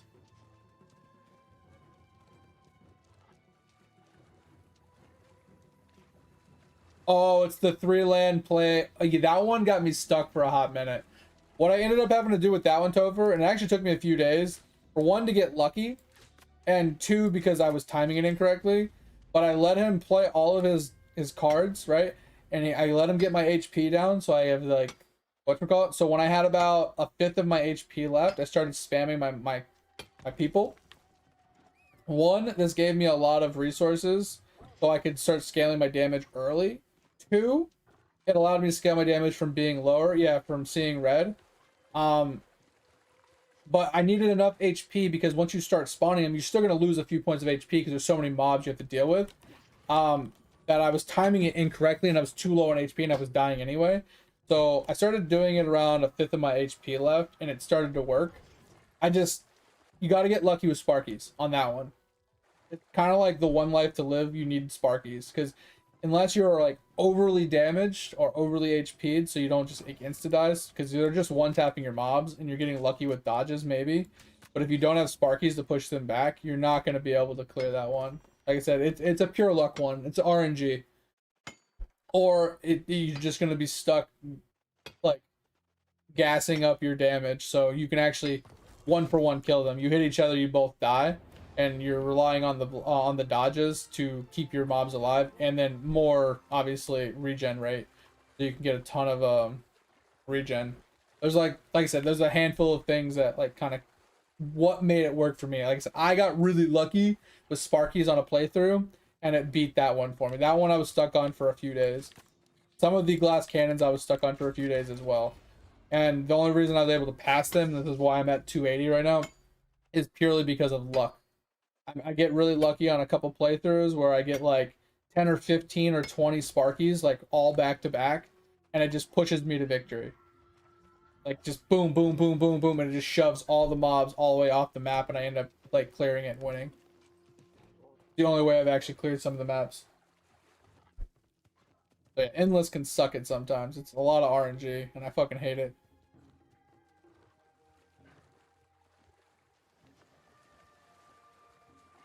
Yeah, roughly. It took me a while. I mean, it probably took me longer than that, Fit, because I would push it really hard one day, and then I'd be stuck, and then I'd wait a week or two, and then I'd push it again, and I'd get a bunch more.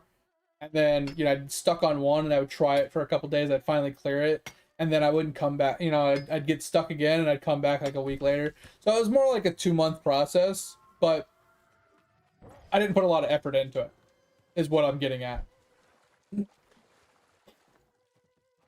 What's the max amount of summoning doublers we can have now? Is it still like 20 something or 30 something? Like I can't remember. Like what's the max amount we can have now? Because I haven't done Gambit in a while, purely because I had all my doublers unlocked. Like I had the max amount of doublers. So there's like no point in me pushing Gambit. I just gave up on it. I didn't want to like tinker with it anymore. Gambit can suck it.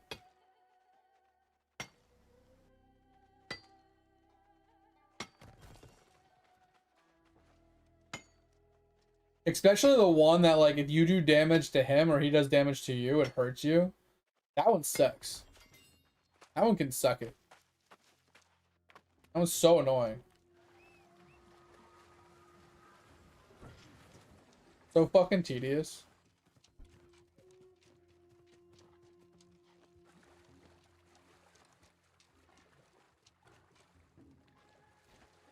Oh man. Alright guys, we got an hour and 15 minutes left to stream. So we got about 45 minutes left of running Orichalcum. And then we'll go and do a mass craft. I'm hoping to hit like 180 today, maybe a little bit more than 180. That's kind of the goal. And then tomorrow, maybe 185 is kind of like the goal we're shooting for. I'm hoping next week we can possibly hit this to 200.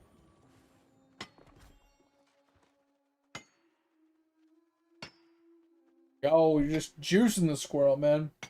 Yeah, so what I was doing for a while, Pip, was I was doing pallet luck on my squirrel, which is why I stopped leveling up my speed. And then after I got pallet luck costing 1,000, I was like, oh, let's level up the bit percentage one. Because the bit percentage one was really low. I hadn't been leveling the bit percentage for a long time because I hated gaming. Like I said, I wasn't really touching it. I was just trying to get to instant growth speeds. 20 minutes? Yeah, roughly, yeah. Not too terrible. But yeah, now that I have instant grow, if I like really wanted to push out my squirrel, not too terrible. I've actually gotten so many squirrel upgrades over the weekend just because like there's so many chemicals I'm hitting and I'm using so many logs. It's ridiculous. I just really wish he would change log so you didn't have to play the mini game card after card after card. I wish it was one card and done. So you open it up, there's 10 cards on the board, you click one, and it's either dead, 1 hour, 2 hour, 4 hour, 6 hour, whatever the increments are. All the cards are on the table. Whichever card you pull is what you get. I wish it was that way instead of, hey, you got a good one. That's 1 hour. Oh, you got another good one. That's 2 hours. Like, I hate that mentality of it. I wish it was just one card and done. So that way you open the log, you click it, it gives you whatever bonus it gives you, and then it closes. It's so much faster, so much less tedious, and I think people wouldn't hate it so much. I think it would be huge. And like, it would even be worth doing on instant grows, because most of the time, people that have instant grow, they don't use the log at all, because there's no point in increasing the time that you have, purely because it grows instantly. So what's the point of like having growth time, right? Palette right now, it works for me because I have 20-second, 30-second growth time, and it's like getting an hour progression is kind of nice. Getting 2 hour progression is pretty nice. It helps us grow the chemicals, have more chances at getting more plants, and not having to wait so long in between, growth times and stuff.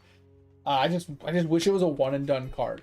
It would just make it so much more fluid. And like I said, if it was one and done, even on instant grows, you'd hit a chem, reset the log, and you just click a card, click a card, click a card, get a bunch of growth, trying to like hit like higher tier plants. And like, oh, it's finally on cooldown. Okay, insta grow, insta grow, insta grow. Oh, we got another log unlocked. Boom, boom, boom, boom, boom, boom. Okay, insta grow, insta grow. It would be so much more fluid. And you'd be able to like get high tier plants much faster because you'd be able to take advantage of the log constantly and the chems on top of that. What's the max amount of plants now? Is it 24? Because I had the unlock of 24 and I bought another one and it didn't increase past 24.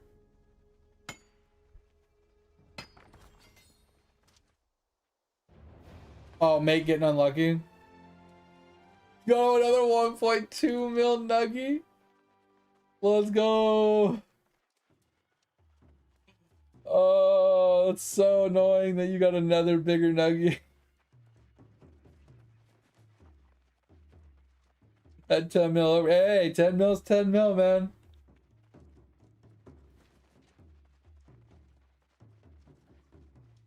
Oh. Whew. God, I am so tired. I didn't even get to bed today until 4 in the afternoon. That's why I was late today, guys. FYI, the reason I was 30 minutes late is because the wife was letting me sleep because I didn't go to bed till 4 in the afternoon. And I think at 11 o'clock, I was like, the cat woke me up and I looked at the clock and I fell back asleep. And then at 11:15, I rolled over, I was like, oh, I need to get out of bed. And I fell back asleep. And at 11:30, I was like, no, I really need to get out of bed. I can't keep sleeping.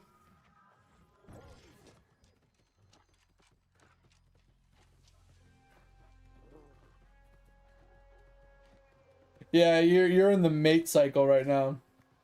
You're just gonna keep getting these small nuggy upgrades until you get a big one.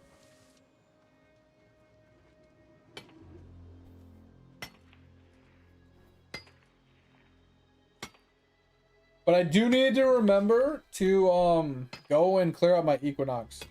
Because Equinox is something I never remember to claim. So my Equinox is really far behind. Yeah, I'm kind of cucked there. I'm pretty pissed at my Kilroy not counting this week. I am really pissed about that.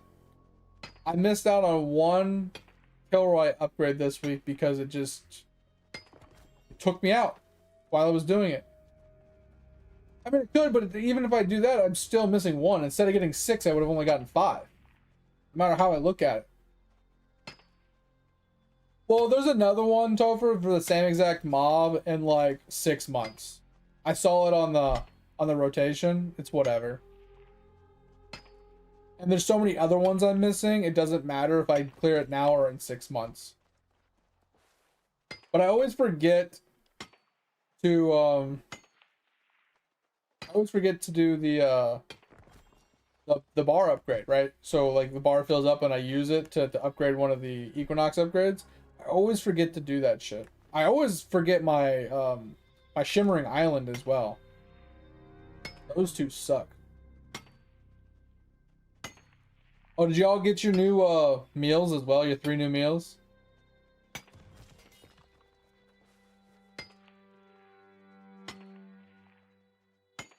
Those were pretty simple.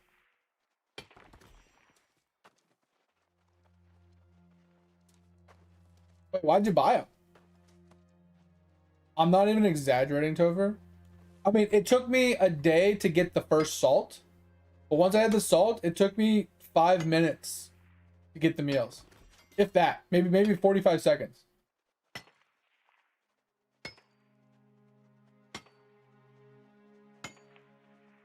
I have dog shit ass fucking pets.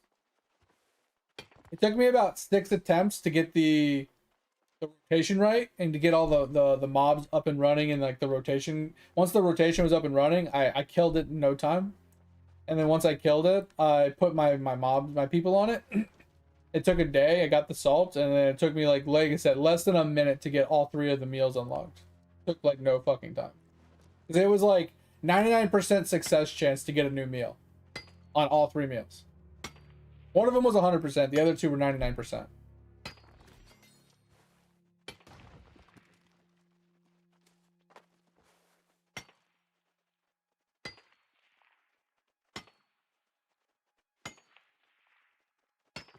Yeah, so I think with the setup I use, mate, it's slow, but it's consistent, but it still has RNG of getting it up and running. So basically, you have to, like, if you don't get the block off properly, because like the mono doesn't go off at the right time to build the things, or you don't get enough attacks in time to like reset, like the refillers don't proc fast enough or whatever. Like if the RNG doesn't go in your favor just right, it could take you 50 to 100 attempts to get the RNG just to be right. It works.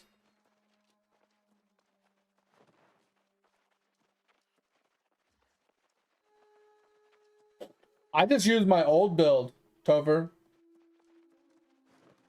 Here's my old build. Damage means nothing. Once you have the mono and the refillers like on repeat, like on a loop, and they're properly set up, as long as looter doesn't fuck you, it's a guaranteed win. It's just slow. Oh, you use 2 P pods? I don't use two P pods. So I use the standard 2 refillers with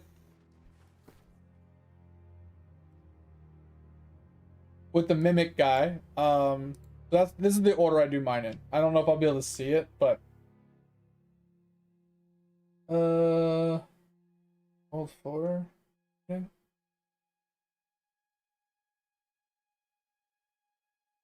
Okay, I can't see it. That sucks. I was gonna see what was in my pen, so I can show it to you. So I do refiller, and then defender, the blocker, and then I put my rattler, my looter, and my mono. I agree, mate. Or Fip, it's slow, but it's consistent.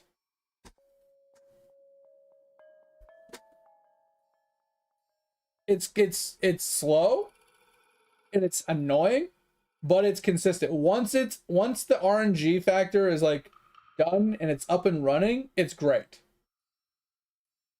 Because yes, it's slow, but you literally just let it run in the background while you're doing something, and it'll be done. The reason it sucks is because it pauses so frequently. You get like 1 second of progress every 5 seconds. So it takes it a very long time to eventually kill it, like an hour. Sometimes more to kill it, but you know you're going to kill it. I'd rather let that bitch idle in the background while I'm playing another game and doing some dailies and not have to think about it than to put something in place that has like the chance to just randomly die at the end after everything's up and running. And like I spent like 15-20 minutes tinkering with it and then I just died. And it's like, oh, try again. 15-20 minutes, died. Oh, fuck.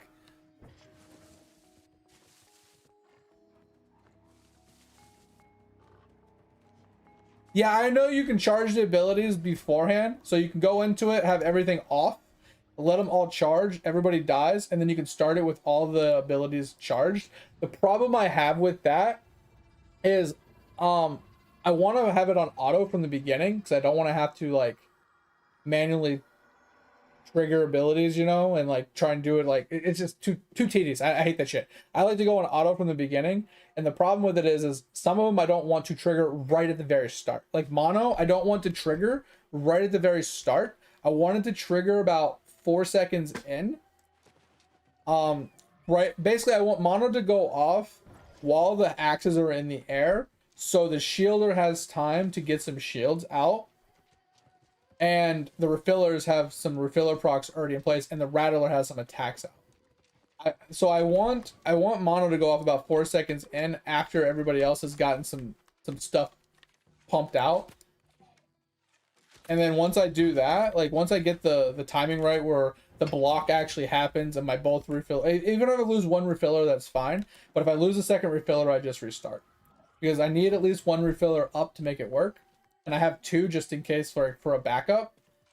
Because it helps with the consistency of the fight to have the second refiller. Because like I said, if I lose the first one, I still have a backup. But if I only have one refiller and I lose a refiller, I have to restart. So technically, if you put whale in, whale's pretty nice. It'll speed up the fight significantly, but then you're at the mercy of losing the refiller too early, and then you got to restart.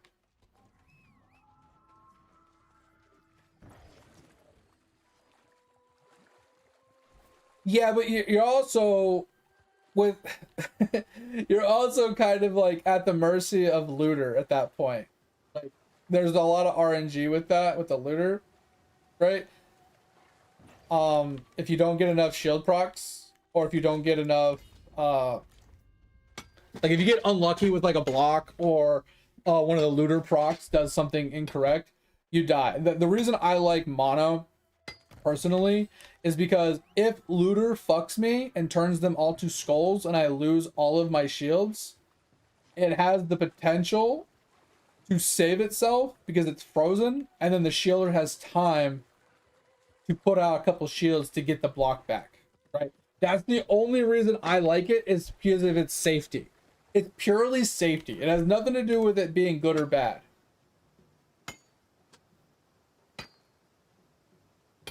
I think nuke or the laser would probably be better. Yeah, because that it hits all of them and it does so much damage. Something that has penetration or just does damage to everything would probably be better. I agree. Looter, the only reason I think looter is actually good in most situations is because it gives you buffs from everything. But if the goal is to blow them up as fast as possible, not to last as long as possible, I think looter is overused for that reason. So I agree, you could probably take looter out for anything else. Like I said, I would suggest something with some AoE, whether it's nuke or laser or the sniper shot, bullet, whatever, like something that has some penetration, some extra damage that will hit all 4 mobs, and it'll speed up that fight significantly. Because just hitting the first mob usually sucks. Yeah, I think your battle would be.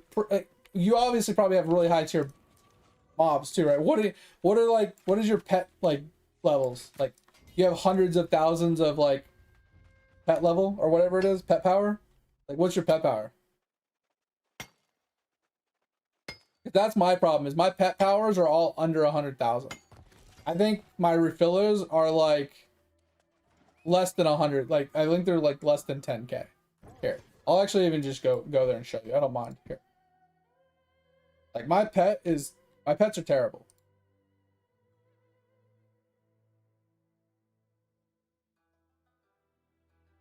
So I have an 88k refiller, 92k refiller, 129k blocker. This guy goes at the end. Yeah, 157k mob power. Yeah. Mine are terrible. So I feel like if you have huge power, it makes sense. But I feel like with somebody that literally can't blow them up in 5 seconds, is gonna die before they die. Like, I feel like your build is like it's glass cannon. It's pure damage right up the bat to kill them before you die. I use Rattler to stack damage. That's literally all it's for. Every time he casts it, it stacks more damage. And Peapod hits more, which resets refiller, which resets looter. Yes. But this gives us damage, guaranteed damage, instead of relying on the looter procs. That's why I use Rattler. Like I said, it's not about what's most efficient. You're missing the argument here, Pip. It's not about efficiency. It's not about what's faster, what's stronger, what's better. It's about consistency. Safety and consistency to be able to clear it regularly, right? I've never had a problem with this build from the beginning. Yeah, like I said, it's all about safety. It's one of those, I would rather put the build on, make sure I get past the RNG in the beginning, and then go play another game and come back to it tomorrow and be done. It is. It takes forever. Like I said, it is definitely not for everybody, especially in arenas. It fucking blows dick, because trying to get to 200 arena with that build is, you might as well not even try. It takes like 30 hours or something stupid. It's stupid. It's absolutely fucking stupid. It's way too slow. But for clearing territories, even if a territory takes you 2 hours, it's fucking fine. It's done. It's one and done. You're playing another game. Yeah, white screen so many times doing arena with that build. It's fucking obnoxious. And then I did the non-mono version. So I took off mono and I replaced it with whale, and it was much better. And this is before I started using Peapod for arenas as well. Peapod is busted in arenas. Between like just the looter procs and the Peapods and the fucking refillers is how fast they proc and how many buffs you can get in such a short period of time. It's ridiculous. Actually ridiculous. You can speed run through fucking arenas with the build you're talking about. That build's ridiculous for arenas.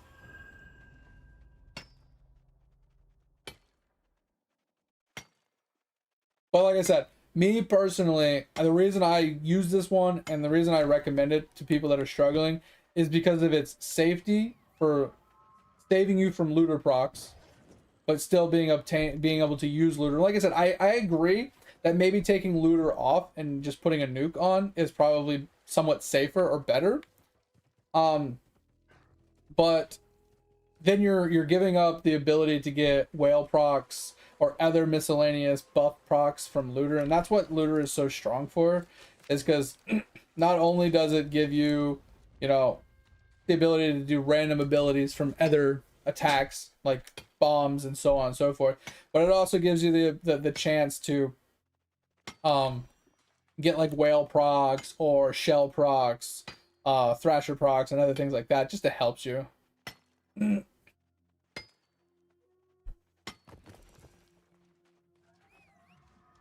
Oh, you got your 11th crown? Oh yeah, let's go! And that's what I was saying too, mate. It's like it gives you extra damage procs. It gives you a bunch of different procs. It gives you a bunch of different bonuses from different things, and that's why looter is really good. But if you're focusing on safety, like I said, you could drop looter to make sure you're safer. And if you dropped looter, you could possibly drop mono, and you know, at that point you could drop mono for like for Peapod, right? So double refiller, Peapod, and I would still run Rattler for damage increase, because if you're low on power, you need the damage increase, right? And then instead of looter, you can run like another damage mod or something.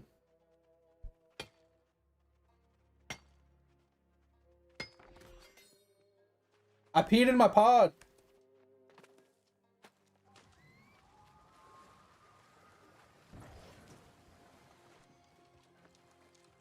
Yeah, I was saying looter gives eggshells. That's what I was saying. The eggshells are really good from looter. That's why I said looter is really good, but it can kill you if it turns all your things to skulls. And it the problem with the skulls is like, depending on the timing, it can kill you. If you don't do it just right. What up, mate? You don't do if the RNG is against you and it turns your stuff to skulls right when a thing's about to hit you, you can lose a crucial person. But if there's enough time and you have enough attack speed and refillers, the shield comes out before it's a problem. It's just that really small window when it turns into skulls can kill you. And I've had it kill me multiple times in very long fights, which is why I started using mono, because mono is what saved me from dying in those situations, because it gave the shielder, it gave the defender time to get shields back out before the axe hit, and it saved me from dying so many times.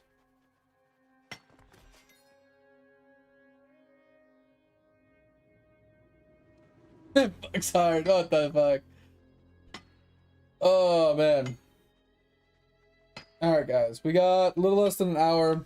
I just got a message from Lava. Remember, I'm back doing weekly updates, which means new updates this week. I'm making it right now as we are reading this. GG to the pirate deck hand winners. What? Yeah, that was totally necessary for you to take 15 minutes to write out that message. Get to writing fucking code, bitch. Get me a new update. Make sailing suck less.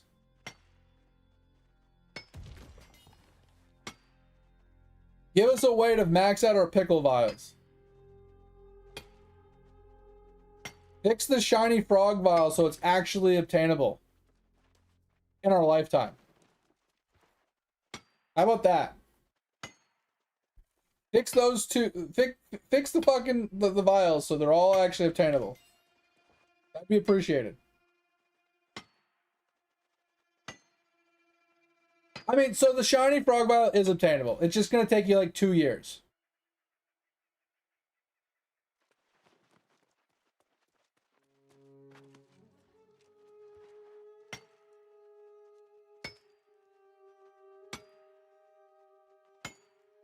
Because you gotta do like, I mean, it's slightly fast, but it's a long time, right? Because you gotta do like 20-minute claims every single day for like 8 hours a day for like a year or more. It just takes for fucking ever. Yeah, exactly. That's what I'm saying. You literally gotta sit on Windwalker for 8 to 10 hours a day doing 20-minute claims. I mean, technically you don't have to sit on Windwalker, but you gotta change to the Windwalker every 20 minutes to do your claim. Oh no, I saw it, mate. I said congrats, and then you hit me with the listen thing, and I said, what did you hit me with the listen? I saw it. I said congrats. Sorry. I don't know if you heard or didn't hear. I've just been ranting. But yeah. That's what, so I was doing that for a while, Fip, where I was playing on my AC, and then every 20 minutes of AFK time, I would just have my AFK window open. When my Windwalker got to 20 minutes, I'd switch to the Windwalker, and then I'd just claim it. And then I'd switch back to AC, and I rinsed and repeated that. And I mostly did, and then when we had the ballot week, or the mediocrity week, where we had shiny increase, I honestly actived my Windwalker the whole time. Every time that the proc came up, because I just left up the trapper window, every time it was clickable, I clicked it. I got so many shinies that week, but I fucked up because I was spending it. I should have just kept the green stack of them and then used whatever I needed for the green stacks, because there's no way I was going to finish it, right? There's no way I can complete all 13 levels of the vial in 1 week. Not possible. Even with like 8 times the amount of shinies, it's literally not possible.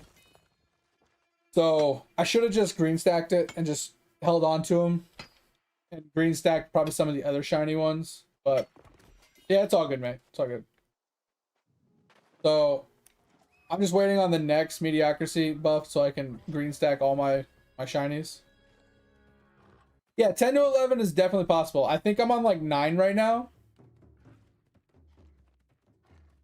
Honestly, yeah, all the way up to 12 is fine. But 13 takes like a year. I'm pretty sure, I don't remember the exact math, but I think 13 takes a year because it's a billion, right? And if you can get roughly 9,000, right? You can technically get like 9,100 shinies every 20 minutes. But if you do like 9,000 times 3, right? Because you do 3 times an hour, that's 27,000 an hour. And you need a billion. What do you mean yours is 5? Like, what? Really, way more than that. So if we have a billion, right? So that's a million. Billion, right? Billion. And then we divide that by 27,000. That is 37,000 hours. 37,000 hours. So if we divide this by 8 hours a day, that is 4,000 days. Fuck that. It's over 10 years. It's ridiculous. Like 4,000 days. It's more than 10 years. If you did a bot and you did 24 hours a day, it's much faster. It's a third of what I just did.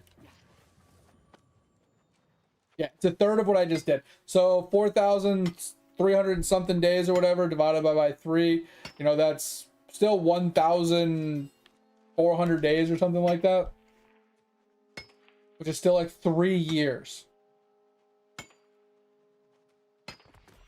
38 crowns, let's go!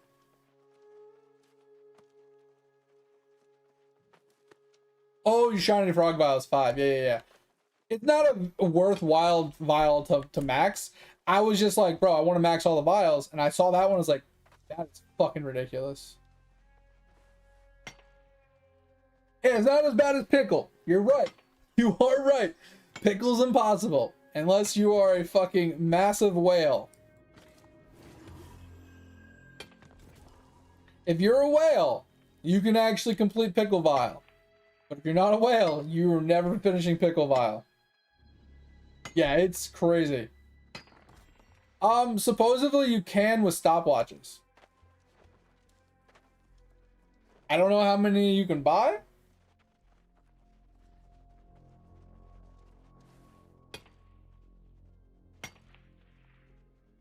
Oh, you're almost there, Phil. I was told you can do it with stopwatches. But obviously that's ridiculous.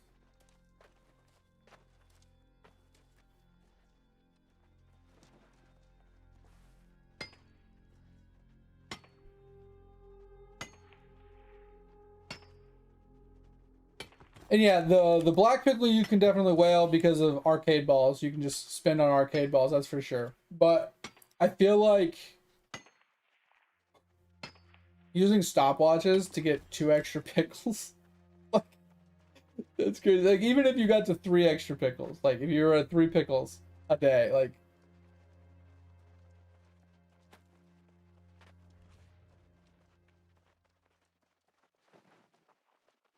well, that's what I'm saying. Like, I don't, like, when someone brought that up, I was like, well, how are you supposed to get that many stopwatches? Like, aren't they just part of like gem shop rotations or something?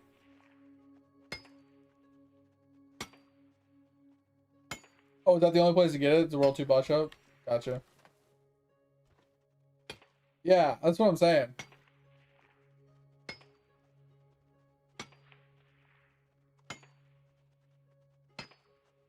Yeah, I mean, I could see like yeah, I think you could probably hit level 4. Level 5 would be tedious and time consuming, but I think level 4 pickle vial is possible if you have 3 pickles a day and you're actually buying them every day. I stopped buying them a long time ago. Like, that shit pissed me off, bro. I can't be bothered. Like, fuck that shit. I would like to get level 4 pickle vial, but that thing can suck my dick. 530 squirrel, let's go! Level up them nuts, boys! More nuts! Go nuts! 3.7, bro! Let's go! What up, Diablo? You guys are gonna be hit with an ad in about a minute here, just an FYI.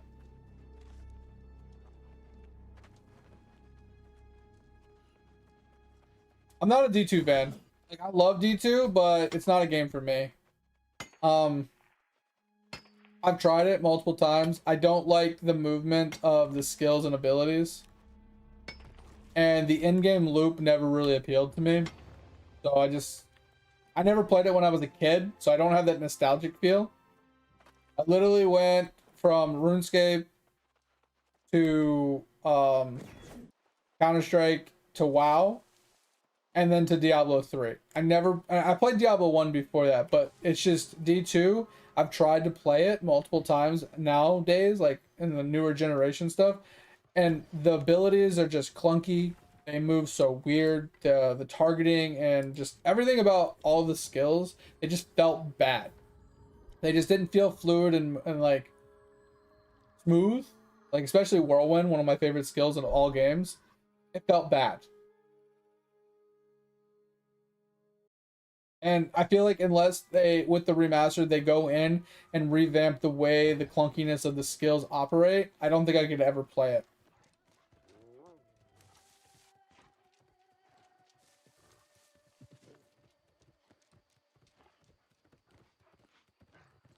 I'm not saying the game is bad. I actually think the game is fundamentally the best game ever made when it comes to ARPGs. For sure. Best game of all time.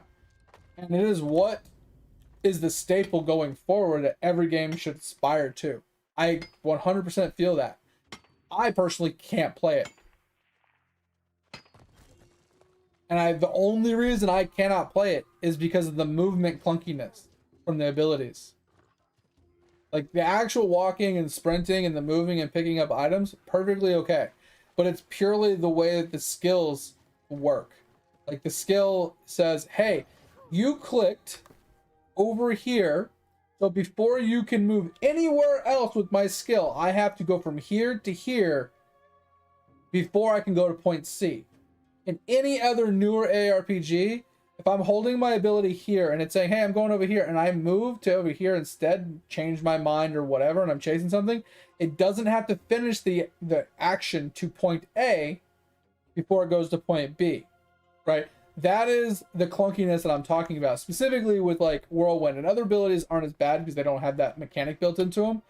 But if you have more attack speed, that movement doesn't feel as bad because you're getting there so fast that it's getting to point A and moving to point B relatively quickly because you're moving fast. But every time it moves from one point to another point, it consumes mana. And if you obviously don't have a lot of like mana leech, or you don't have a lot of like mana or some sort of regen or some way to keep your mana up, or maybe you're going from pack to pack and there's nothing to hit, so you're just losing mana. Like if you're attacking too close together to prevent the issue of the clunkiness of like going too far before it moves, and you're attacking in smaller spurts, you're going to burn through your mana in 1.5 seconds. Right? Now, if you're fighting mobs and you have mana leech, you can make that work. But if you don't have anything to get your mana back up, you run out of mana too fast. It's just a problem, right? It's you can get used to it once you get the hang of it and it becomes second nature. Like when you played it when you were a kid and stuff like that, it's fine. It's acceptable. You've learned to deal with it. You've learned how to work around it. But coming from a game like D3, you know, PoE 1 and 2, Last Epoch, and all these like more higher generation versions where you can freely move without the penalty of recasting a skill or having to get to the skill's endpoint before moving to a third endpoint, it's just really hard to like swallow that pill, you know?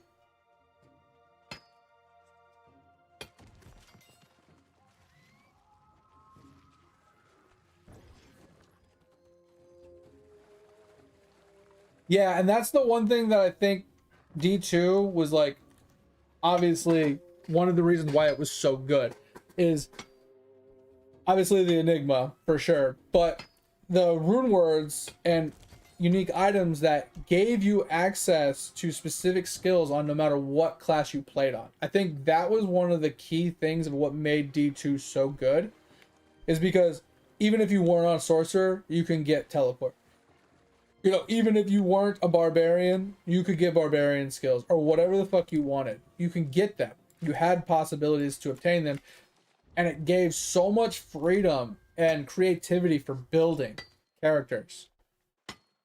No other game truly has that free creativity to like, hey, I'm going to play a bard, but I'm going to play it like an Amazon. And this is how I'm going to make it work. Like, right? Or I want to be able to teleport as a melee guy. Like, okay, you can make it work. Like, it's just one of those things that it gave you so much freedom and creativity. It's what made the game so good. But at the end of the day, their endless in-game loop is really fucking boring. Doing bail runs, doing thousands upon thousands and thousands and thousands of bail runs has to be hands down the most boring in-game loop I've ever seen. Farming keys to do like Uber runs for like Uber item drops or cow runs non-stop has to be some of the most boring content in the fucking world. Now, that's always been my problem with Diablo, all of them, is their in-game loop has never been very interesting. I mean, I know they've added more stuff. I'm just saying, though, like, their in-game loop has never been very enjoyable in any of the Diablos I've ever played. It's just speedrun the same thing over and over and over again. Now, not saying PoE is any better, but I feel like PoE doesn't feel as bad because they have a lot of league mechanics built into the endless grind, right? They have unique items that you're farming for while doing the endless grind, or you're speed running these maps to unlock key unlocks for boss fights, and you're farming these boss fights for specific items. Like, I just feel like there's reasons behind it. It's not doing a bail run just to do a bail run, right? Like, why are you running this bail run 5 million times in a row? Oh, I'm leveling up. That's fucking boring. Oh, I'm looking for a specific room to drop. Well, that's crazy. You have to do 5 million bail runs to get one item to drop. Crazy, right? I just feel like ARPGs, yes, they are boring in their endless loop at the end. Almost all of them have a boring endless loop at the end. Because there's no professions, there's not much like PvP or anything like that. There's nothing really to pass the time other than just spam grinding maps or whatever the fuck it is, dungeons or whatever. There's nothing else to do. And that's why ARPGs never hold my interest for very long, is because the endless loop has always been very stale for my player's perspective. Personally. Yeah, exactly. That's what I'm saying though, Fib, is like that's the whole point, right? That is 90% of the reason why you play them, is to do that. And I enjoy the grind to get to that point and to gearing my character up to be able to do it. I don't actually like doing it, which is the weird part, right?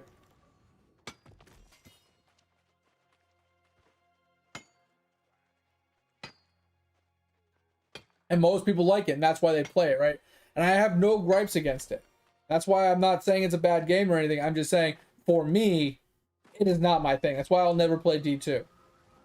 Like, even if they revamp the skills and abilities, unless they give a little bit more enjoyment to the in-game loop, some other reason to do bail runs other than EXP, like, I ain't gonna play it. Like, I need to have something to aspire to do, to complete, to run, a reason why I'm doing this other than experience.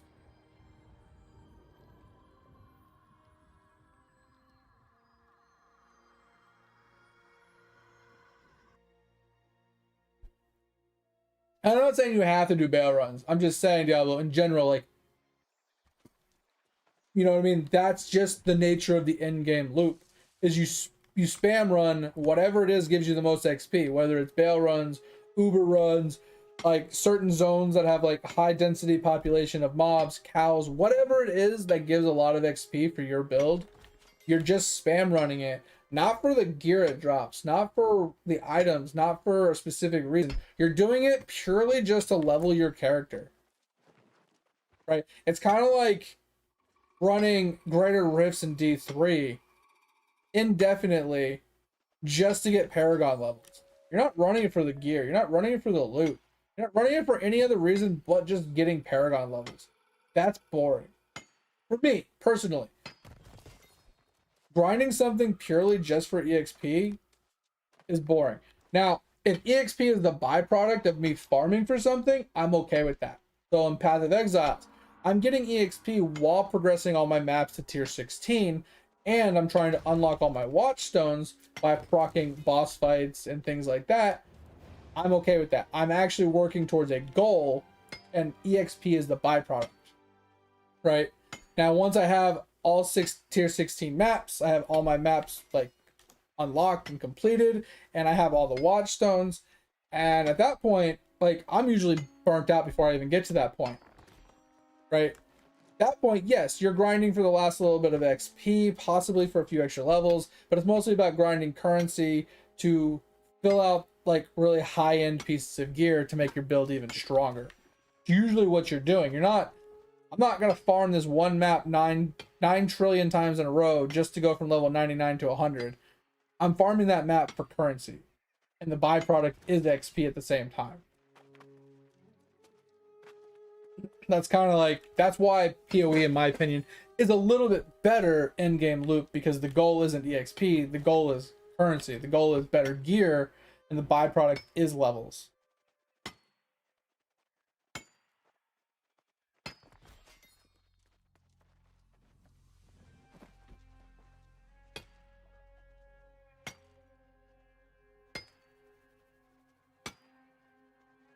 Yeah, I mean, I would say most builds is shooting for like level, yeah, somewhere around 95, but I would say 90 to 92 is like an easy soft cap of like, once you get to that point, your build's pretty much set, right?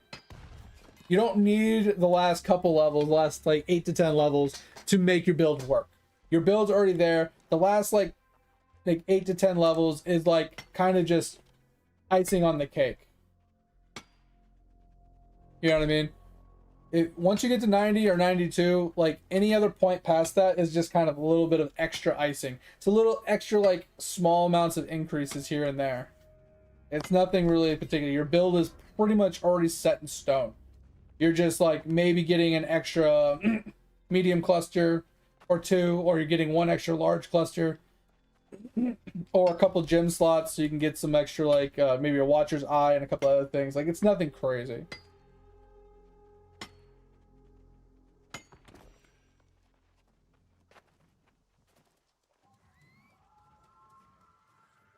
Ooh. I mean, you don't have to farm XP. I mean, you're not wrong. But at the same time, it's like leveling up in that game is pretty good as well. And then at the same time, like, I feel like grinding your gear is a little bit different in D2. Because you're just stuck farming a specific thing. Because it only drops in a specific zone or a specific mob or something. I don't know, like I said, I think D2 would be more tolerable for me personally if the skills were modernized. Like the movement and the usages of the skills were more modernized to like nowadays, like kind of moveness. And I might be able to get a little bit more into it. It's just from when I did play it and I was talking to my buddies, it was very, very, very, I don't know, one-dimensional. Like I said, there was very little to do. And it was all, oh yeah, man, we're just going to run bail runs for the next 50 hours. I'm like, oh, okay. Like, oh, we're just going to run Ubers for the next 100 hours. I'm like, oh, okay. You know what I mean? It was like, whatever it is that we were going to do, we were doing it for long periods of time. Like, we were running Ubers to get certain drops, or we were running bail runs to get a specific thing, or, you know what I mean, we're running this for this, or running that for that, and that's fine. Like, having specific drops in specific zones, I'm totally down for. And you need a bunch of them so you can do your crafts and your, you know, your upgrades, or you're looking for specific pieces, or specific runes, or whatever it is you're shooting for.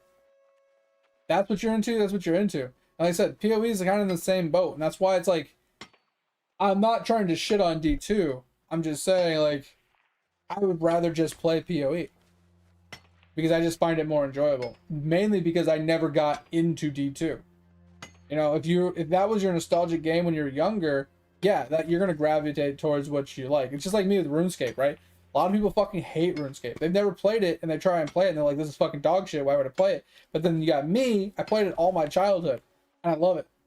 Right? I know exactly what I'm doing. I know what I'm looking forward to. I can defend it all day long. But at the end of the day, like, it's like the exact opposite for me for D2. I never played it. I don't have the nostalgic to it. I don't have that same tie to that game as I do RuneScape. So it's not that I'm saying the game is bad. I'm just saying it's not for me. Purely because I just can't get past the movement. And then once even if I was like being carried and I was doing the game and I had a build that wasn't too bad, because I had a Zealer at one point, a Smiter Zealer, and I was doing Uber fights, and it wasn't too bad. I was able to crush the Uber bosses pretty easily, but I was bored, you know? Like, it's just one of those things, I just got bored. Kind of like AFKing and fucking RS, you know, and RuneScape, where most people are like, yeah, I'm just sitting here cooking for the last 250 hours, this is boring, right? But then you got me, I've been doing it for 1,000 hours and I'm still not bored of cooking. You know what I mean? Like, it's just, man, it's just, everybody's got their own preference. Everybody's got their own things that they're acceptable amounts of like duration of doing things, what's fun to them. And like I said, nostalgia plays a big role into it. Like I said, RuneScape's always been there for me. It's always been like my go-to, my fallback game. Always been enjoyable to sit there and grind, like AFKing, doing things. And some people, that's D2 for them. They can turn their brain off and then just do bail runs for hours and just not even think about it, right? They can turn their brain off and just fly through the campaign and They can, you know, do specific speed runs or whatever it is that they're doing. They just, that is their woo-saw, right? That's their game. So like I said, don't take me as like me pooping on the game or saying it's bad, because I honestly think D2 is what made ARPGs viable. It is what started it all. Because Diablo 1 was decent. It was a fun game. It was like, oh man, this is cool, right? We all had a great time playing D1. But then D2 came out and fucking blew that shit out of the water. It opened our minds to the possibilities of what could be. And nothing ever was the same ever since. Like nothing has ever come close to what it offered and what it gave us. There's never been something as creative and kind of like free, I guess is what I'm trying to say. Like you kind of feel like free to do anything and everything in that game. You don't ever feel like you're like limited in that game. If you can think it, you could do it pretty much if you want. And I feel like most games have some limitations that are holding you back from, you know, realizing the potential of what you can do. And like I said, that's why I think D2 is a great game. It's just not my game. And it never will be. Oh man, okay, so we're almost done. Okay, so we're gonna head back to base. We're just gonna fast travel back. We're gonna do our crafts and we're gonna call it a night. We got 23 minutes, so I mean it's kind of a little early. We could do another rotation of farming, but it's, I don't know. We can get off a few minutes early. I know I got on a few minutes late today, and I've been getting on late most of the time, but you know it's getting to the point where we're doing a lot of like chores, we're doing a lot of like cleaning, we're doing a lot of like feng shui into the house, you know, we're getting ready for spring and summer and stuff. And it's just like I'm doing a lot of chores around the house and stuff. I'm staying up late, you know, most days when I'm not working. So it's just like I'm getting on later because I'm sleeping in a little bit, trying to make sure I'm getting my sleep in, you know. Basically the reasoning. So this is what it is. All right, weaponsmithing. Let's go. Well, we got 600 today. That's actually nuts.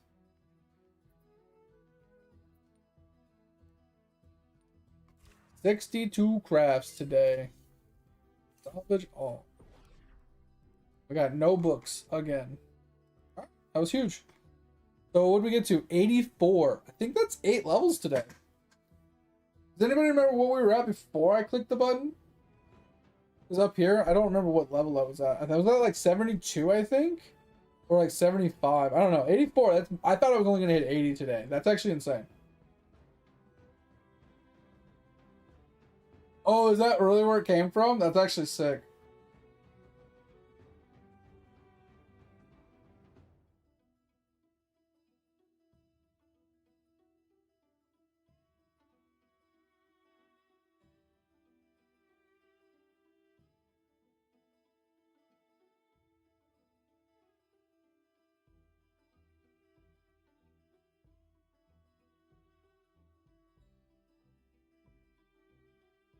That's kind of crazy, dude. I didn't know that was a thing. That's crazy. Anyway, we did pretty good. I said that's 184. That's 16 levels left. I'm hoping maybe we can hit 190 tomorrow. That would be pretty huge if we can hit 190 tomorrow. Let's go dump some stuff off.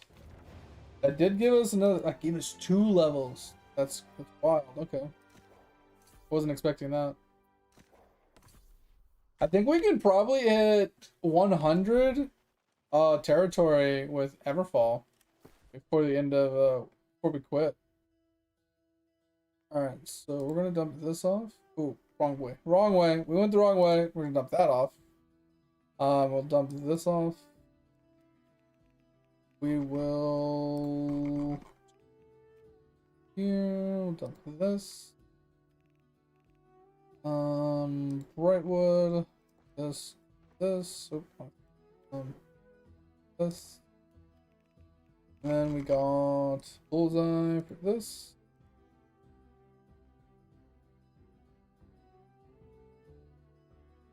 Alright, that's pretty solid. what we can do is we've been mining a lot, so we can get rid of all of the strange rocks. We can level up our mining a shit ton.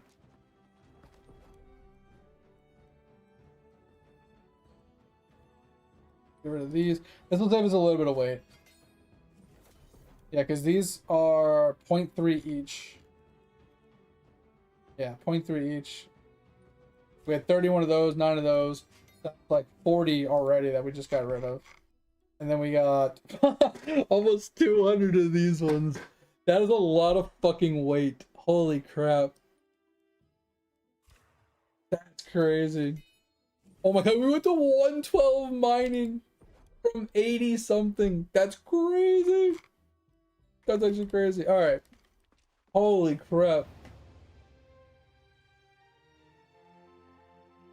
550 speed on squirrel. Let's go. Keep pushing that shit. Alright, yeah, that saved us like 40 pounds of weight or something. That's pretty insane. Boyd would just keep honest. It's 3 pounds, whatever. We can do something with the fish and the cooking stuff. That's like 70 pounds. To deal with that. 3.3. You're getting there. Getting to the 0. It's gonna take you a bit, but I think you'll get there in no time. Alright, so let's drop those off.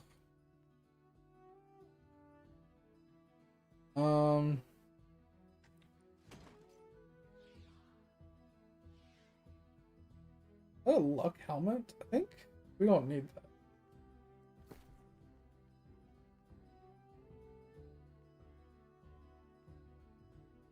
Oh, better. Oh, hell yeah. I think we got a new helmet. Let's go. We lose that on one thing, but I'm okay with that. A little bit extra luck. Went from 0.3 to 0.7, so that's fine. And it's also a light to light. Okay, so I'm good with that. I don't normally check these. I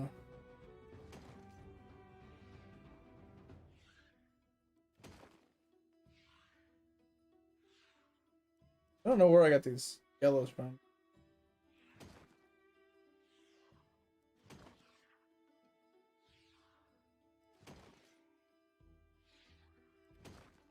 Alright. I think that's... Oh, we got this ring. Where the fuck did this come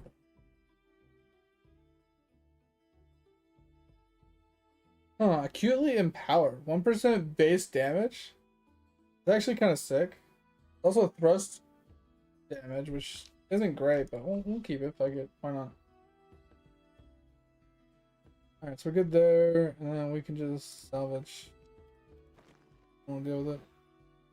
Alright. Alright, our weight's back down. That's pretty happy. Now, we 61! Alright, let's see if we can get some fucking patterns. If I open 61 of these and don't get a fucking pattern, I'm gonna be pissed. Okay. Okay, we got one. We got one. Okay. We need 3 more.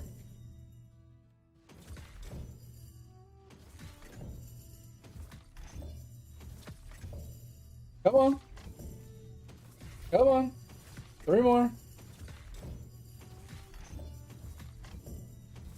Please. Give me. Yes. 2 more. Oh, baby. Come on. Come on. This is working out. We got really unlucky and we just got 2 of them so quick.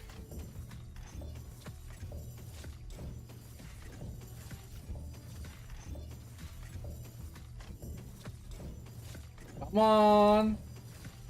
Got 20 more to open. And 2 more to get. This is actually huge for us if we get a full set of this. It's actually really huge. I think we're gonna get cucked here. One more. One more. Please. Please. Oh, sad face. Sad face. I'm actually stoked about this though because that's actually insane for us. We're gonna actually drop the Ori. We're gonna be farming that. We'll keep the Mithril. We need to go and craft these 4 pieces now.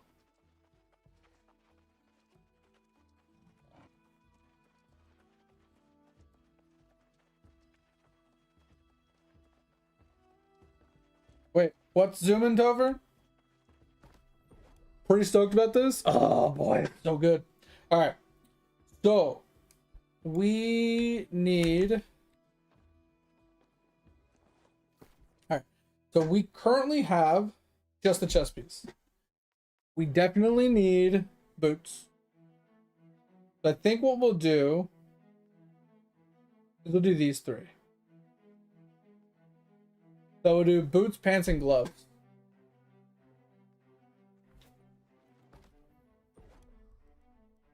The boots.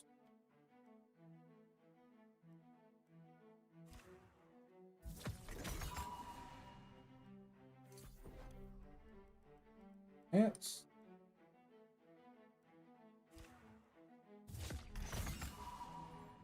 Oh yeah, gotcha. And then gloves. The last thing we need to make is the helmet when we get the last pattern. Oh, I'm super stoked about that. Can't believe we actually got 4 out of our 5 set piece. All right.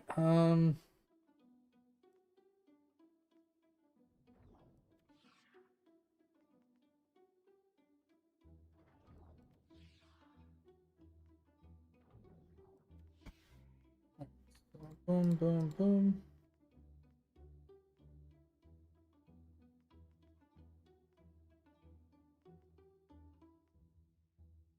Because the nice thing is, like, these give yield too. So now I get 1.5, 1.5, and 1.5 yield versus what I had before, which was just like the mining luck, right? This is 4.7, this is 4.4. So I get a little bit more luck. 4.6, 4.7, you know, like you get the idea, right?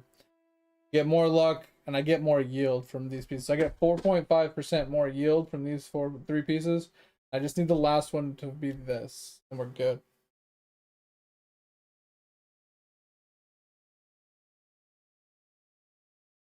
Well, total, yeah, 4.7% luck from these pieces, but I replaced these ones. So this was 4.6, this is a 4.7. So I got 0.1 here. This one went from 4.5 to 4.7, so that's another 0.2, so that's 0.3. And this one went from 4.4 to 4.7, so another 3.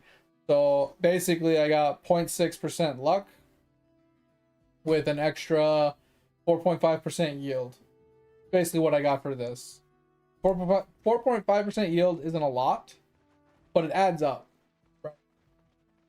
If I'm doing a 2,000 ore run and I get 6% more because I have the 4-piece set right now, that's pretty decent. And then if I get the last pieces, it's like 7.5%, which adds in with if I do the gathering yield song buff. And if I want to take it a step further, I can make potency potions, these things, which gives another 15% for 30 minutes. They're just really expensive to make.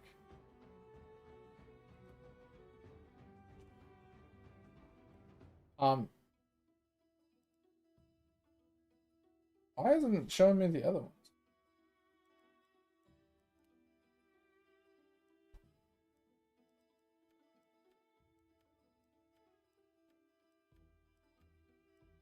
Huh. What are the other ones? I'm confused.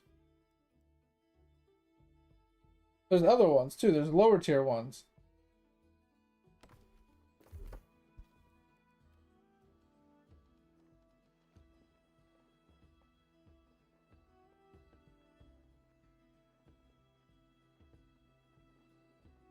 Oh, did they get rid of the other ones? I thought there was smaller tier ones too. Interesting. Maybe they got rid of the other ones. Interesting. Huh. Oh well. But yeah, I can always do that too. But anyway, that's a huge upgrade, man. I'm pretty stoked about that. We can now get rid of this, this, and this. 3 pieces we no longer need. Oh man. Eventually I need to get the same 5-piece set for logging, skinning, and harvesting. Another 3 sets I need to work towards. But mining is just the easiest one to get done. We can spam mining like crazy. And it's just, you get it done while doing everything else. Weaponsmithing, armor smithing. Look. This takes mining, this takes mining, this takes mining, this takes mining. Even Arcana can take mining.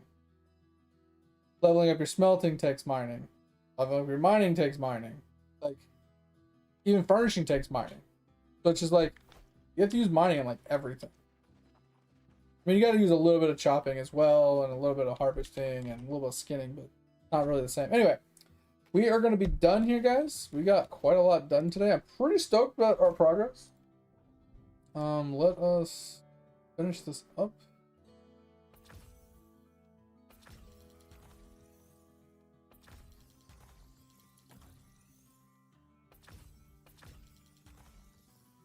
And then, like I said, we'll call it a night. And then we'll be back tomorrow. Same grind. Hopefully we can push to 190 tomorrow. But this was fun. This was a great time. And then we'll just those, and then we'll call it a day.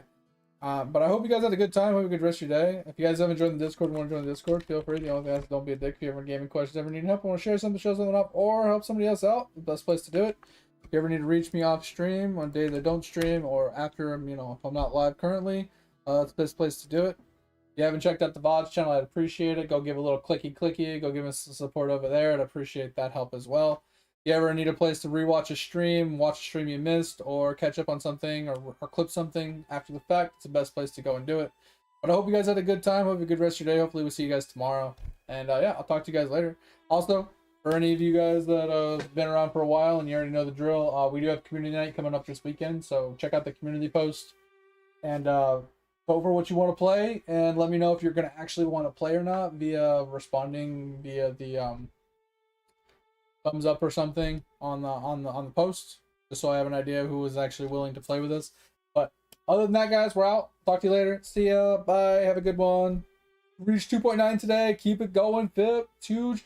Have a good one, mate. Thank you, everybody, for all the love and support. I appreciate you guys. Bye. Sorry, I'm rambling. See ya.